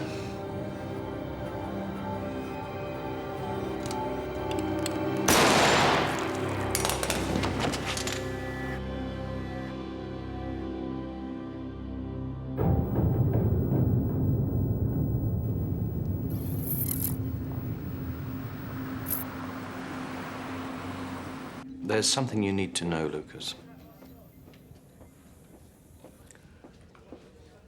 You shouldn't be here. Why not? Go home, get some rest. It's the last place I want to be. What's up?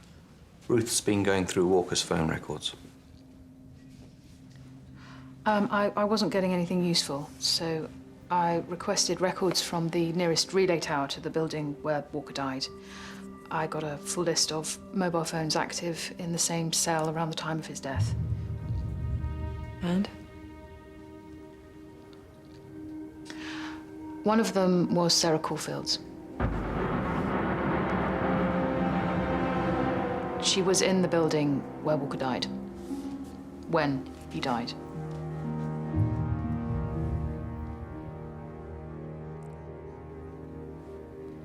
Are you sure about this? Sarah was no more than 5 meters away when he fell. Lucas, she may not be responsible. There could be any number of reasons why she was there. There's only one way to find out for sure.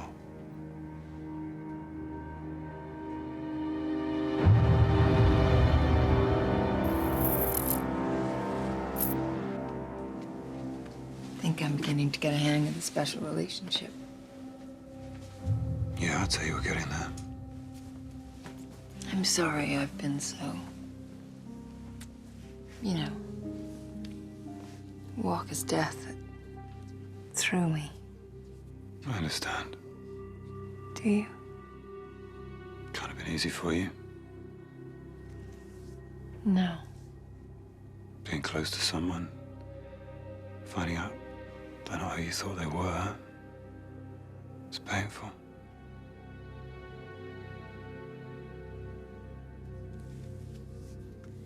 I'm just glad you got the guy who killed him. We didn't.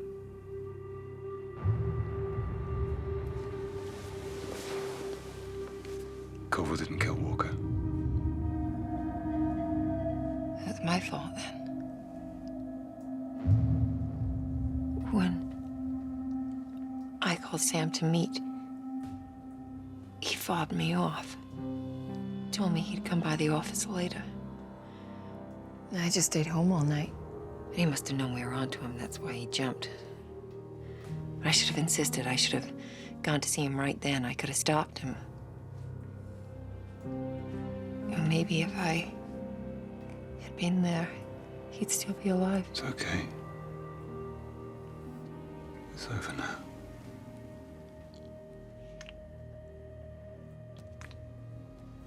You can't change the past.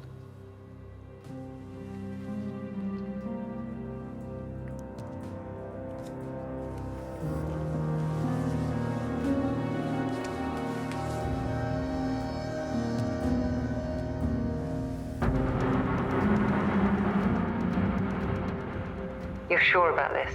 She lied. Plain and simple. Sarah killed Walker. Yeah, I think she did. I've run out of other explanations. Okay, well then I suppose the question is, was she working for the agency? Or had she gone freelance? I really don't know. Then I suggest we find out.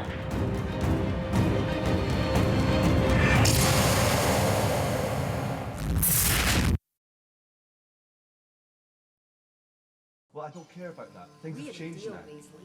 You know as well as I do. Not the time to go quiet on us. Things have changed now. You need to be listening to me here. Come on. Oh, I should listen to you. You should be listening to me. Listen. Paisley, we are paying you a large amount of money to blow the wits bang wide open. I don't think you've been listening to me. Have you been? Just tell us where the information is.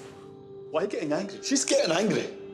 Why are you getting? I'm the one that should be getting angry here. To me, Paisley, you have been secretly recording the names of depositors from one of the world's nastiest offshore banks. Now, amongst some of those tax-dodging celebrities is a healthy smattering of drug barons, warlords, and dictators. Now, what do you think they're going to want to do to you when they discover that you have been recording their names?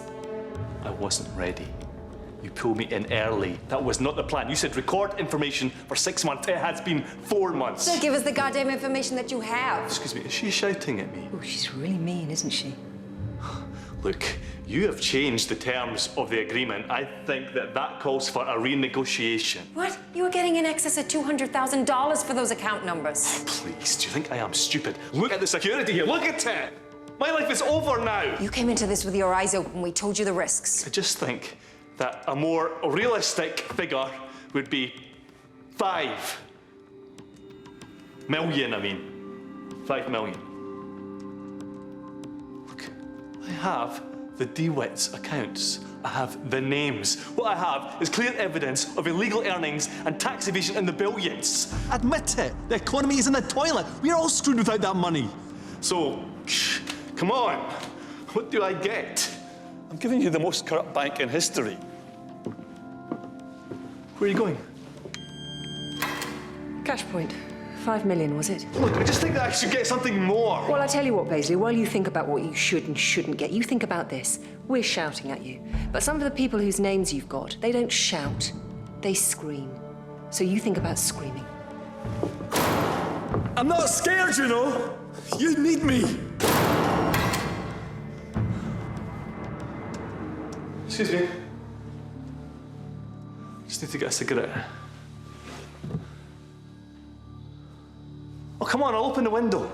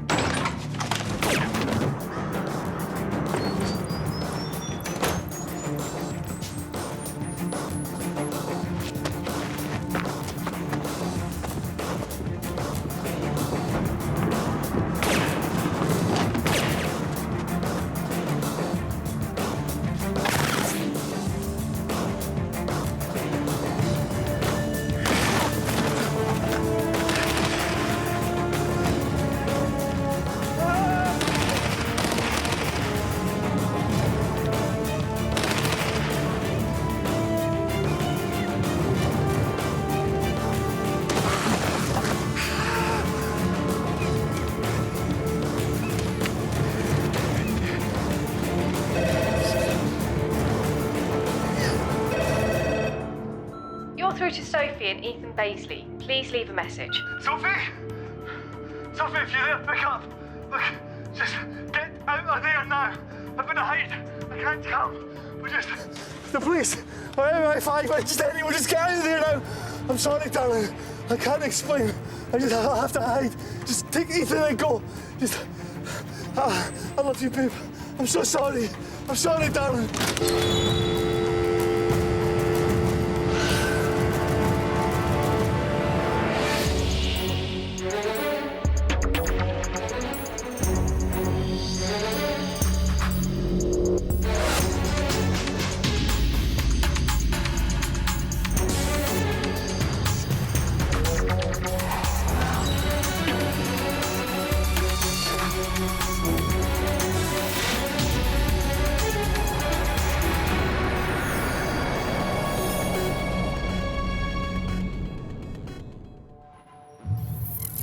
Our informant, Baisley, escaped. He's on the run.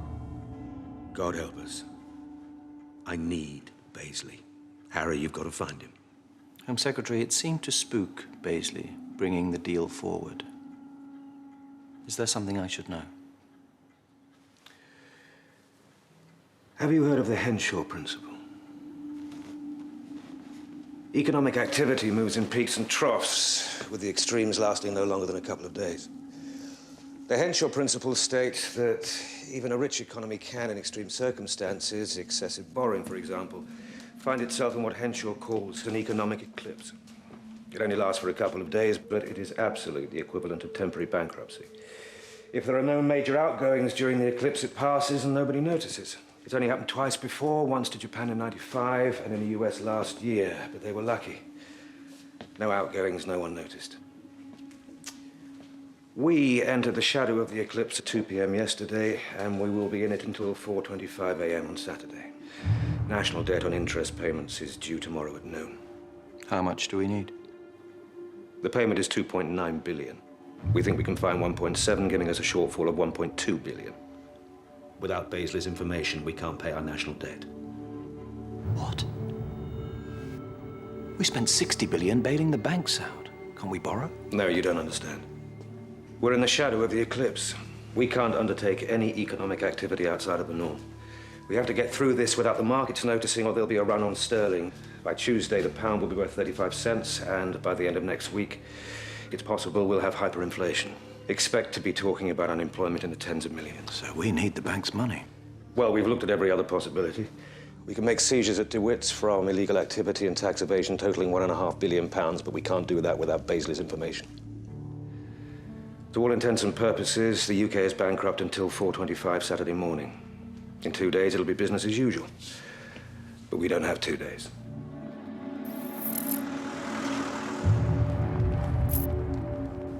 Dead? All of them. Harry, we just went to pick up Baisley's partner. She's dead too, and her child. Baisley's stepson, both executed. Good God. We're scanning CCTV, but these guys were good. There was DNA found at the safe house that doesn't belong to either Baisley or the officers. That's our best hope so far. I want a DA notice issued to the press. Nothing must get out. If Baisley finds out that his partner and her child have been killed, he'll never give us those accounts. I think they're sending him a message. Keep quiet or it's your own kid next. So local police have picked up the ex-wife and child. Did he give any indication as to where he'd hidden the DeWitt's information or how he'd got it out? He said it was well hidden in an easy-to-read format, that's it.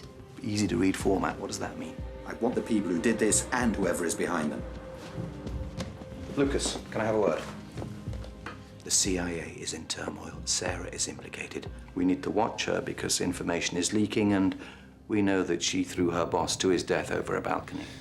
We cannot proceed on feelings here, Lucas. We have intelligence to suggest that Walker was passing information to the Chinese. Rumors, not intelligence.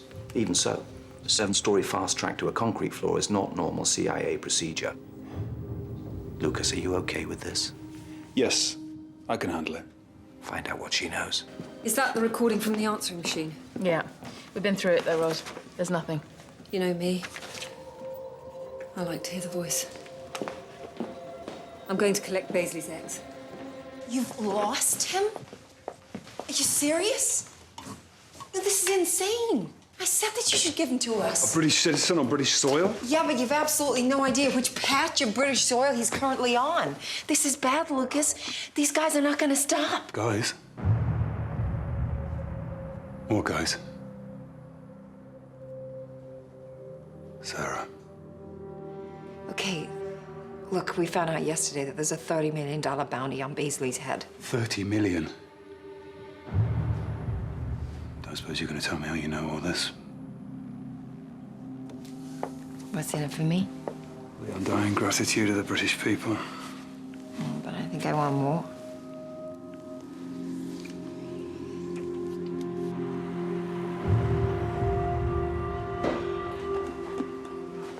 I'm here for the Baisleys. Says MI5. How many of you does it take? Pam's already taken your lad down there.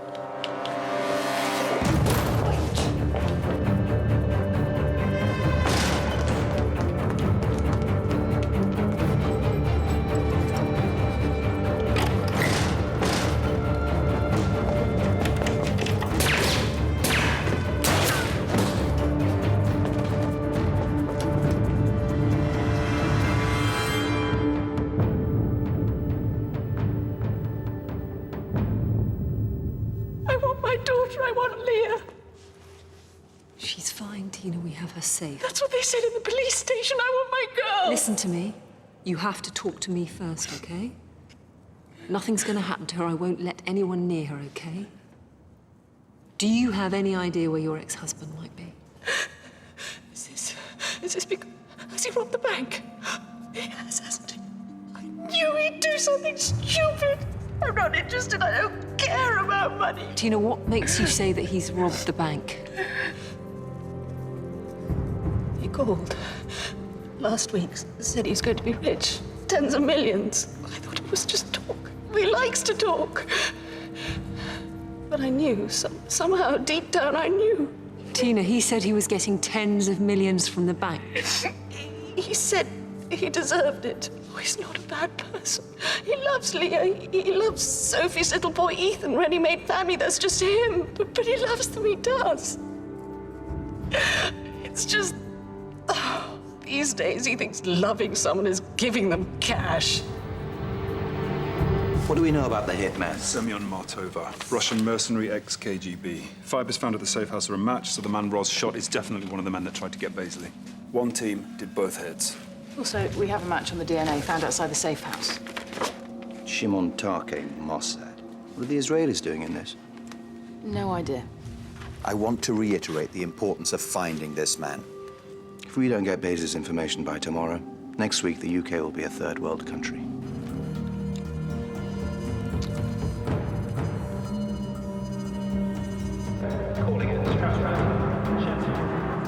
So Baisley tried to bribe DeWitts? That's my guess. He told his ex-wife that he was coming into tens of millions of pounds. I think he'd already decided that he wanted a lot more than the measly 200 grand that we were offering him, and that he was already in the process of bribing the bank when we happened to bring him in. That's why he wasn't cooperating. I think he wants big money for what he has.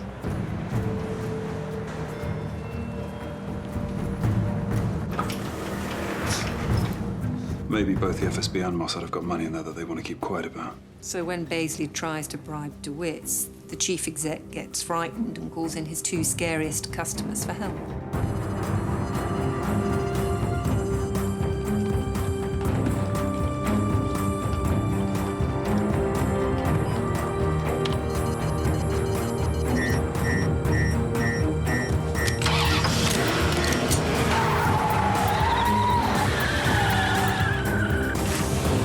Baisley's accessing his email.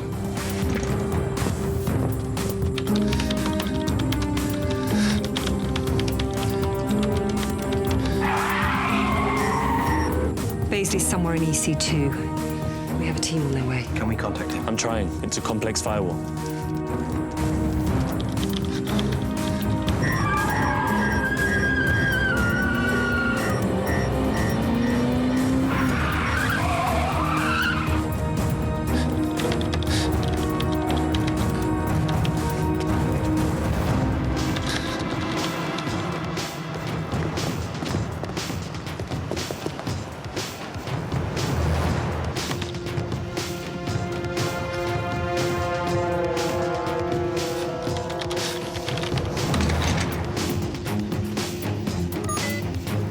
He's gone. Damn.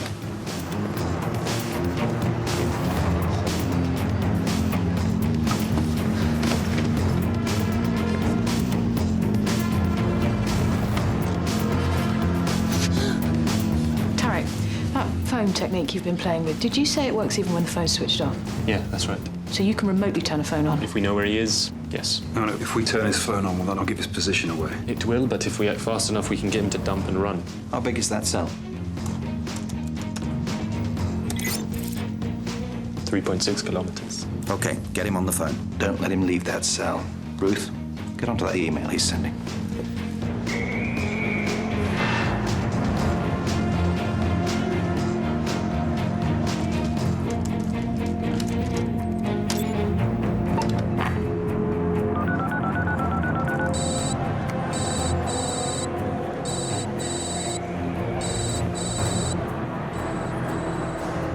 It's coming in through a micro cell, number 8105.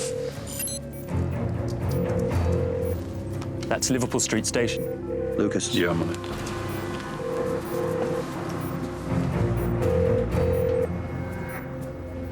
Come on.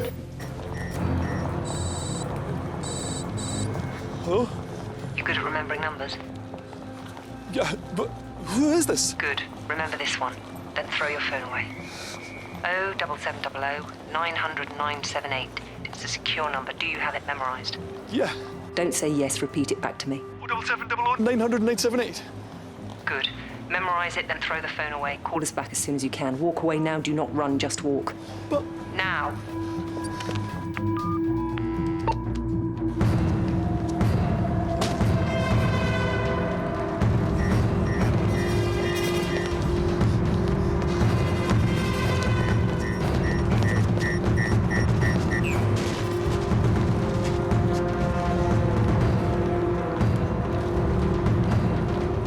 Now what?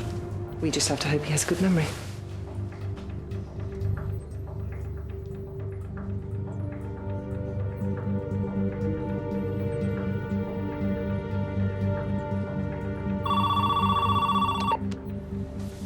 You have to come in. They killed your men at the safe house. They killed them. Listen to me, Ryan. You have to come in. What are you talking about? I did come in. They nearly killed me. Where are the DeWitt's accounts? You promised us that information. You have to tell us where the accounts are, then we can protect you, Ryan. You have to come in. Listen, what about my daughter? Is Leah okay?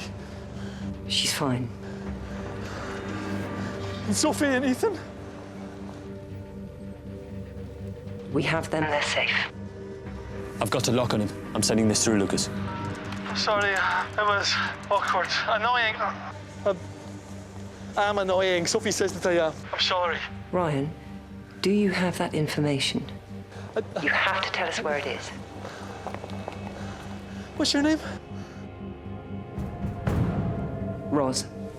Roz Myers. My family are safe, Roz, yeah? You swear? Yes. I swear. We're there.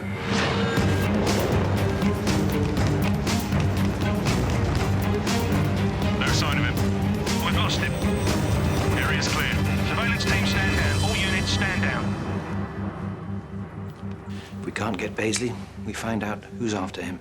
Someone's funding that hit squad, and I think it's time we paid a visit to our friendly bank manager. Roz?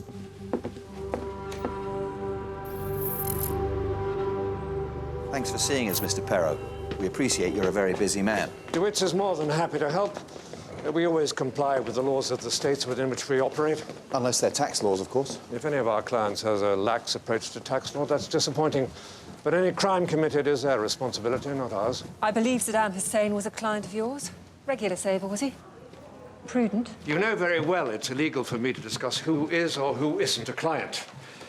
But I can tell you that, as well as world leaders, we have celebrities, industrialists, bankers, politicians. We have Ryan Paisley. Well, I hope you've got him under lock and key, because he's breaking banking secrecy laws in Switzerland, Liechtenstein, Jersey, and about 15 other jurisdictions. How do you know he's breaking banking secrecy laws? I'm sorry? I said we had him. I didn't say he was telling us anything. Yes, well, I assume that's why he's Why would he come to you?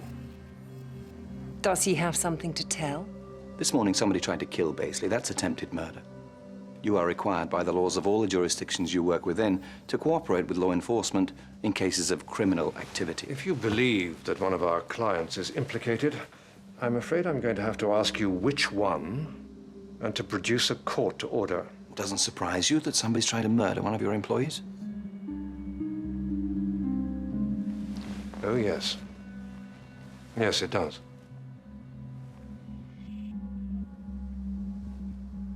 I think we're done here.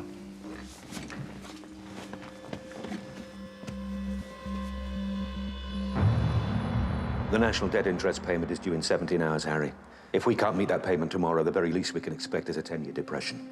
In the short term, the government goes bankrupt, we won't be able to borrow, and no public sector worker, no teacher, no doctor, no policeman, soldier, or MI5 operative will be paid for 6 months. It's bad. I'd like to make an attempt on the DeWitt's network.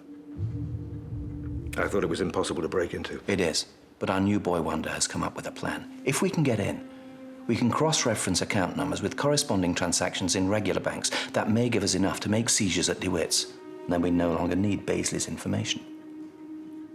Of course, give it a go. Yes. Turn on the news.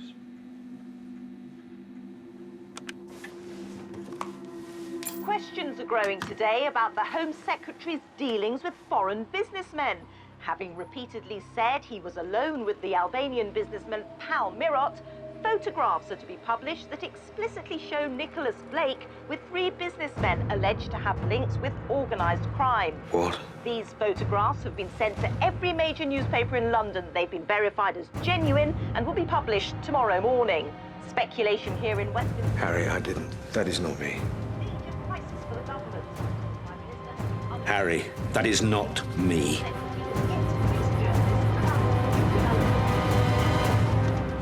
I want to know if these are fake. And if they're real? He doesn't deal with the mafia. Anything on the Baisley email? No, nothing. It's just a huge rambling apology to all his friends and colleagues. There's one odd thing, though. He gets the date of his daughter's birthday wrong. Doesn't seem like the kind of thing Baisley would get wrong. Harry, we've been putting the CCTV footage through the face recognition software and it came up with this. Baisley. Where is this? Kensington, 3 hours ago. Find out who he was calling. Meanwhile, it's time we paid a visit to DeWitt's ourselves. Tarek, cometh the hour, cometh the geek.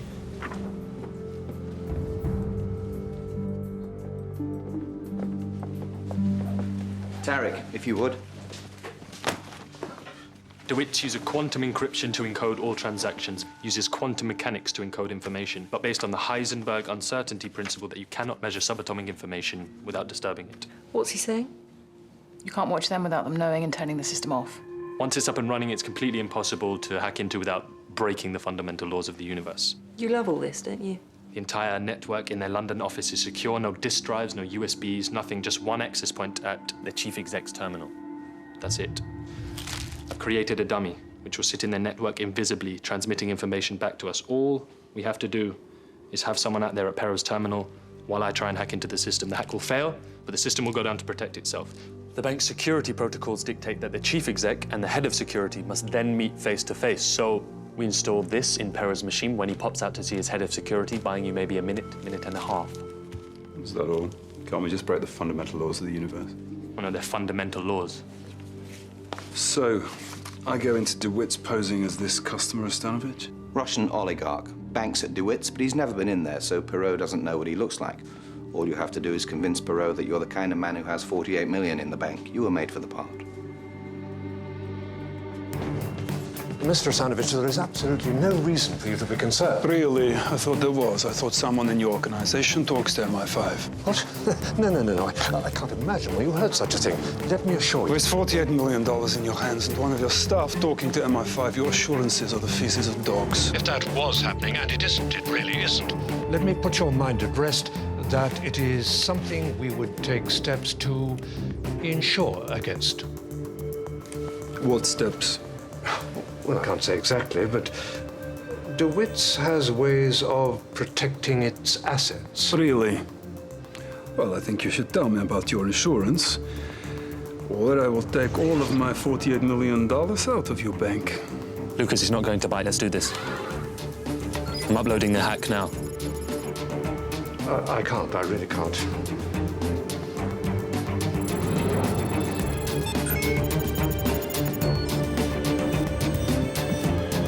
Something wrong? Small problem with the system. I won't be a moment. Time to light him up, Lucas. I don't like to wait. And... it's working. I've got him. Right, you've got 4 minutes before the isotopes decay, and then I'll have no idea where he is.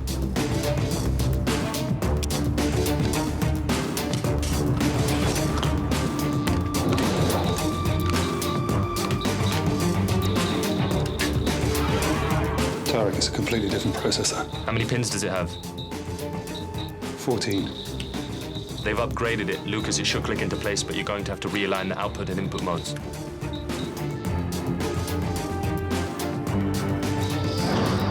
Lucas, he's heading back. 10 seconds, disconnect the blue wire, reroute it onto the bug and click it into place. Oh, there's no connection. 8 seconds, just twist it around a pin, it might work.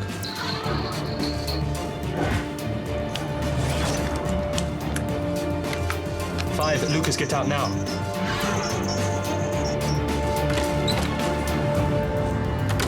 Where were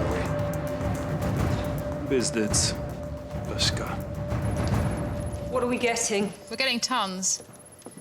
The data's corrupted because of the bodge job Lucas had to do with the chip. So I'm getting account numbers through, but most of them are missing digits. So we still need Paisley. Yeah. There's something else here, though. There's a huge account. I mean, huge. $6 billion. And? Well, there's a massive amount of activity on this account from Switzerland. Money in, money out. From Basel.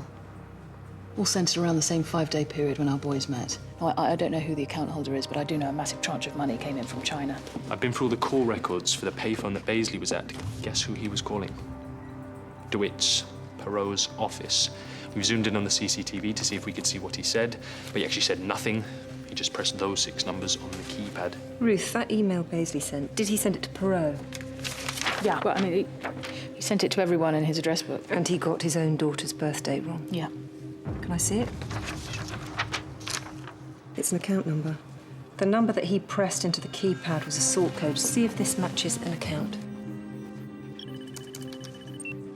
Yes, there's an account here.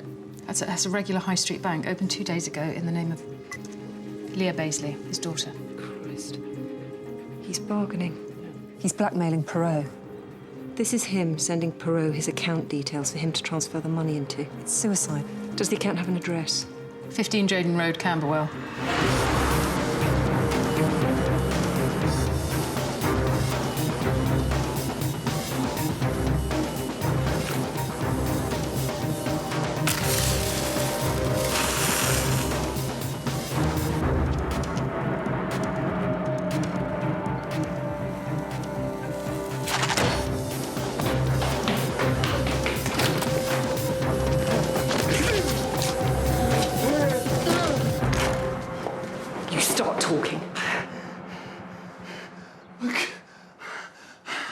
I just want a bit of what they have. You see what they have, these people. They have so much. They're truly rich. For them, this is just... It's just a transaction, OK? That's all it is. Paisley, when are you going to learn that they just want to shut you up? Well, I'm going to do a deal. No, they're not going to do a deal. They're not going to let you walk. Listen, I need to do a deal. How the hell am I going to protect my family now? What are my kids got to look forward to now, eh? I will see what can be done. Oh, what? Couple of £1,000, 10 grand? I don't need toy money. I need real money. I need it.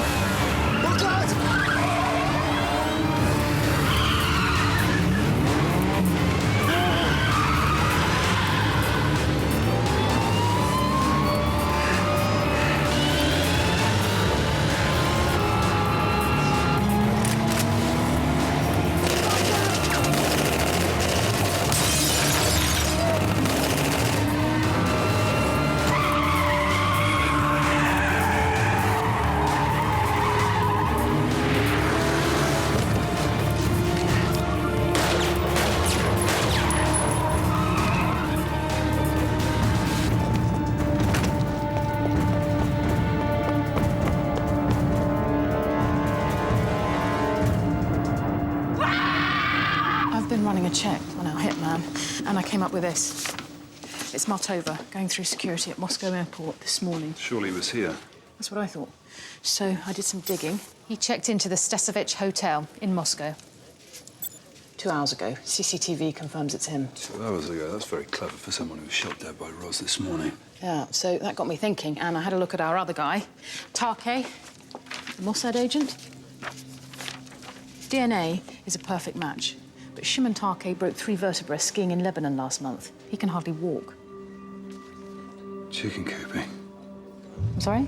Take their DNA, find someone similar, build, hair colour, alter records, and wherever our men bleed, Semyon and Shimon will be blamed. Favourite technique of the CIA when slipping someone into deep cover. You've been lying to me. Martin Lewis, ex-CIA, went off the radar about 8 years ago, now part of a team with this man. Richard Przlewski, former Marine, now dead. Lewis has been running around London trying to kill Ryan Baisley. Start talking. Lewis was part of a pilot group. Didn't go very well. And you trained him? We trained him, yeah. And for the past 5 years, we have no single clue where he is or what he's been doing except for turning people into bodies. For money. That's all I know, Lucas, I swear.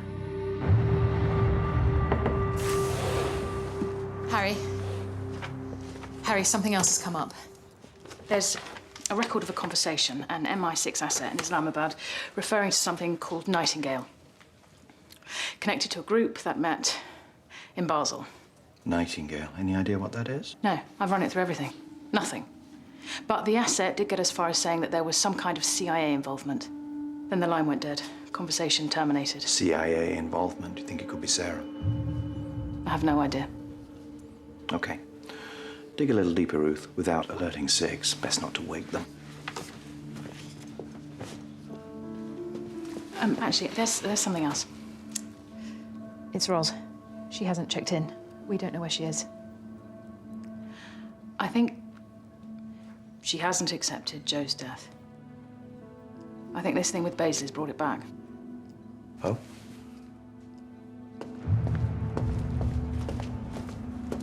You've arranged an exchange with Baisley. Where is it?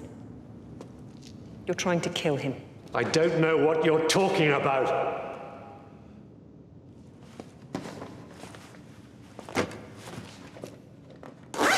I lost someone recently. A colleague. I had to make a choice to let her die, and if I'm honest, I think it's affected my judgment. My boss thinks I've got this, psychological displacement thing going on. He thinks I think that if I save Baisley, somehow I'll be saving her. He thinks that I equate Baisley with her, which is odd, because they're nothing alike. I think I see her as an innocent, caught up in events that she really shouldn't have been caught up in. Which is odd, because it makes you wonder how I see myself. Baisley, of course, is not at all innocent.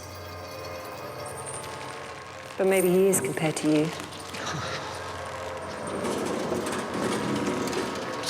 To us. So strange how the mind works, isn't it? This doesn't scare me, you know. We're in England, not in China.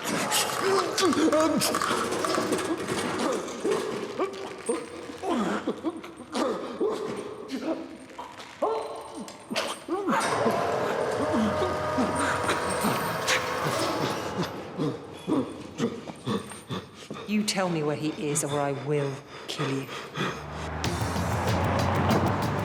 Baisley's headed for Euston Station. Perot set him up. Martin Lewis is waiting for him. Stairwell F, north side. Send CO19. Wait for the team. Yep.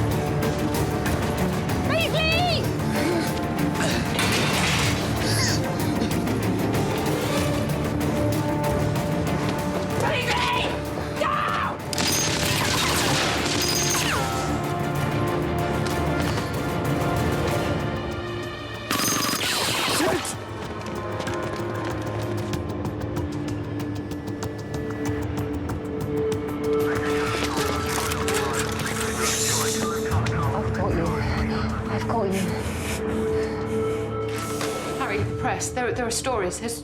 Stories are breaking. Ruth. Stories are breaking. Ruth. Stories are... Take a deep breath and tell me.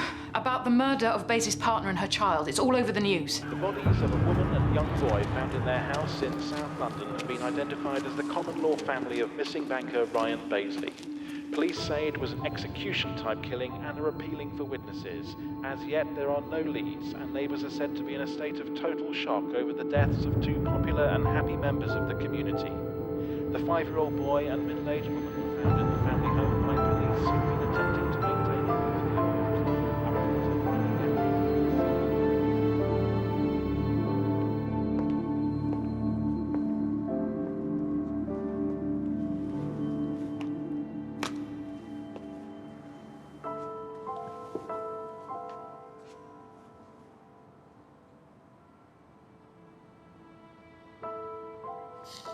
Consolation?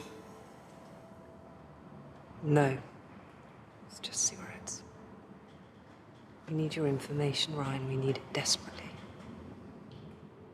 You said she was fine. You said they were fine. You lied. Yes, I lied. I lie a lot. I have to. But I'm not lying now.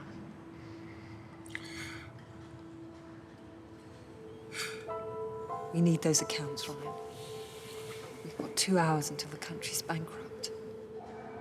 They won't let me see the bodies. Ryan, they won't let you see the bodies because the chances are the people that killed them will be there waiting for you. Your whole life's going to be different for you and your family now. We're going to have to take you away from here to a different country. You're going to have to hide for the rest of your life. Money's no good to you now.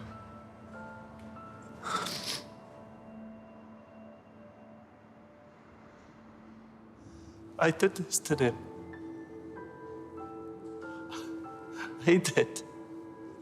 I did it to them.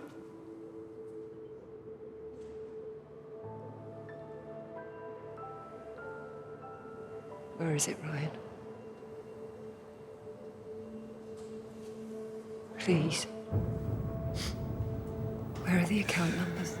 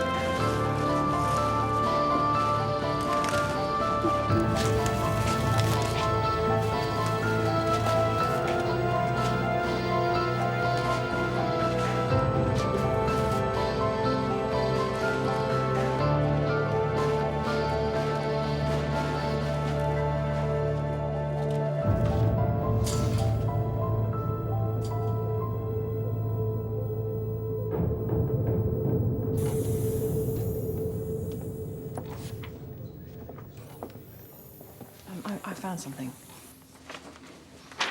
I didn't know what to do with it. It's an account in DeWitt's, and? It belongs to the Home Secretary. Is that 4 million, yes. Now, he has no income that could account for this. I am 100% sure. Keep this to ourselves.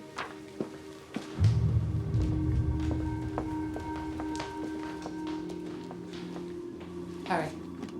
There's no way this could be his money. Harry, we should tell someone about this. Well, I know, we should tell someone. There's something else.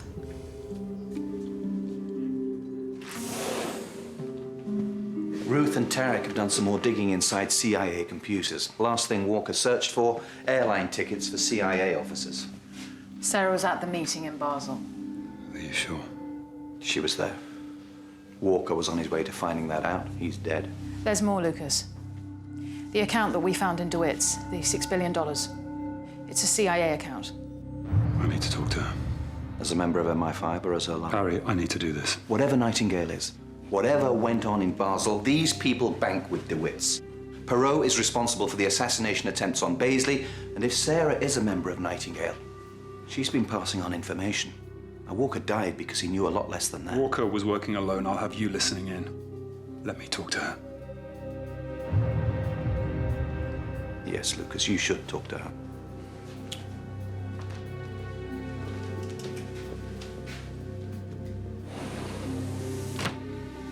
How do I play it? Misinformation. Give her something false, then let her off the hook. Tell her we know about Basel. We know she killed Walker. We know the account is a CIA account. Do not tell her we know she was there. Let's see if she wants to be honest with you.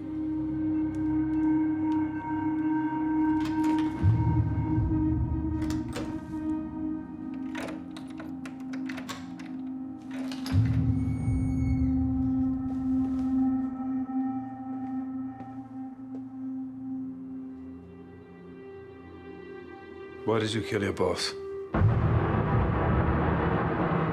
We know you threw him from a 7th floor balcony. We have knowledge of a group of intelligence experts meeting in Basel connected to an operation called Nightingale. We also know that that same group have access to funds in a CIA account in excess of $6 billion. You've been spying on me, honey?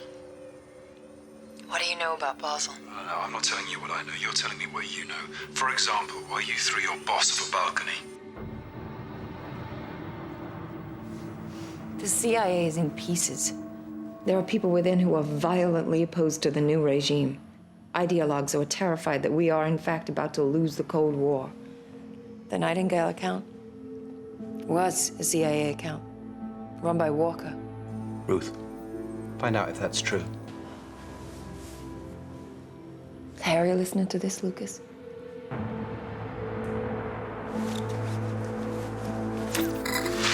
No, Lucas, no.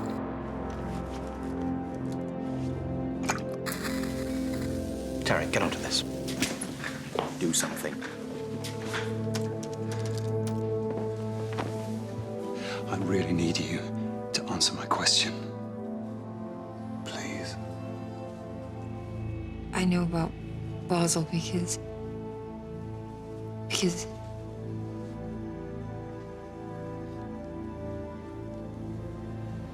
I was there.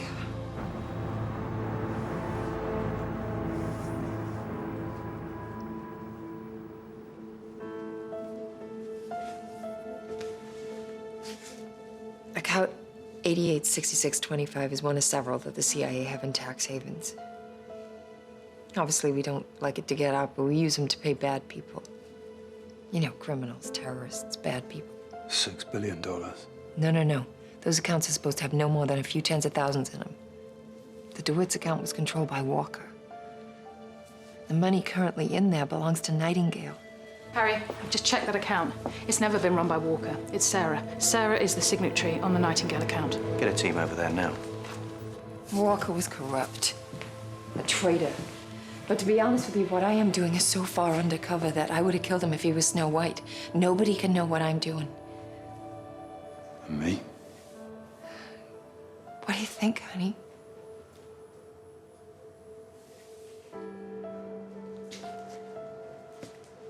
What is it that they're doing that needs $6 billion?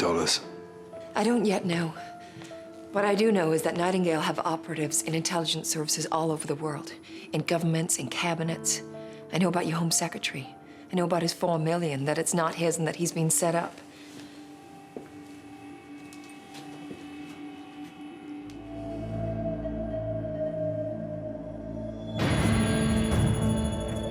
Lewis. What? What's he doing here? Oh, Jesus. He's after me. My cover must be blown. Stay here. What are you doing? Stay here, please. No, do not take a risk. You take him out through the door, you shoot him. He's more useful to us alive. No, he will kill you. You shoot him first. Lucas! Lucas!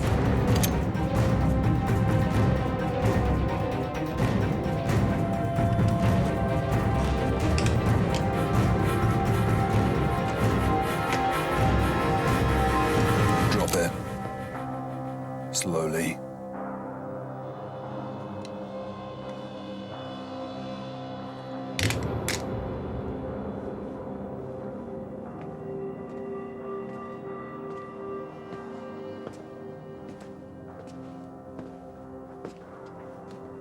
Turn around.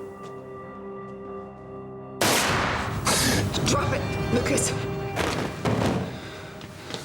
No, not you. Please, God, not you. No.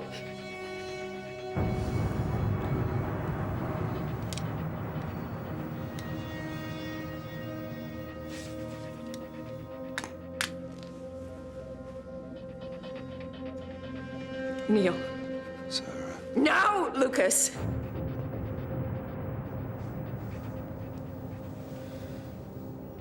Why didn't you just do what I said? Why didn't you just... You're with them. Nightingale. Why didn't you just shoot? Listen.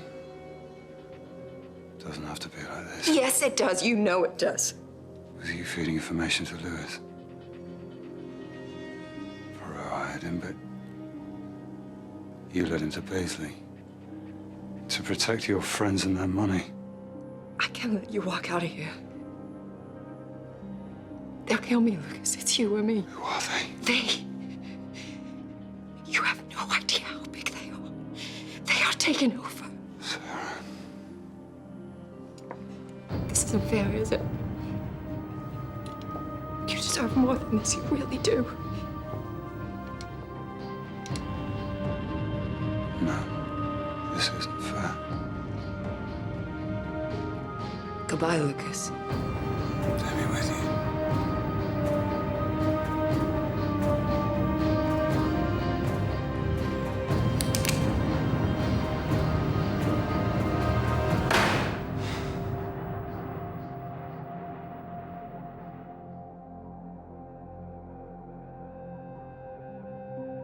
What concerns me is getting on with the job, Does the Prime Minister wish you to resign, which Home is Secretary? making sure that the United Kingdom is adequately Secretary, policed. do you think that you should resign? Is adequately Could you policed that our answer the borders, question? our.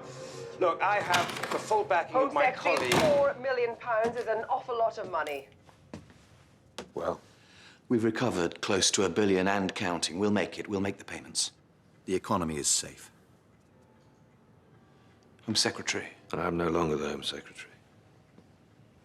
Or you're just going to leave, just going to let them win? I'm finished. No, this $4 million's a setup. Give us time and we'll prove it.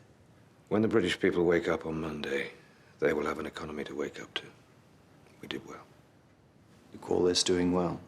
Someone said to me once, politics is victory chased by defeat. So make sure you develop a taste for two things. Blood and strong liquor. Drink, Harry.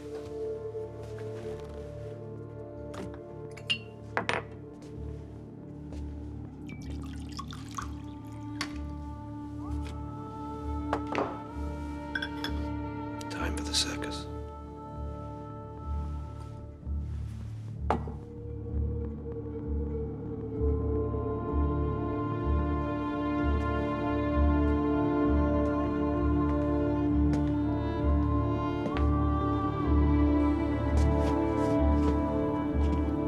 Be careful, Harry.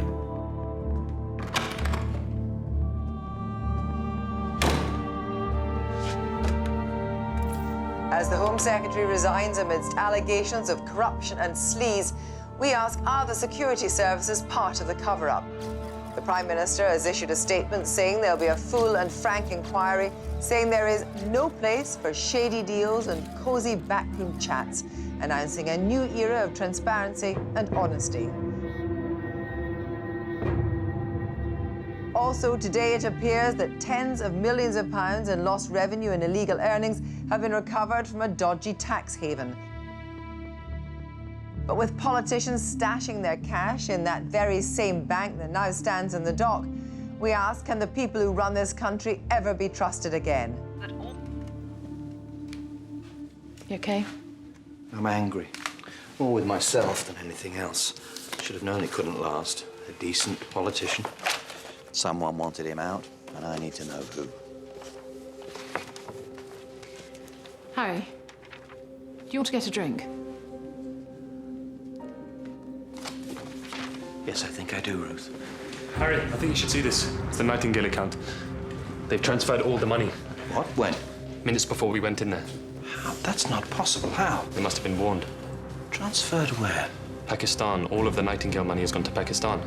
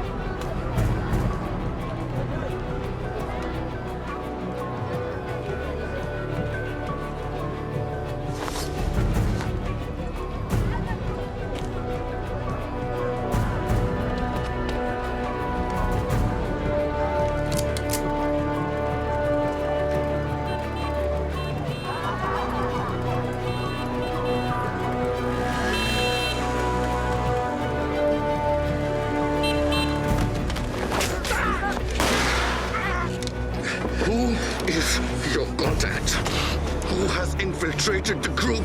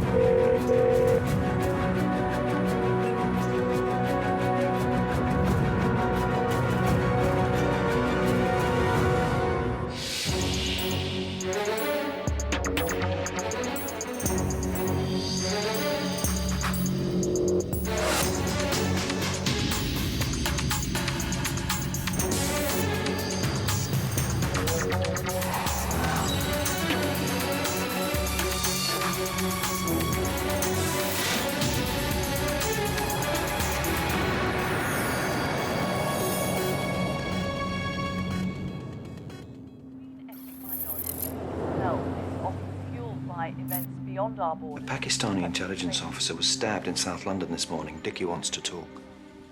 Dickie? Pakistani intelligence. Mother had a crush on Mountbatten.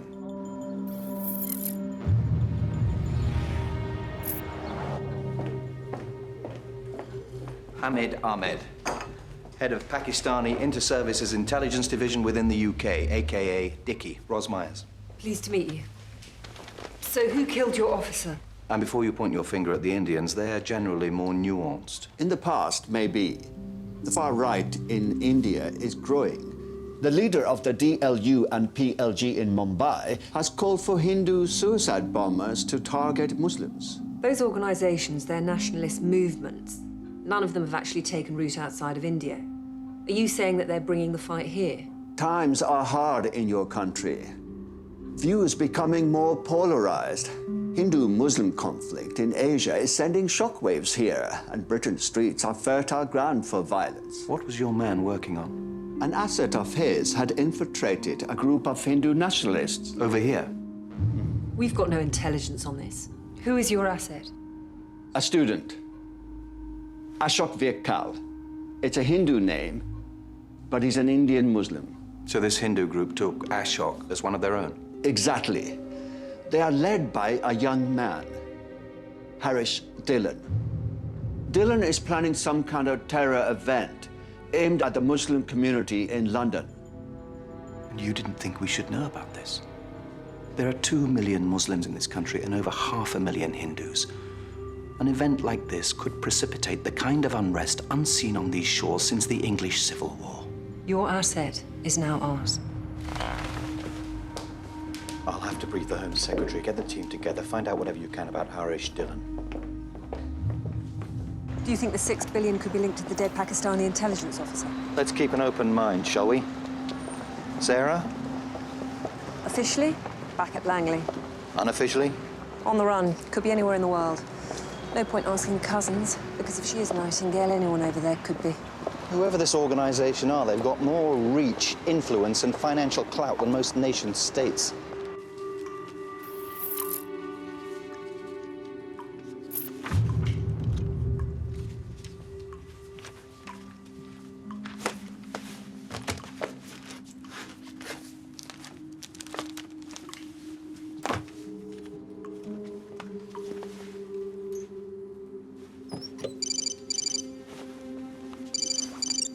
Roz? Anything at Sarah's? We've been through the flat twice, there's nothing. Leave it. We have a situation.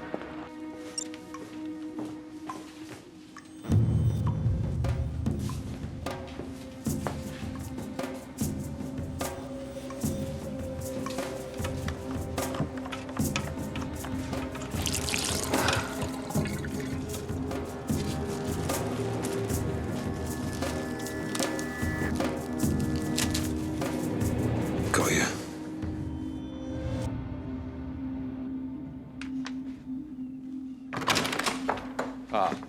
Home Secretary.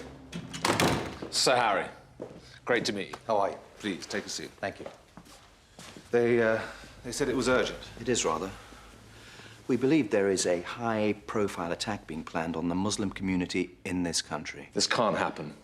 And the pressure the country has been under over the past 2 years has exposed its fault lines. If an attack like this were to be allowed to take place... It won't be, Home Secretary. No. So, who's planning this attack? The far right? Not as we know it. Then who?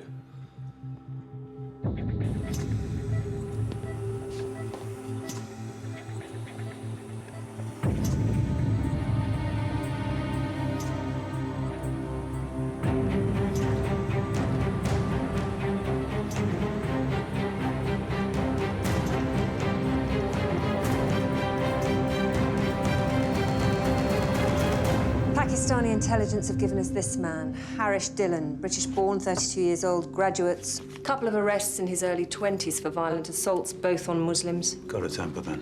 Dylan's flirted with extreme nationalist views since he was a teenager. But now he's developed into a full-blown extremist. But it was the beating of his 12-year-old sister by a group of Muslim youths 2 months ago in Wimbledon that appears to have pushed him over the edge. She's still on life support. It's touch and go whether she'll live. What do we know about the man that killed the Pakistani intelligence officer? Victor Chatterjee, mid-level operative for hire. More of a facilitator/organizer than the kind of man to get his hands dirty. Hindu or Muslim? Actually Protestant. He's Anglo-Indian. The chameleon moves with ease between various religious, ethnic and linguistic groups, both on the subcontinent and within the South Asian diaspora. All things to all men. Not for much longer by the looks of it. Onlookers in the market say they heard a shot. Have we checked A&Es? Yeah, and the quacks. Have the police go over the area again. He can't have got far in that state. What is that in his hand? It's a Bagnook, a tiger's claw, traditional Indian weapon in use since medieval times. You don't see many of them about these days, not outside of display cabinets. Thanks, Ruth. So what's my way in? Ashok Virkal, Pakistani asset. Meet him. Find out how dangerous Dillon is. Could be compromised if his handler gave him up to Victor. We'll cross that bridge when we come to it.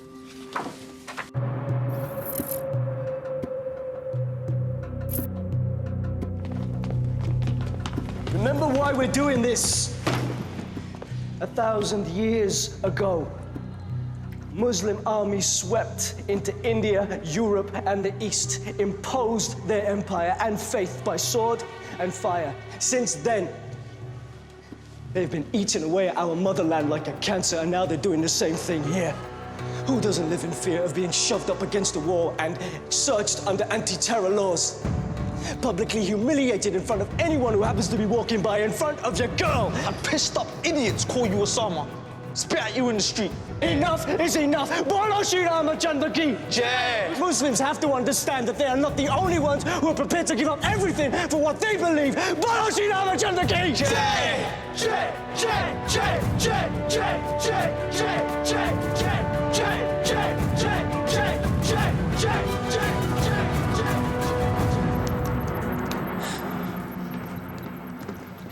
You opened Sarah's memory stick yet? I'm still working on it. It's a complicated password. Complicated girl. Aren't they all? Not that complicated. She's the only member of Nightingale we know about, and that memory stick is the only link to her. So, stay on it. Right. In the meantime, how do I contact this Ashok? Email.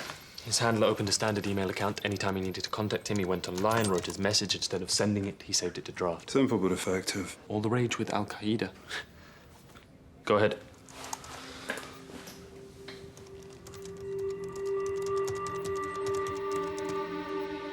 Let's see if he bites.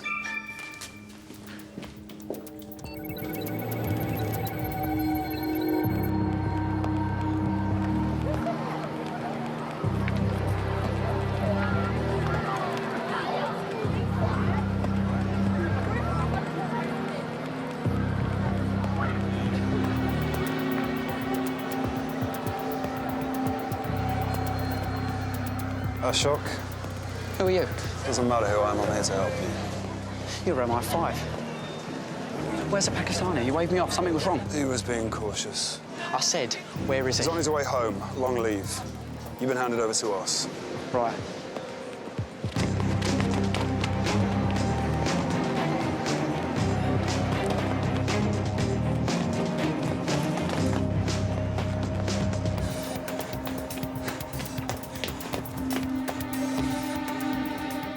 Interesting choice. Right now, you're not in any trouble. Cooperate, you won't be. All I wanted was a game of football. White kids won't play with me because I'm Asian. Pakistani kids won't hang out with an Indian. Just a kickabout, that's all. I don't want to hurt anyone. How serious is Dylan? Has a heart attack. He wants to kill Muslims. Could be he likes to talk. Nah, he's a doer. What's the target? Plays it tight, somebody calls him. Who? No idea, they talk in Sanskrit. Look, Dylan's a nutter. Just go arrest him before it's too late. Someone's running him. I need to know who that is. You need to find out for me. No. No way. Any second, they could find out what I am, who I really am, and kill me. Do you seriously think I'd ask you to do this if there was the slightest chance Dylan suspected you? Yeah, I do. I read all about what you lot get up to on the internet. Come on, let's go. Normal people like you are going to die unless we find out when and where the attack is going to take place. Women, children, you're the only person that can stop this from happening. No. Listen to me. When you found out what these boys were doing, you could have walked away, right? But you didn't. You stepped up. Why?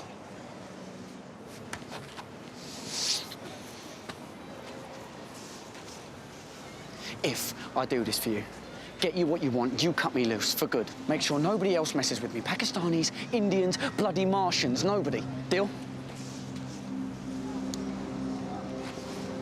Deal. I need the names and numbers of the other boys in Dylan's group. It's all in there, under football.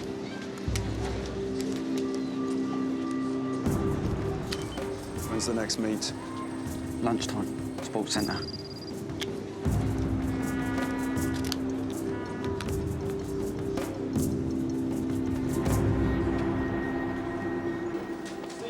Dylan has a controller, someone that calls and speaks to him in Sanskrit. We'll need a translator. We won't have anyone in-house who speaks it. Sanskrit's a ceremonial language. It's only spoken in a handful of traditional institutions in India. Try the pre-vetted list. Tarek, names and numbers of the other boys in Dylan's group. If the Sanskrit guy calls, I want it recorded, traced, and a team on standby to pick him up. Ruth, you said Victor Chatterjee was a linguist. Yeah. You think Victor's the controller? He killed Ashok's handler. It fits. Question is, who's behind Victor? Who's controlling him? Wait. So it's possible the handler gave Ashok up to Victor before he was killed? Well, the boy's cover could be blown. You can't send him back. We have to send him in there, wear a wire, get the target from the horse's mouth. We have to take that risk. No, well, he has to take the risk. 17-year-old boy has to take the risk.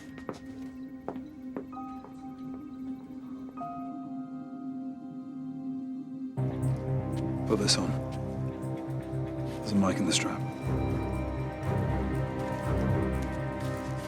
And this goes in your ear. Means we can have a two-way conversation. Won't be visible.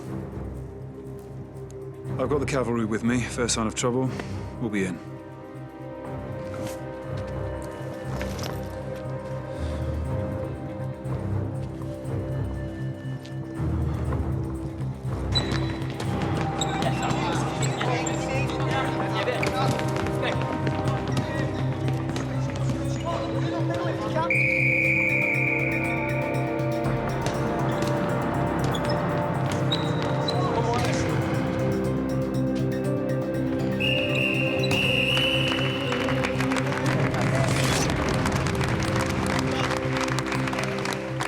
I shall try to get Dylan alone.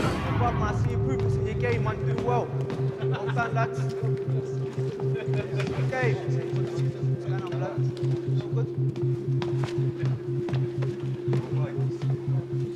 Girl, huh?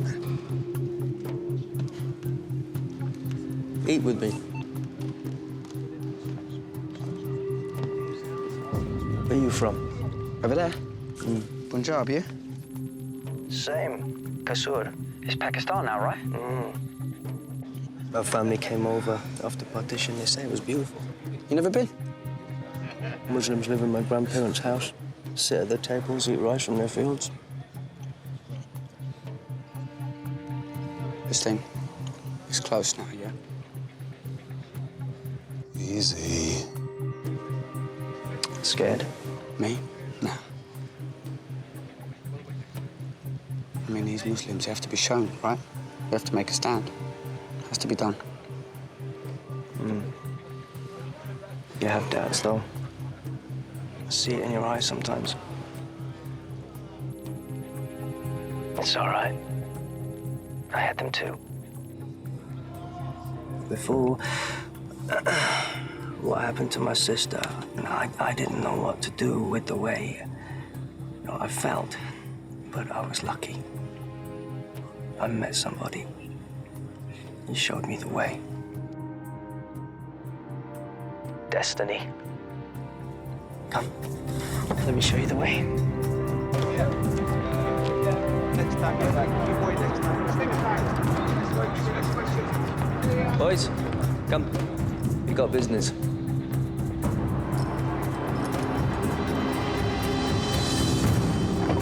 Ruth, I'm not happy with this. Dylan's on the move. Copy that, Lucas. Yes, I'm into Sarah's memory stick. God's sake, open it.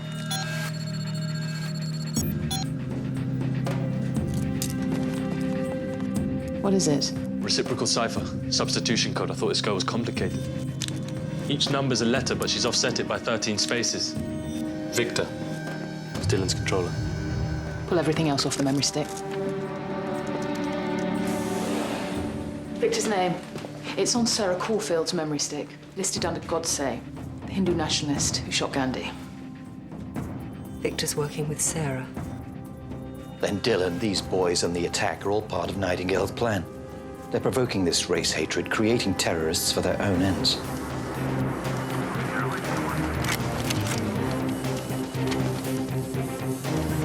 Okay, this is a Steyr MP69 9mm.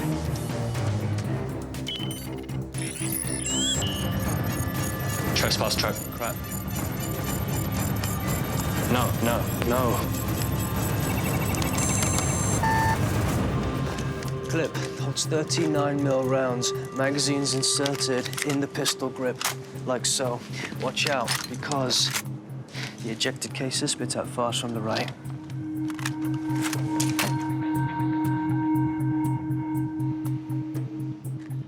So don't piss yourself, man. The gun ain't even loaded. Get a feel for it, pass it round.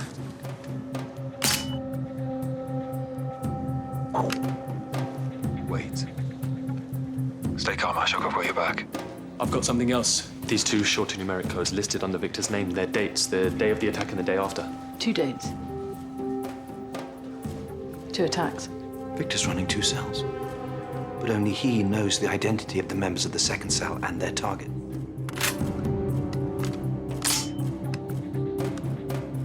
If we pull Dylan now, we lose any chance of finding Victor and stopping Nightingale. And assuming that the second attack's in a public place like the first, God knows how many lives are at risk. Call off CO-19. Tomorrow morning. Ashok, we need the target. We leave from here at 10. Ashok. What's the target? That awaiting Burton Street Mosque. Okay, Ashok, we're coming in. Lucas, there's a second cell. Pull back. Pull back. We're all committed now. Change of plan. We're standing down. Keep your nerve.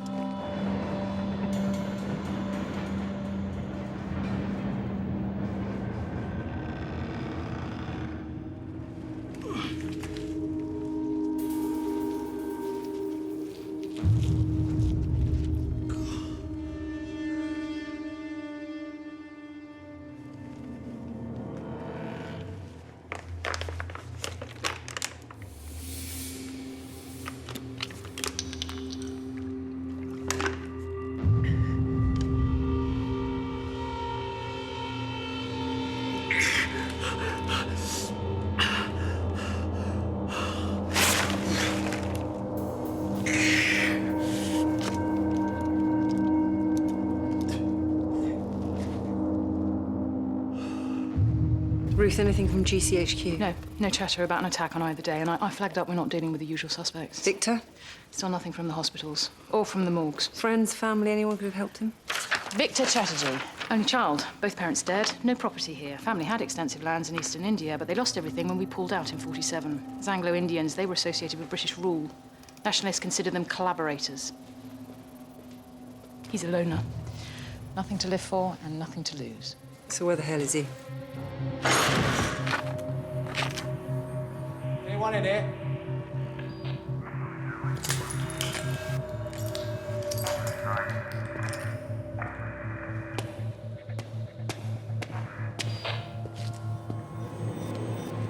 All right, mate.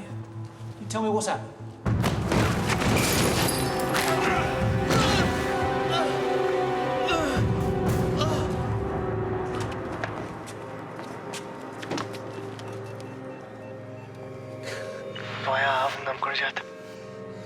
एकः व्यक्तिः समस्यायाः कारणम् कैसे? विषयामिदं न परिष्कृतम् प्रातः दृढतया सहस्य सम्मुखीन भाव इदं कलियुग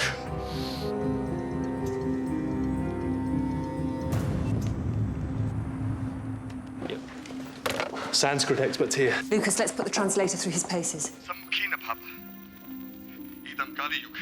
The reference is the age of Kali, a time in which the right hand will deceive the left and the left the right. The men of lies teach truth and the old betray the innocence of the young. 8 years reading sabbatical. What else? He tells the younger man there is something wrong with one of his people. Name? No name. Does he have any clue as to his identity? I don't think he knows. What do you mean, think? This language is like a woman. Think of beauty, many shades. Charming. Lucas. Dylan's only got 5 boys to choose his traitor from, so we either send in your boy blind or... Tell him there's a 1 in 5 chance Dylan's going to cut his throat and ask him nicely if he minds taking the risk. He's scared to death as it is. But if they expose him, they'll close down and run for cover. We'll lose Victor and any chance of preventing the second attack. I'll have to go back to Ashok.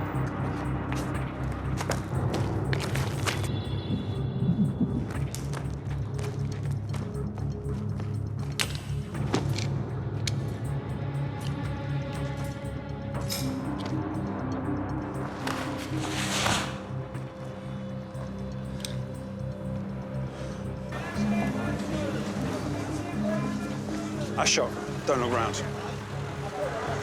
I need you to go back in there. But you said you were taking them in. What's the problem? You're always busting in on Asians in the middle of the night and dragging them away. We need to let this run for a bit longer. Find out who's controlling Dylan. Something's wrong. He suspects me. I know he does. Dylan called. He wants to meet the centre an hour from now. He never calls himself. He must be onto me.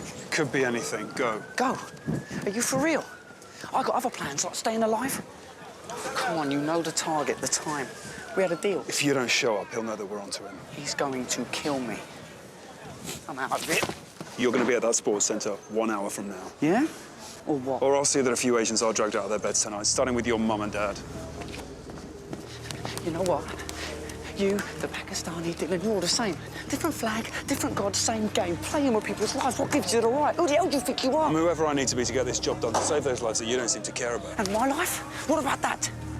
In the big balance of things, that ain't worth shit, yeah? I am not going to let Dylan hurt you. You have my word. Your word. That means something, does it? The word of a liar? If anything happens, I will know you'll be wearing a wire. Thousands of lives are at stake. Be there. Tarek, I need you to hijack a mobile phone. Stick with me, you'll never have to pay for your own calls again. You out there, liar man? You better have my back on this. I have it. Tarek, all good? No worries.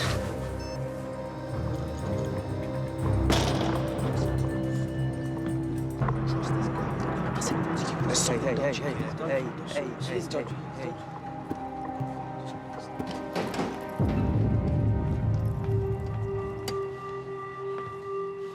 What's up? Problem. Yeah? Somebody's playing both sides, bro. No way. Kamlesh thinks it's you. Yeah?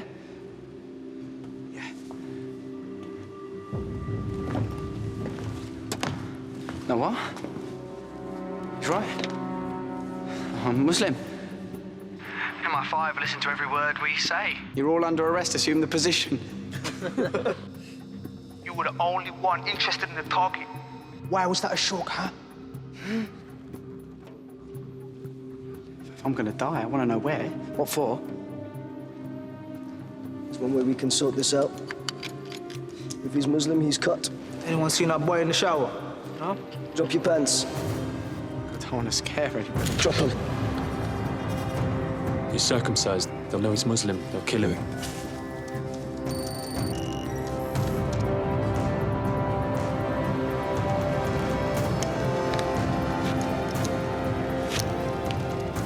Tarek, I need that phone, now. Nearly there.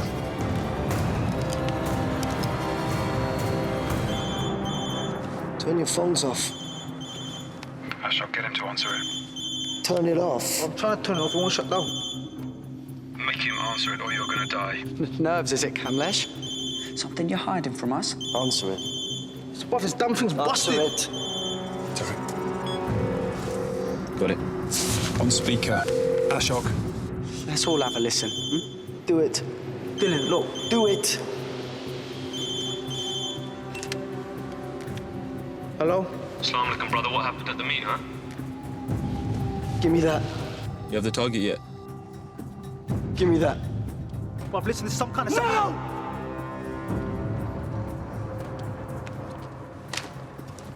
Who's this?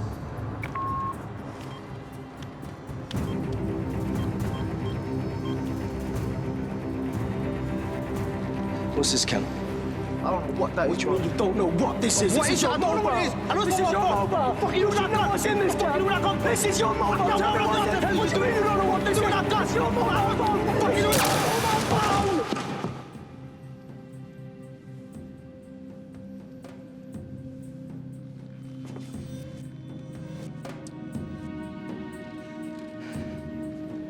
I shouldn't have doubted you. We stay here tonight.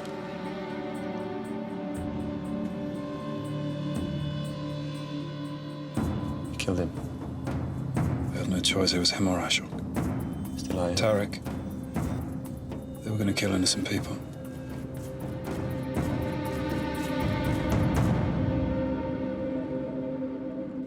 Where are we on the Burton Street Mosque? Board have been briefed. I was suitably vague. CO19 will be in place front and back. We have eyes on Dylan and the others overnight. When they move in the morning, we'll be waiting. Good.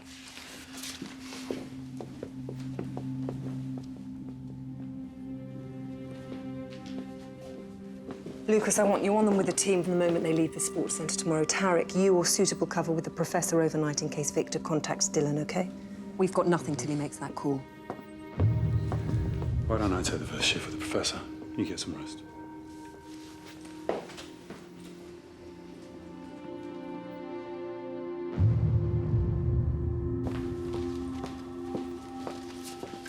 Anything on Victor? Dylan's 12-year-old sister, Kieran.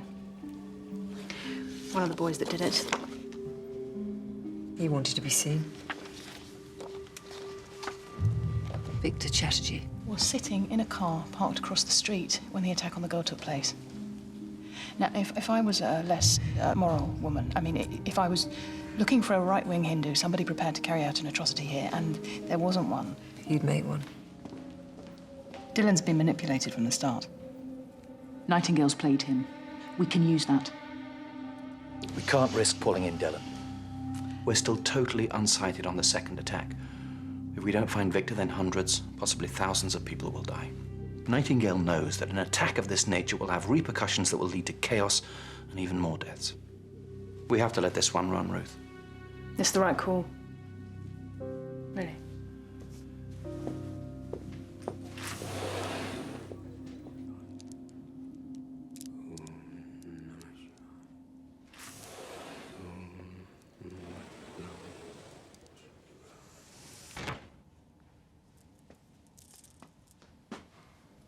Coffee?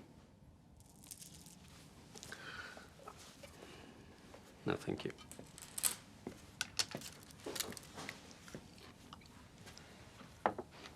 My brother fought with the Indian National Army during the last World War. Against the British? He was manipulated by the Japanese into thinking that by fighting the British, they could liberate India. In that sense, he is not so very different from this Dylan. If I had been there when he took his commitment, perhaps I could have persuaded him to take another course. Dylan's a terrorist. Your brother wore a uniform. And yet you executed him. Do not underestimate this Victor. He is a Bengali. They are many things, but above all, they are poets, for whom love and hate are worth dying for.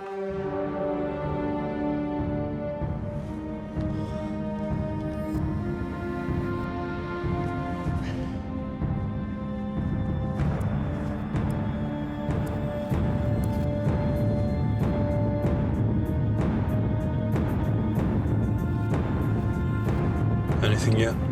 No, nothing. Still no communication from Victor.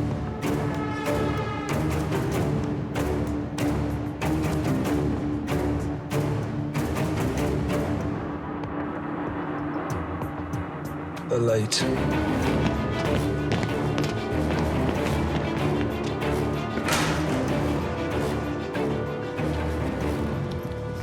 They're out.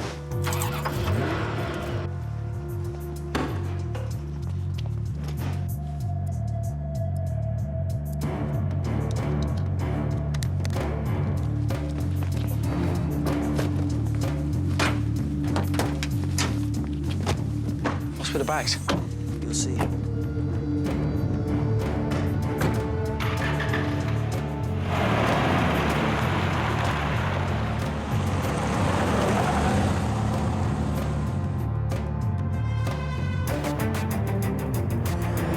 They're on the move.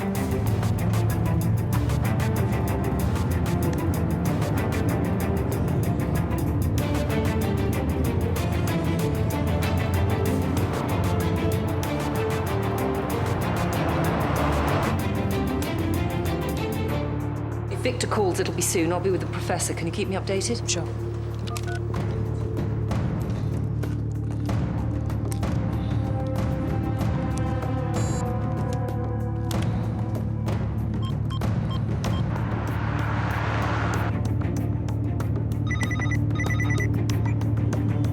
Tarek.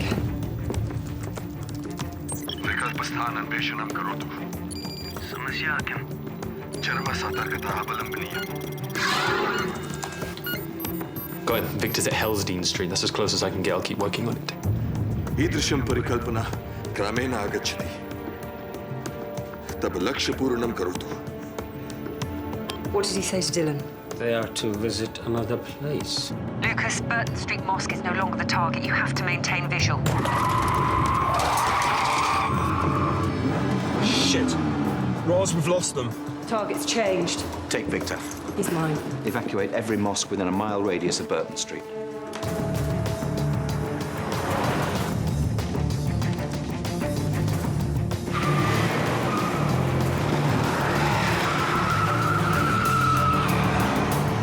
Talk to me, Ashok. He switched the attack. I need you to get the new target. What's going down? Nothing to worry about. Be patient, bruv. Shit. Tarek, I'm on Hellsdean Street. Can you give me any more? North End.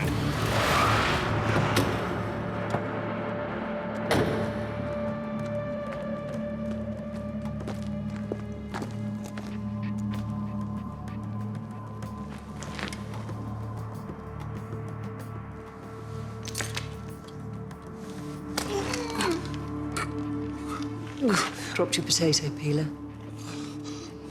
I want both targets. What's so important to you that you couldn't risk going to hospital, Victor? What's worth dying for? Not Nightingale. You're just the hired help. Not the money. That's no good to a dead man, is it? This is about revenge, isn't it? Half my family's lands were left in East Pakistan, half in India. Muslims on one side, Hindus on the other. Both sides tore everything from us. This is about justice. The second attack's Muslims on Hindus.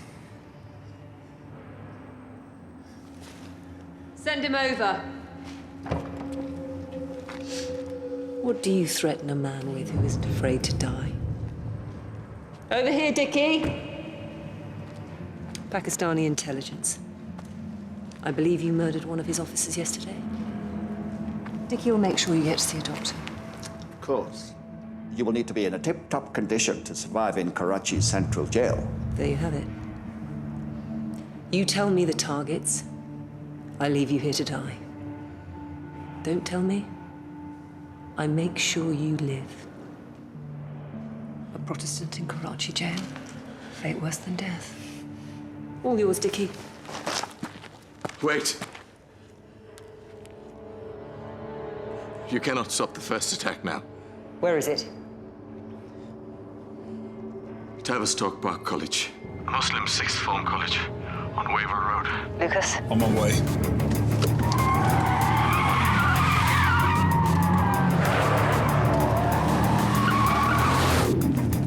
The second cell. Come on, Victor. You'll get everything you want from the first attack. You've got your revenge. A rented house. 17 Hastings Way. Ruth, the second cell's at 17 Hastings Way. Take him away. You said he was ours. Well, I lied. Goes with the territory. Next time you get wind of something like this, make sure you have Harry Pierce on speed dial.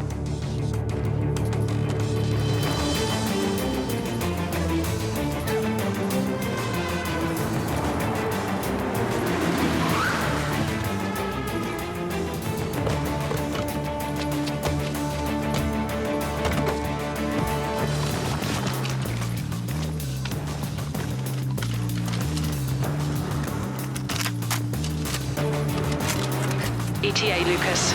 2 minutes away. Yeah. CO-19 won't go into the college. They're only dealing with the second cell. Get me the Home Secretary.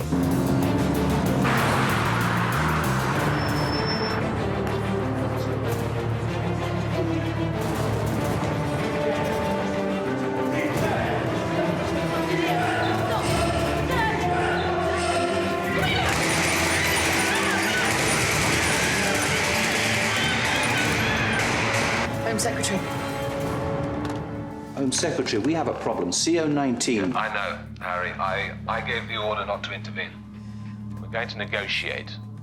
We believe Dylan's intention is to kill those girls. Yeah, I'm sorry. I can't risk a British Beslan.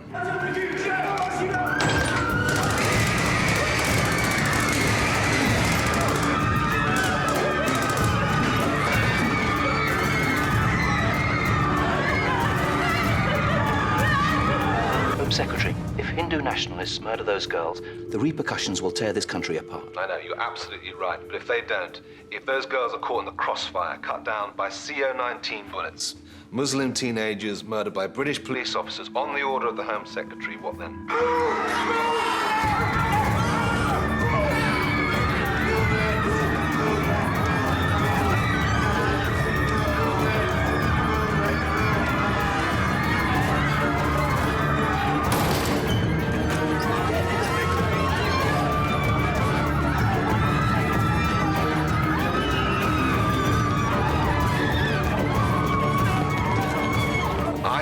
Play this, we lose, people will die. But if the British government is responsible for the deaths of those girls, we will lose the trust of every ordinary Muslim in this country. And once we lose that, we lose any chance of stopping the bloodshed once it begins. Now, CO-19 are dealing with the Muslim cell at Hastings Way.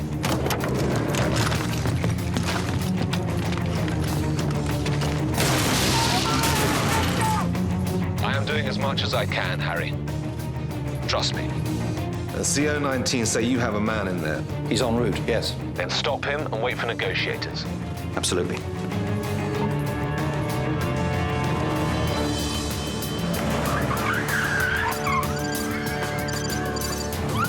Where the hell is CO-19? They've been stood down, Lucas. I'm going in. No, Lucas. Dylan's going to kill Ashok. He's going to torch them all. Lucas. Harry, I gave him my word. Get up. Get up!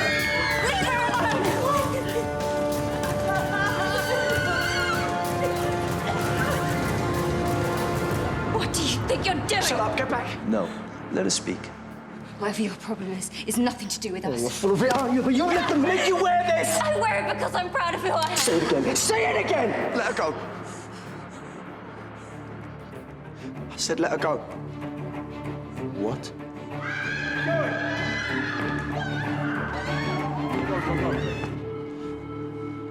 This is wrong.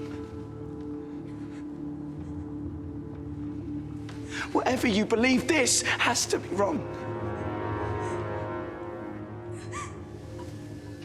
You betrayed us. You let Kamlesh die in your place. Who are you? A Muslim. You shared my food. You ate with me. These girls, they've done nothing. Let them go. Open up the other bags. In a short time from now, when the world is watching and this place burns and we die with them in a purifying fire, brothers, are you with me?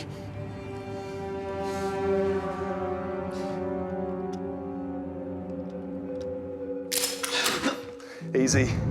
Stay there. I just want to talk to Dylan.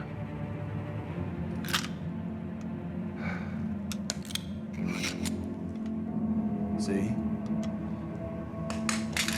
I'm unarmed. Stay there. I will shoot. No, you won't. Get back, I said. I will shoot you. I'm not joking. I will shoot you. I'll shoot you. I'm not going to stop. Get back. I'll shoot I'm going you. to walk right past I'm you. not joking. I'll shoot you. And you're not going to fire that weapon. Get back. By our offering, everyone will know that we, the Hindus, are their ally in the fight against the evil plague of Islam.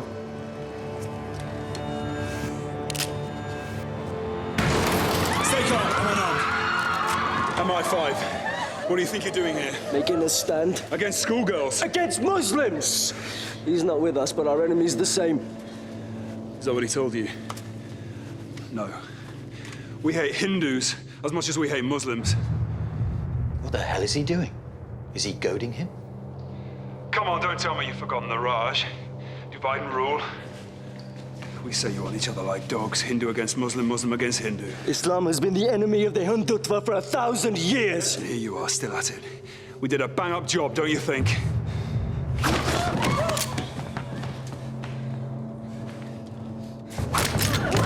Drop your weapons. Please tell me you're not buying what he's selling. So what is this master plan? Torture a few Muslim schoolgirls and we embrace you as our long-lost brothers in the crusade against Islam? He knows nothing! No? Well, how about this for something? Victor Chatterjee, your recruiter, and the man who put your sister on a life support machine. Same person. Lies. Don't listen. He's lying. A few days between the attack on your sister and the time Victor first contacted you. Coincidence? Dylan. Got him on CCTV, smiling. As those kids beat the shit out of her. No, you don't! No, you don't! Victor planned the whole thing, Dylan.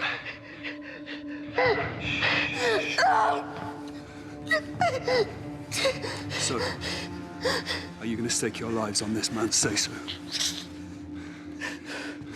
Or their lives?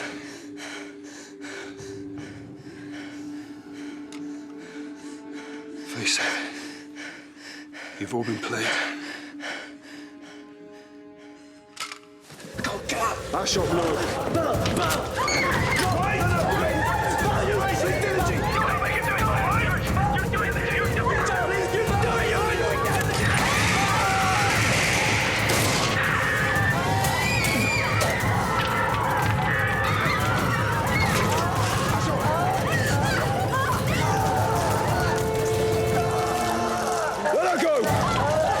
Less than a second to light that before this bullet impacts your brain. Stay out of this. Let me speak to him.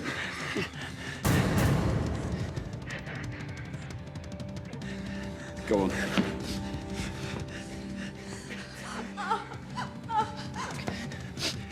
When I first started playing football with you guys... Stay away! What he says? I felt I belonged.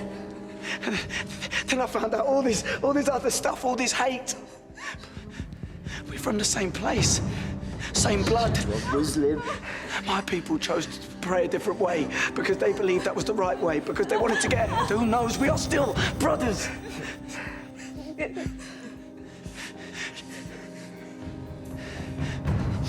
All I'm saying is, see this for what it is. Destiny. Take the shot, Lucas. Strike that now and you are no different to those kids who strap on bombs. You become what you hate. Whoever this Victor is, he chose you because you care. He saw that was your weakness, but caring, that can be a strength too, yeah? This girl's what? 2, 3 years older than your sister. Open your eyes. Those guys who did your sister in, you do not want to be like them. Do you? You don't want to be like them, just let her go. It's okay. Okay. You don't want to... It's okay.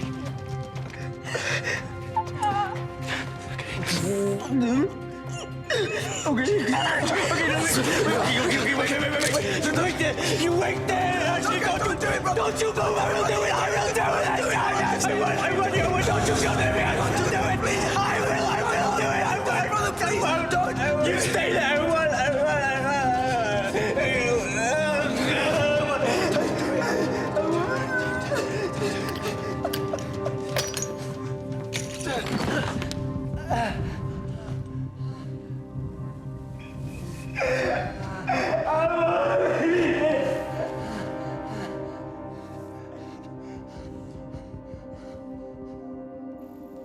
Ross, it's over. Thank you, Lucas. Thank you. The Home Secretary wants to see you.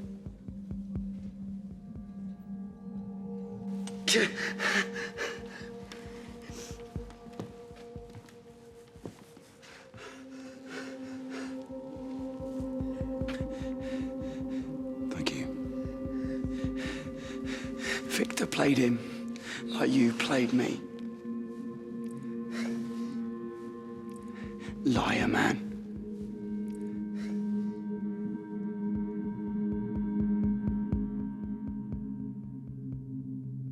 We've let it be known that one of the boys involved in the school attack was dating a girl there. And the second cell, the Muslim extremists that Victor had set up for the attack tomorrow? In custody. We're letting it play that it was an Al-Qaeda-sponsored attack. Which is what they believe themselves. Do you know what the target was? A Hindu temple. We had a close shave today. Yes. And you believe that Victor Chatterjee was behind the whole thing? We're looking into it, but yes, I believe so, Home Secretary.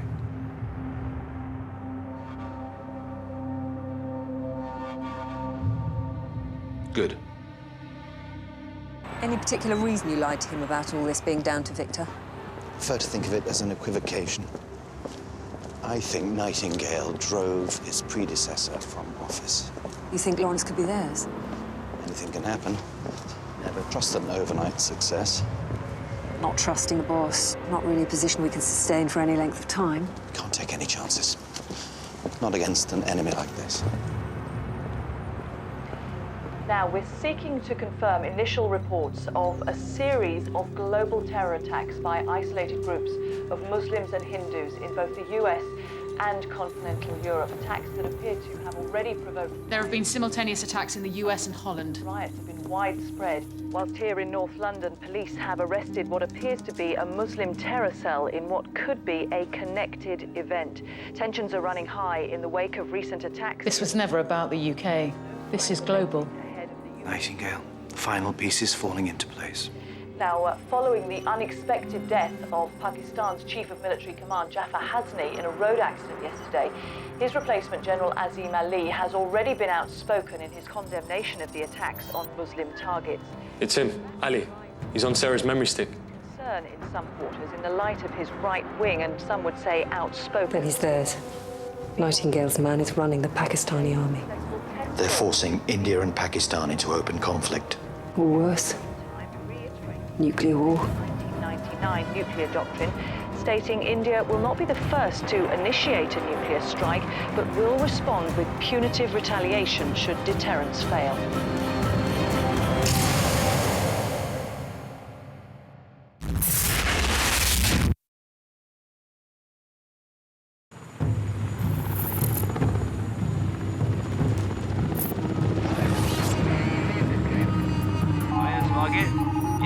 तुर्गिल है आप पाकिस्तान की बहरी हदूद में दाखिल हो चुके हैं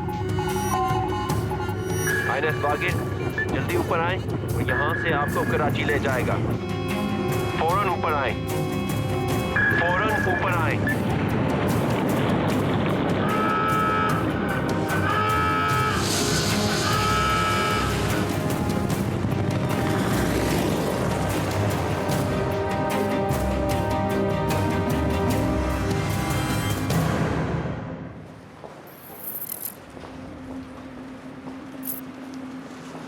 Reports are correct. Indian sub fished up by the Pakistani Navy forced into Karachi harbour, where the TV cameras are already whirring. So what happens now? General Ali's already been on Pakistani television crowing about the capture. Meanwhile, the Indians have issued a deadline of a week for the return of the sub, otherwise all bets are off. Oh, deadlines are bad. Somebody will have to blink. That's Russell Price, CIA, head of operations in Europe. They're really nervous if he's here. Good to see you, Russell. We're gonna have to bring everybody around a table, Harry, get in some pizzas. The Indians are incandescent. Oh, yeah. They're getting pretty Finding Nemo about the whole thing. Our satellites are showing a buildup of troops in Kashmir. You know that General Azim Ali is on record as having said that he finds the Indians more of a threat than the Taliban. Still not an uncommon view in those parts. My Secretary of State is on standby. We're cracking lots of heads behind the scenes. Pakistani President Madassa is a guy we can work with. Well, except he's not calling the shots anymore. General Ali has used the Pakistani military to sideline his own president. Then we need to get Madassa's back and isolate the hardliners on both sides. Once we get the talk started, we'll kick some ass. Well, he seems confident they can stop it. 65 years we've had a nuclear deterrent, and not since the Cuban Missile Crisis has it seemed so likely to be used. The submarine was a calculated pretext. Somebody's pushing this right to the edge.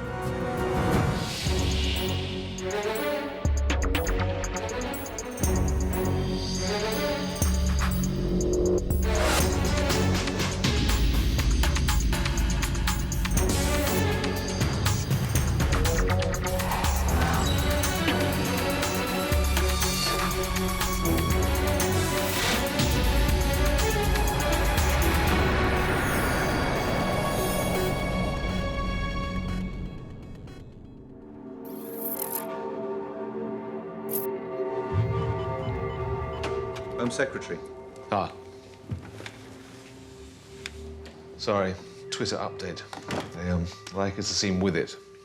A phrase that probably won't earn me the freedom of Shoreditch anytime soon. So, please, come in.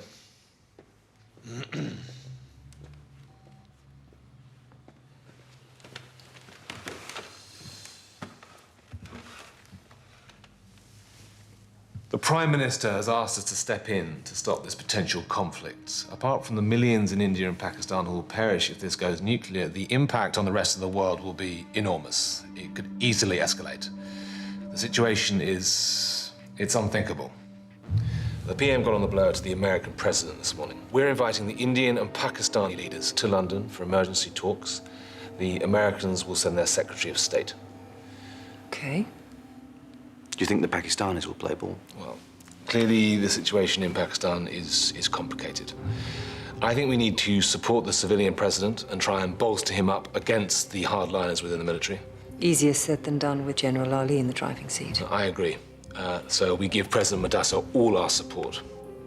Now, I actually know him. I was at Cambridge with him, and I will use all my powers to persuade him to release the submarine. I don't think we should underestimate the personal touch. When are the talks happening? The main players arrive in the next few hours. The PM will be in checkers with the American Secretary of State, and they will intervene as and when. I'm confident that you can deal with all the security issues this will inevitably throw up, Sir Harry. The UN Secretary-General has appealed to all sides to step back from the brink of confrontation over the submarine crisis. Meanwhile, the Indian government has suggested that it will renounce its no-first-strike policy in favor of a more aggressive approach to recent events. Other governments are approaching the issue with caution. Many politicians have... This is Janie Harding. Send him up.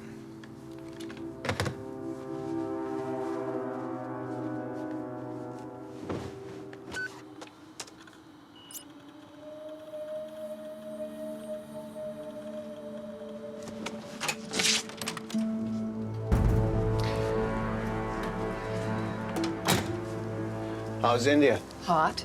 Well, it's gonna get hotter.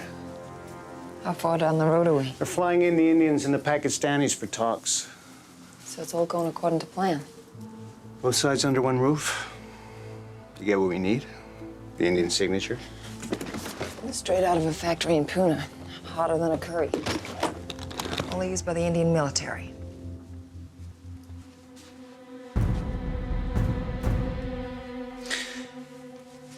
You got any doubts? No? You got any doubts about me? I don't.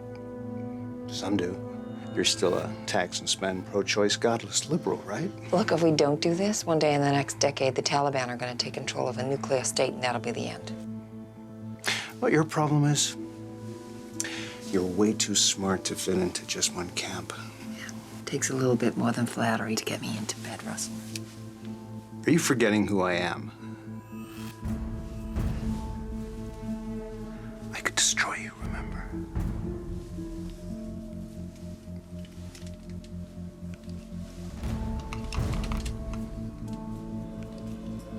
Not this godless liberal. What's an MI5 pretty boy got that I don't? You just answered your own question.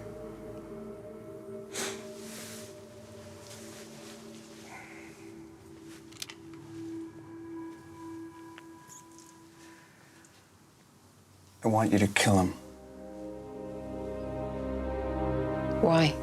Because we need to know there's no lingering emotional tie that might prove difficult. There isn't. Well, then there shouldn't be a problem.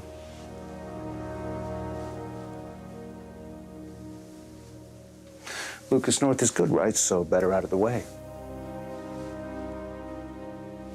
Do it soon, and I'll be able to stop fielding questions about your commitment to the cause.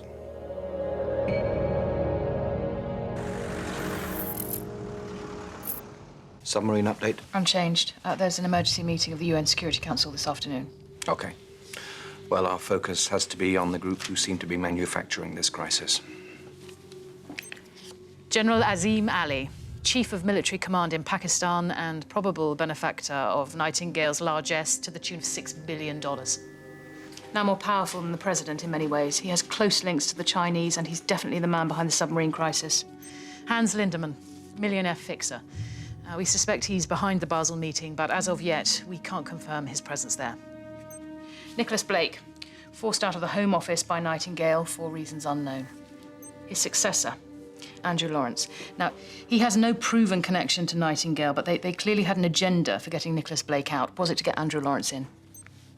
Sarah Caulfield. We now have evidence she left the UK 2 weeks ago. She took a flight to Frankfurt using an alias. Now off our radar. Showing just how much of a new broom she is by helping organise the terror attacks before she left. Why would she betray both her principals and her government like that? Money. There won't be money. You know her. At present, we have more questions than answers, but we do know all of these people are in some way linked to a conspiracy to provoke a war between India and Pakistan. A potential nuclear war. India's set a deadline of a week for the return of the sub, so that's our time frame. Harry, you were right about another person being at the Nightingale meeting in Basel. Hans Lindemann. And? He came in on a private jet to a secret landing strip. Shortly after returning from Basel, Lindemann spent several days secluded in his Tuscan retreat. He had only one guest for the whole of that time. And that was? Andrew Lawrence, the Home Secretary. That doesn't look good for Lawrence. We need to get surveillance into Lindemann's office right away.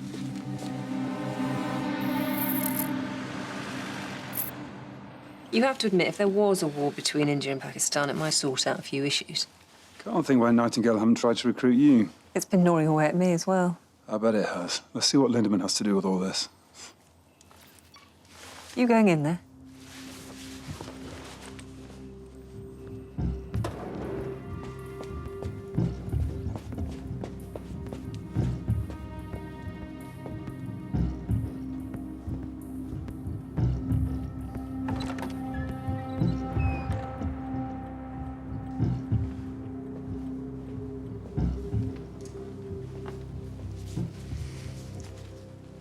Come on then, Ross. Small talk me a little. Okay, my perfume is made from the anal glands of cats. I read that in the paper this morning. It's actually the perineal gland of the civet. And not anymore, because they synthesize it. How do you know that? I'm a polymath. What the hell's a civet? Civet is a kind of cross between a cat and a mongoose. And in Vietnam, they drink a coffee made from the half-digested beans harvested from its feces. Versatile little creature. Mm-hmm. Okay, liking the frequency, Kenneth. Okay, I'll do the meeting room and then we're good to go.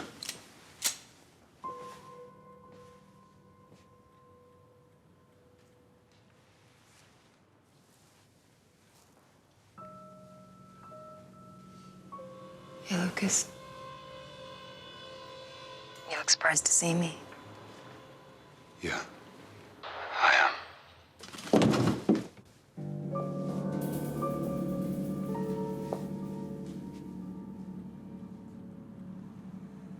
It's been a while. Why have you come here? To kill you?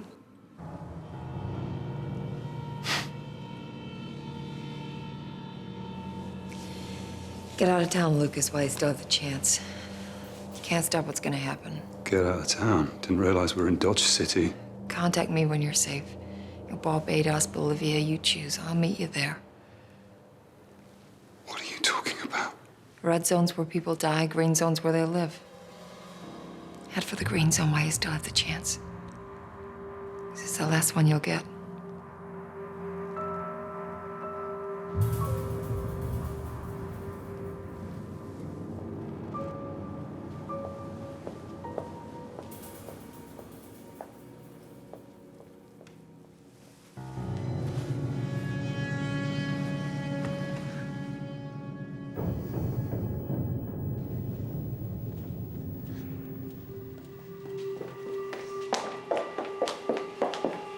You're not going anywhere.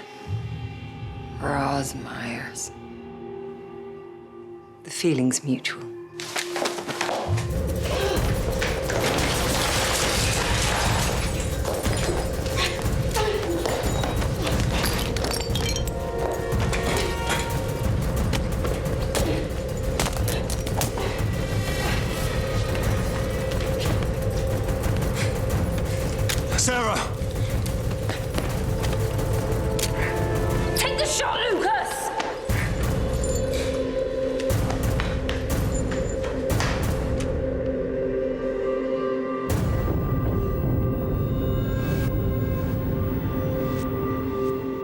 didn't you shoot her?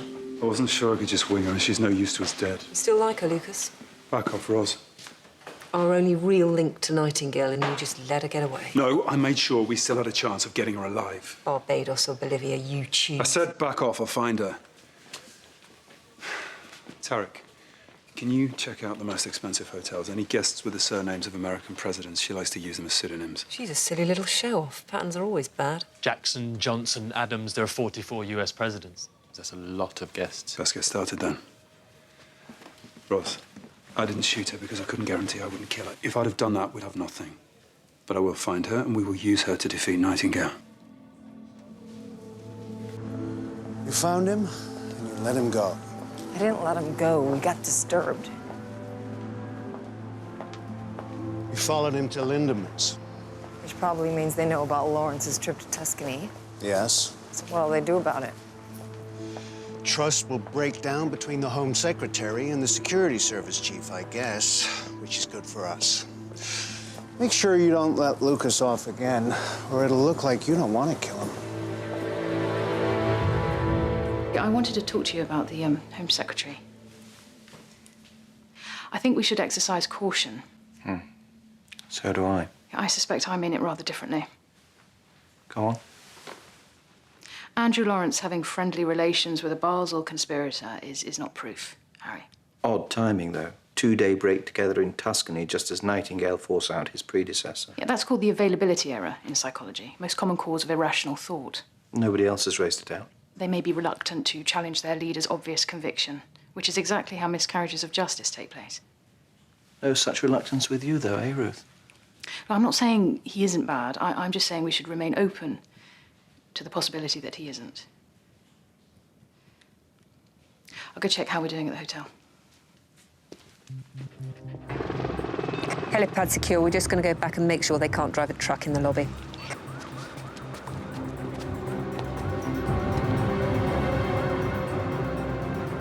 Lucas North. Glad you're on point, Lucas. Let's work together, Hum, make this a smooth ride. Ros Myers. Hey. The delegations are arriving. Security's clear at the Summit Hotel, so we're all good to go. The Americans are taking care of matters with regards to their Secretary of State. He's staying at Chequers with the PM, right? Yeah. Ros, I want you to go and see the Home Secretary. Alone? I want to be absolutely sure that our evaluation of him is not informed by my prejudices. Everything we do is informed by those. What's the strategy?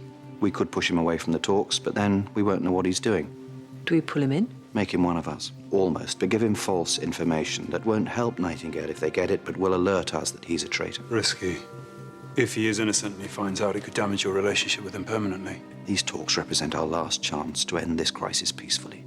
That's more important than my relationship with any politician.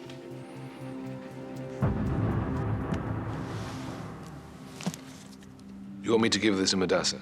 And what is the purpose of it? To establish new channels of communication between us and Pakistan. We believe that President Madassa is the voice of reason within the Pakistani camp and that we can separate him from General Ali. It's a code structure that they can use. I thought Harry was rather discounting my relationship with Madassa. Not at all. As this shows. He doesn't like me, though, does he? Well, I don't think like really comes into it, Home Secretary. It's funny, he reminds me of my father. Really? The more I looked for his approval, the more he seemed to withhold it. Maybe you should stop looking for approval. Well, it's a character flaw common to many politicians.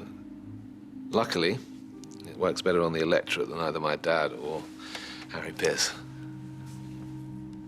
Anyway, well, I've always wanted to be a spy. I'll leave you with it then. Thanks, Ross. So Lawrence should hand the code to Madassa. If somebody else looks at that device, we'll know who it is. What did Tarek actually put on it? Gibberish. If he hands it to Nightingale, they'll waste a lot of time looking for a code that isn't there. What did you make of him? He's a politician, it's hard to say. You think he's a traitor? I don't know. But maybe it's enough that Nightingale think that we think he might be. Ruth. Exactly. That spread bet on the Japanese football you asked me to place. 10 corners for Gamba Osaka before half-time. Yes. I've got a possible breakthrough on China. Would GCHQ have intercepted signals which suggest conflict within the Communist Party between pragmatists and hardliners over India and the submarine issue? So you put out feelers to our pragmatist asset? And he appears keen to talk. I want you to meet the asset. See what you can find out about China's role in all this.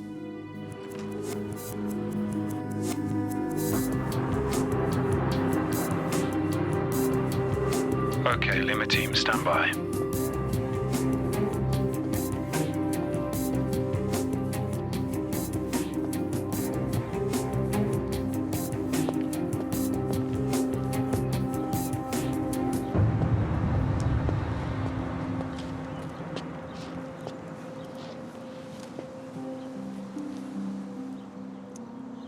There is going to be war. The talks. Will solve nothing because Pakistan's president is weak and does not make the decisions now. If it goes nuclear, it'll be a catastrophe for the region and for the world.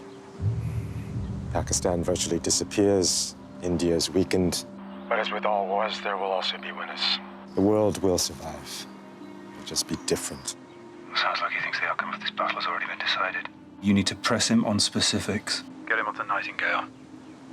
How much CIA involvement is there? They are split, same as in my country. Who's running things for them? It's not about one person. It's much bigger than that. Nothing will be the same again. Out of the destruction will come a completely different set of rules for world government. But what I really wanted to warn you about is closer to home. We know there will be an incident.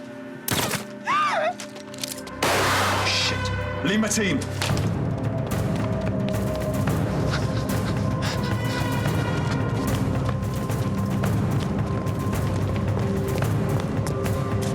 Are you okay? I'm fine, I'm fine. Let's find out who the assassin is.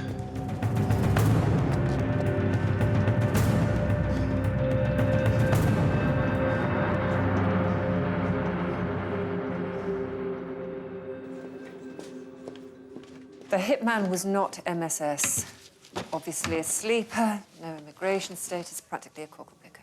Heng said there's a big divide in China over this, so it must have been somebody from the hardline faction. He also wanted to tell us about something close to home, an incident. A trigger that will start the war has to be connected to the talks. We need to find Sarah Caulfield. Speak to Russell Price about Caulfield's whereabouts. I suspect the plan is to attack the peace talks and Sarah must be involved. If I'm correct, they must be looking for her too. Angie Desai, Indian political analyst. Her room is good? Just where you wanted it. She won't be immediately missed. Nice work.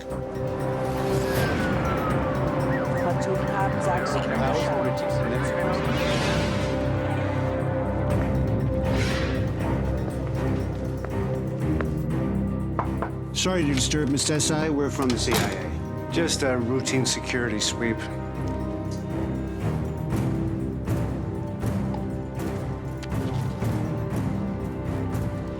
This any good?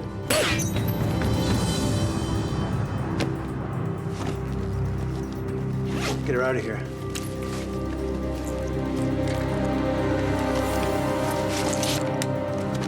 Wire this up, Mikey. I'll go downstairs and keep the Brits happy. Sarah Caulfield? Yeah, we'd like to talk to her. About Samuel Walker's murder, Several things. including the Nightingale conspiracy. Never heard of it. Oh, come on, don't mess about. We have, you have. Well, she's gone, like the winter snow. I did hear she was in Latin America working for Hugo Chavez. Please, that's the most ridiculous thing I've ever heard.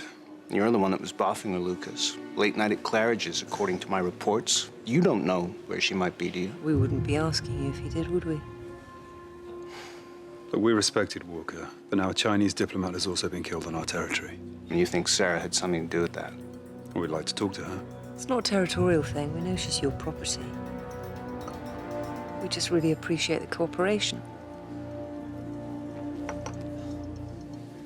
Well, obviously, we want to find Caulfield, and what we can share with you, we will. But right now, I'm more concerned about our Secretary of State, whose wheel's down in a few hours. So if you'll excuse me. Can't say I blame you, buddy. I have to admit that I didn't say no myself.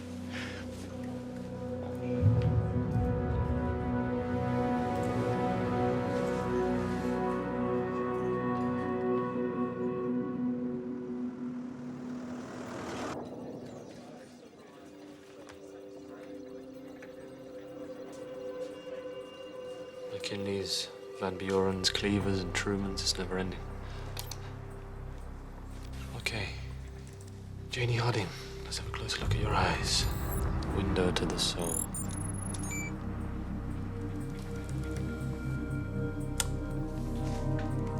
Lucas, I've got her.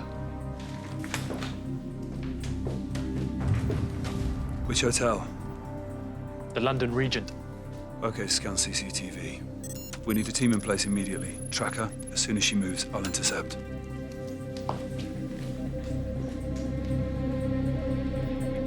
Alpha team, I'm in position. Copy that, Alpha 1. Contact approaching.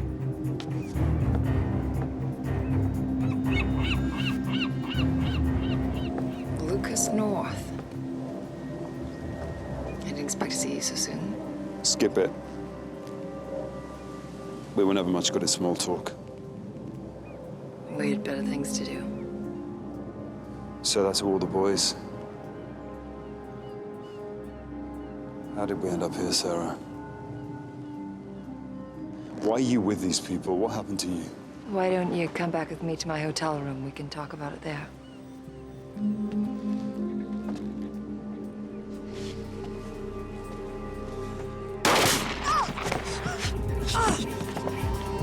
That's not an option, I'm afraid. Oh, shut me, you crazy bitch. Don't be such a crybaby. It's only a graze with a tutu. Get Miss Reagan or whatever she's calling herself today to a clinic where we can keep an eye on her. Or would you prefer to see Russell Price?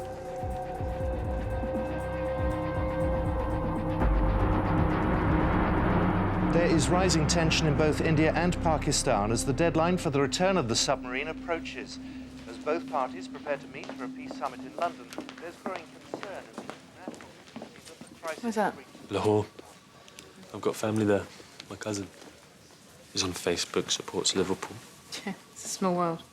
Sent me a message. All it said was, I'm scared.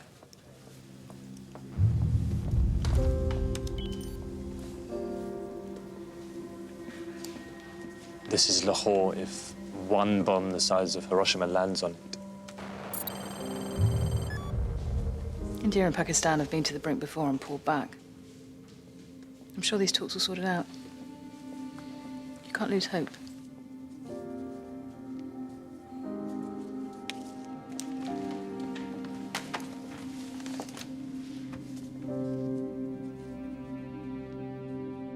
Heightening tension between the neighboring countries is causing panic amongst the population. Mass migration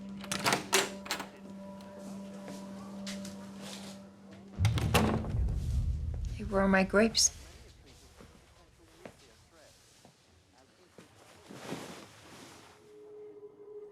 Talk to me. They made you my interrogator? Do you rather have Rose?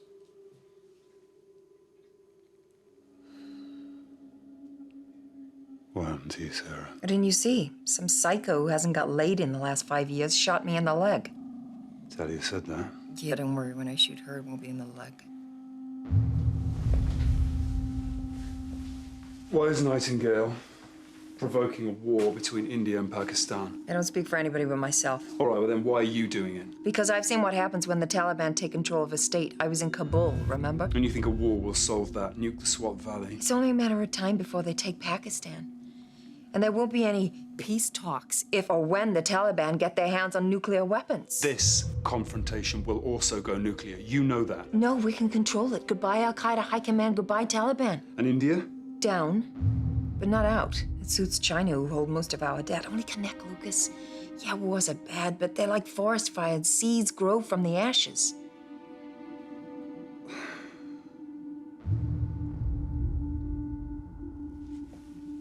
Come on, stay a while.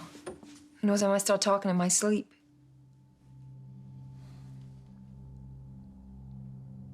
Come on, you know you want to.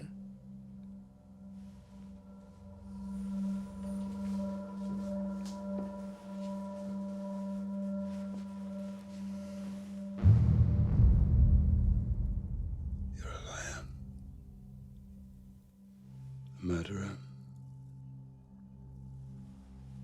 A self-serving traitor. Not just to your own country, but to humanity in general. disgust me. Home Secretary. Ah. And Harry? Sent his apologies. I'll tell him he's fired and you're his replacement. You think I'm joking? No, I think it's time to stand up to the grumpy old men. Let's catapult you through the glass ceiling. No, I'm happy where I am, thank you. I'm not really a desk person. Well, I don't know what you haven't tried. So, thank you very much for coming. I spoke with President Madassa this morning on the phone. And? He's concerned that while he's here, the military back home will use that opportunity to ramp up the tensions surrounding the submarine. In what way? He doesn't know, but he fears something that will anger the Indians and force the peace talks to break down. And I thought I should pass that on to you in my role as... Back channel. Back channel. I was hoping for something a little sexier, but I guess that'll do for now. I'll try and think of an alternative.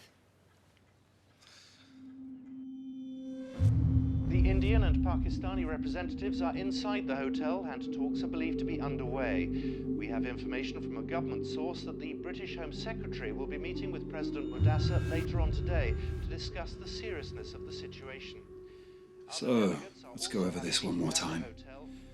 What are you doing here? Who else is involved? I was tasked to kill you. You betrayed me. How do I know you weren't going to? I wasn't. Why not? Why do you think? Sometimes it's just like that. You fall in love with somebody. Believe me, you can't stop what's gonna happen. Who tasked you to kill me? Harry Pierce. You got a Nightingale mole in your midst. Don't test me! We're on the brink of a global catastrophe. We're on the brink of something terrible, I agree, but it's necessary. What, for the offshore bank accounts of a rump of traitors while millions burn in the slums, none the wiser? I guess that's why they're still in the slums. Spoken like a true elitist. You see, you scratch the surface of an Ivy League liberal. I am an elitist, Lucas. I prefer beautiful and clever people. That's why I fell for you, after all. It's not too late to stop this. You don't listen, do you? It is far, far too late. You think this emergency summit's gonna help matters? Here's a scary thought for you, Lucas. Try this one for size. What if we are really the ones running that show? Let's get out of here. You and me. You're insane. Get me out of here. Take me away.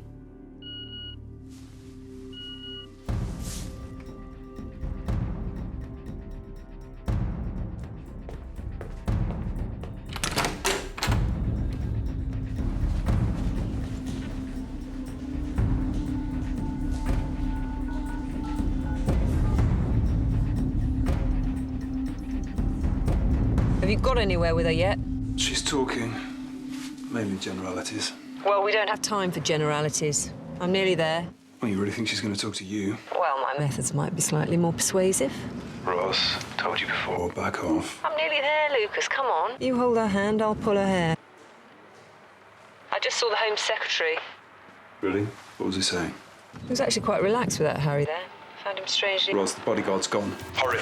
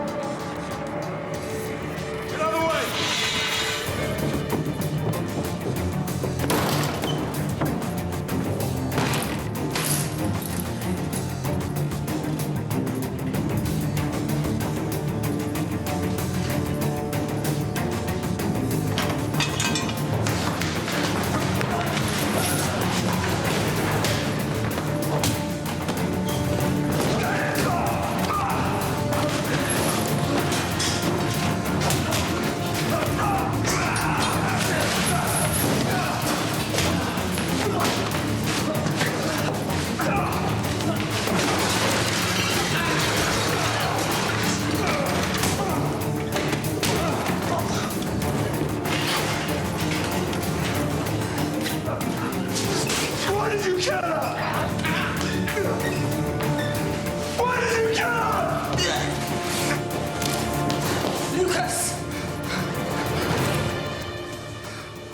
We need him alive. Tarek, this mobile belongs to the hitman. He doesn't know who gave the order, but he has to phone in a kill confirmation. Can you get a trace on the number?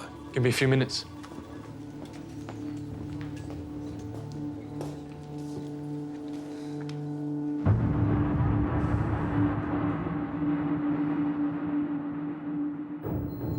Where are we on the phone trace? We're close now, but the original signal's been diverted countless times. A hotel in East London. The Summit Hotel. We're running a trace on every single mobile in the hotel to find out who ordered the hit.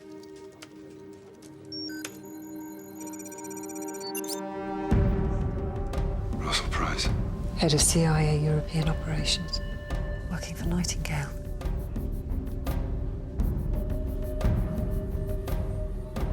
Well, at least we know what we're dealing with now. That was the last thing Sarah said to me. What if we're the ones really running the show?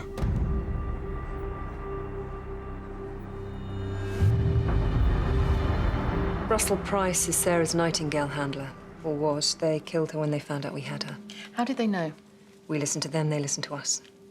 Well, if that's true, it means Nightingale have control of American security at the summit. So, do we stop the talks, move them? The Indian sub-commander's just been paraded on Pakistani television and admitted to spying. Blatant provocation. The Home Secretary said this would happen.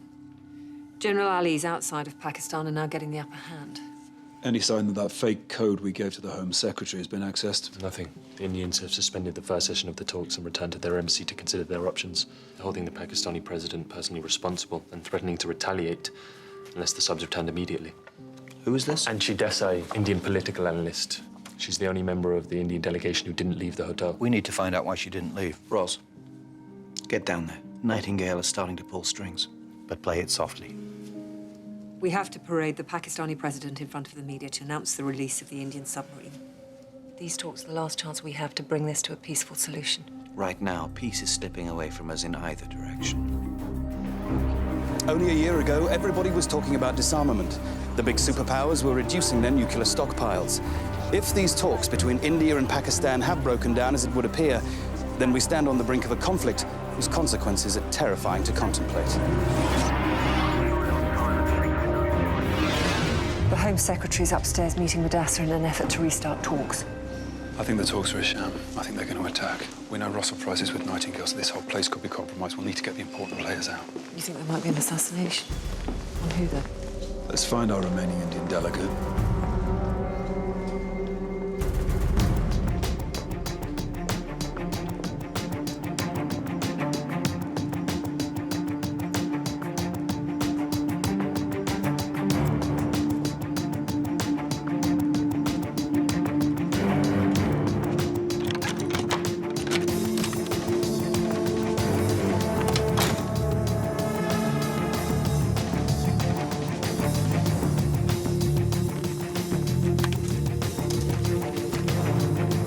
Roz? Yeah? The clock on the laptop. It's counting down. It's a detonator. How long have we got? 30 minutes.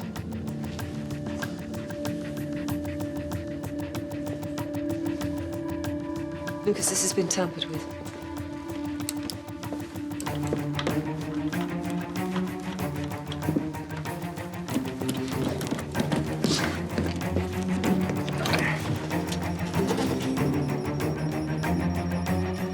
Jesus Christ.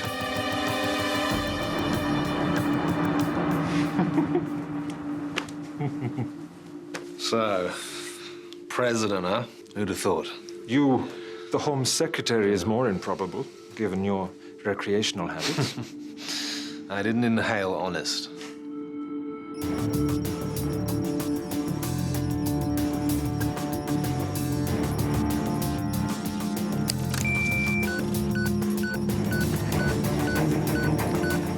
Harry, the bomb disposal unit's saying it's too late to defuse the bomb. We're going to go for an evacuation.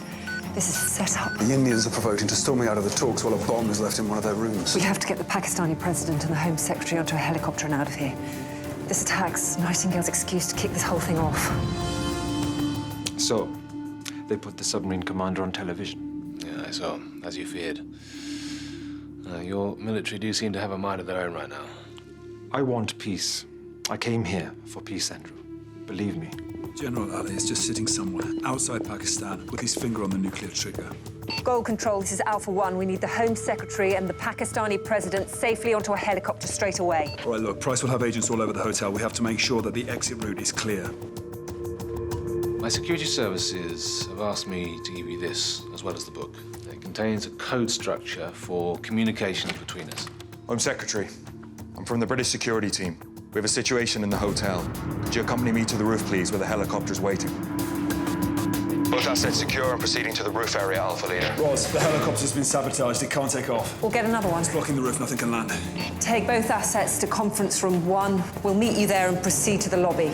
We've got to get them out through the lobby. Yeah, they're going to try, but if Price and his people are still in there, that's very dangerous. So is a massive bomb that's about to bring the roof down. Where are Roz and Lucas? Still in there. But we're about to cut comms and mobile contact so that Nightingale can't remote detonate. Mobiles are down. They suspect something. They heading out, Mikey? Affirmative. Okay, let's meet and intercept.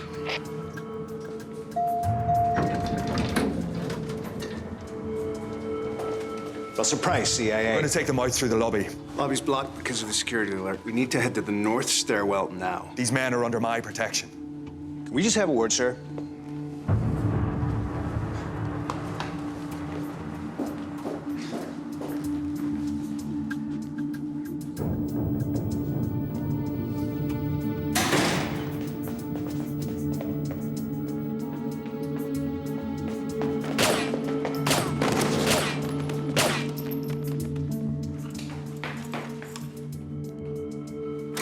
Okay, gentlemen, British security have approved my plan. Now we're going to take you somewhere secure. What's going on? There's a security situation in the hotel, sir. My orders are to personally ensure you're escorted to safety. No, I need to see Sir Harry Pierce now. Let me get you to safety first, sir.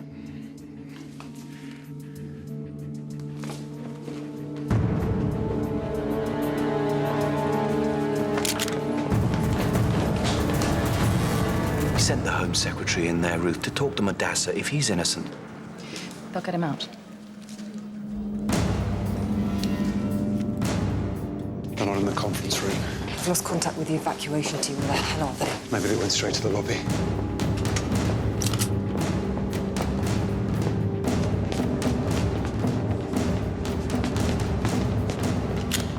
He's one of ours. Price must have taken them. How long have we got? 10 minutes. We have to find them. If the Pakistani president dies, it's war. You listen to me. I'm the British Home Secretary, and I insist that you let me speak to Sir Harry Pierce right now. Well, I'm afraid the mobile systems are down due to the security situation. What is this situation that you keep talking about? I can't address that right now. My men are securing the lobby. I'm going to leave you guys here until we're sure we don't have another Mumbai on our hands. You're not listening to me. I'm not staying here. Either you let me speak to...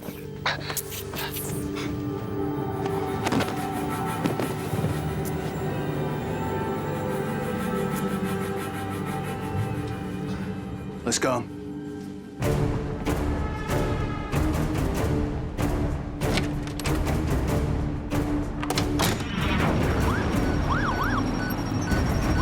It's already been a day of surprises. At the opening day of the peace talks, the Indian delegation has suspended the first session to consider the implications of their submarine commander being paraded on television. And there's a lot of activity in the lobby of the hotel, with rumours of some kind of incident inside.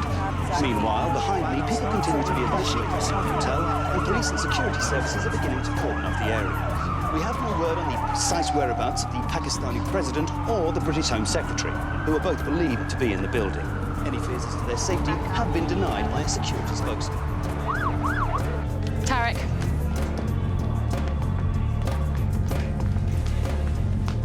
I'm going down there now. No, to do what? Speak to whoever is pretending to be in charge. Harry, there's not enough time. You won't be able to achieve anything. Get me the Met commander on the ground. I've just spoken to him. It's chaos down there. Nobody seems to know who's in charge. The Americans are talking about a security incident, and they're clearing the lobby. The British Home Secretary and the Pakistani president are still inside that building, and we can't actually move in and get them out. I still can't get hold of Lucas or Roz.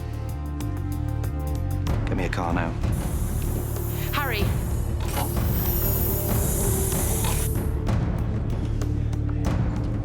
There'll be something in a blast zone.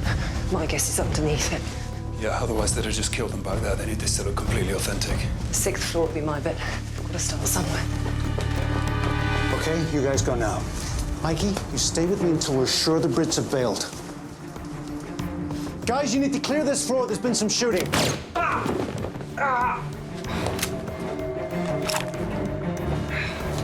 Come with us. Okay, you need to get out of my way now. There's a bomb in here. Yeah, should we go and take a look at it? Ruth, you'll have to get me the Prime Minister. He needs to speak to the American president urgently. Only they and the Chinese can halt this now. He's at Checkers. I'll raise him and patch you through.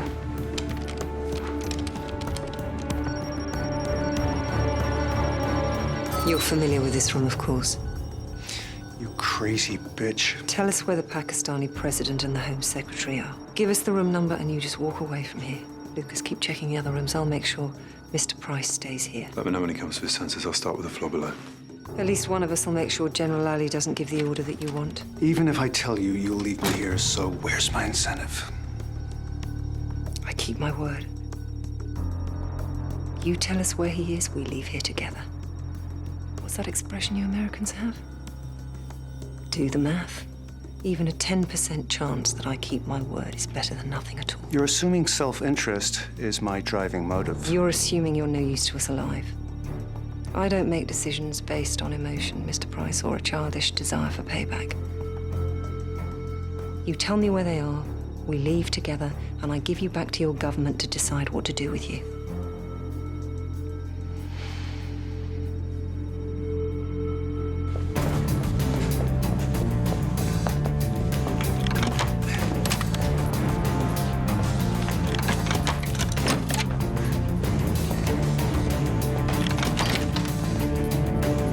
Roz, I need a location. There's hundreds of rooms in this hotel. You have to get something fast. Funny. We've only known each other a couple of days and now we're going to die together. You got some balls in you, I give you that. No. Just not frightened of dying. Can't say the same for you, though. There will be a nuclear conflict sometime soon. How long before North Korea or Iran or the Taliban get their hands on nukes they can use? I don't know the answer to that question, and it frightens me as well. This is the lesser of two evils. We can control it. No. You couldn't even control Iraq. We're going to die here. You give me the room number and we leave together. Roz! We're running out of time. If Price won't talk, you have to bail. Same applies to you, Lucas. Give it a couple of minutes and then leave. I'll follow you. Both know that's not true, though, don't we?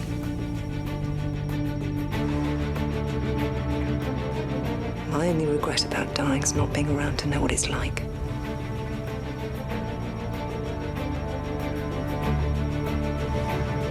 A couple of minutes. This is your only chance.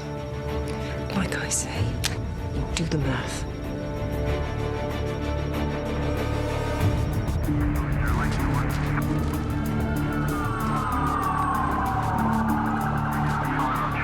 Get me the gold commander.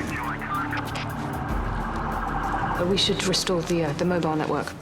Remember what you said about hope. Don't give up hope. Okay, I'm going to go now. Help my colleague find my Home Secretary. Even if it is completely useless, I really don't want your face to be the last thing I see. All right. They're on the 5th floor, room 507. Just let me go. Don't leave me here! Don't leave me here! Lucas, room 507. Meet me there.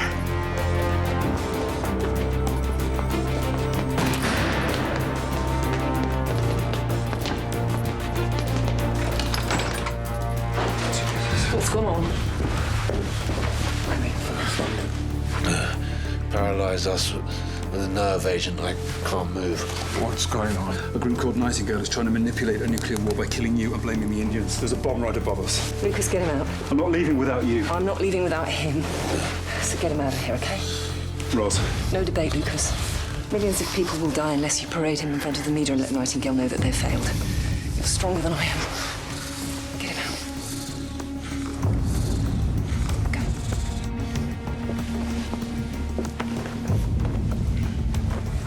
out. Okay. Right, you and I are going to take things much slower, okay? But I promise you, I will get you out of here. Okay. Roz, Lucas, speak to us.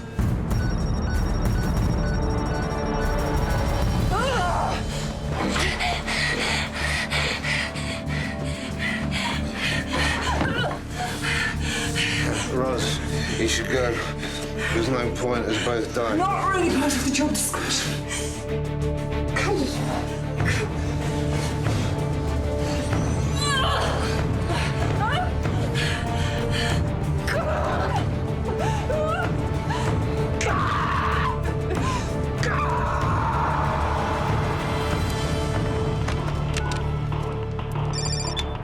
Harry, what's going on? Utter chaos. Can't find the gold commander. Americans everywhere shouting they've got a security situation. No idea who's friend and who's foe. Yeah, any sign of Roz and Lucas? None. Harry! I need a medic! Medic! Roz, I gave the president the code device like you asked. You know we had our doubts about you. I'll try not to hold it against you. You did really well. Harry will love you for it. Yeah, Harry's sacked. I think you're my new security chief now. Can I leave him, please? We have to get him in front of the cameras. I'm going back for Roz.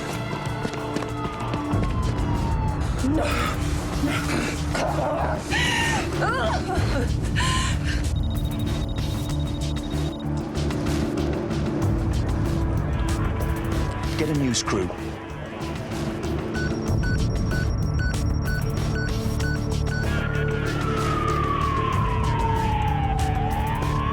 If the missiles fly, millions of human beings will die. To that end, I have ordered the immediate release of the Indian submarine from Pakistani waters.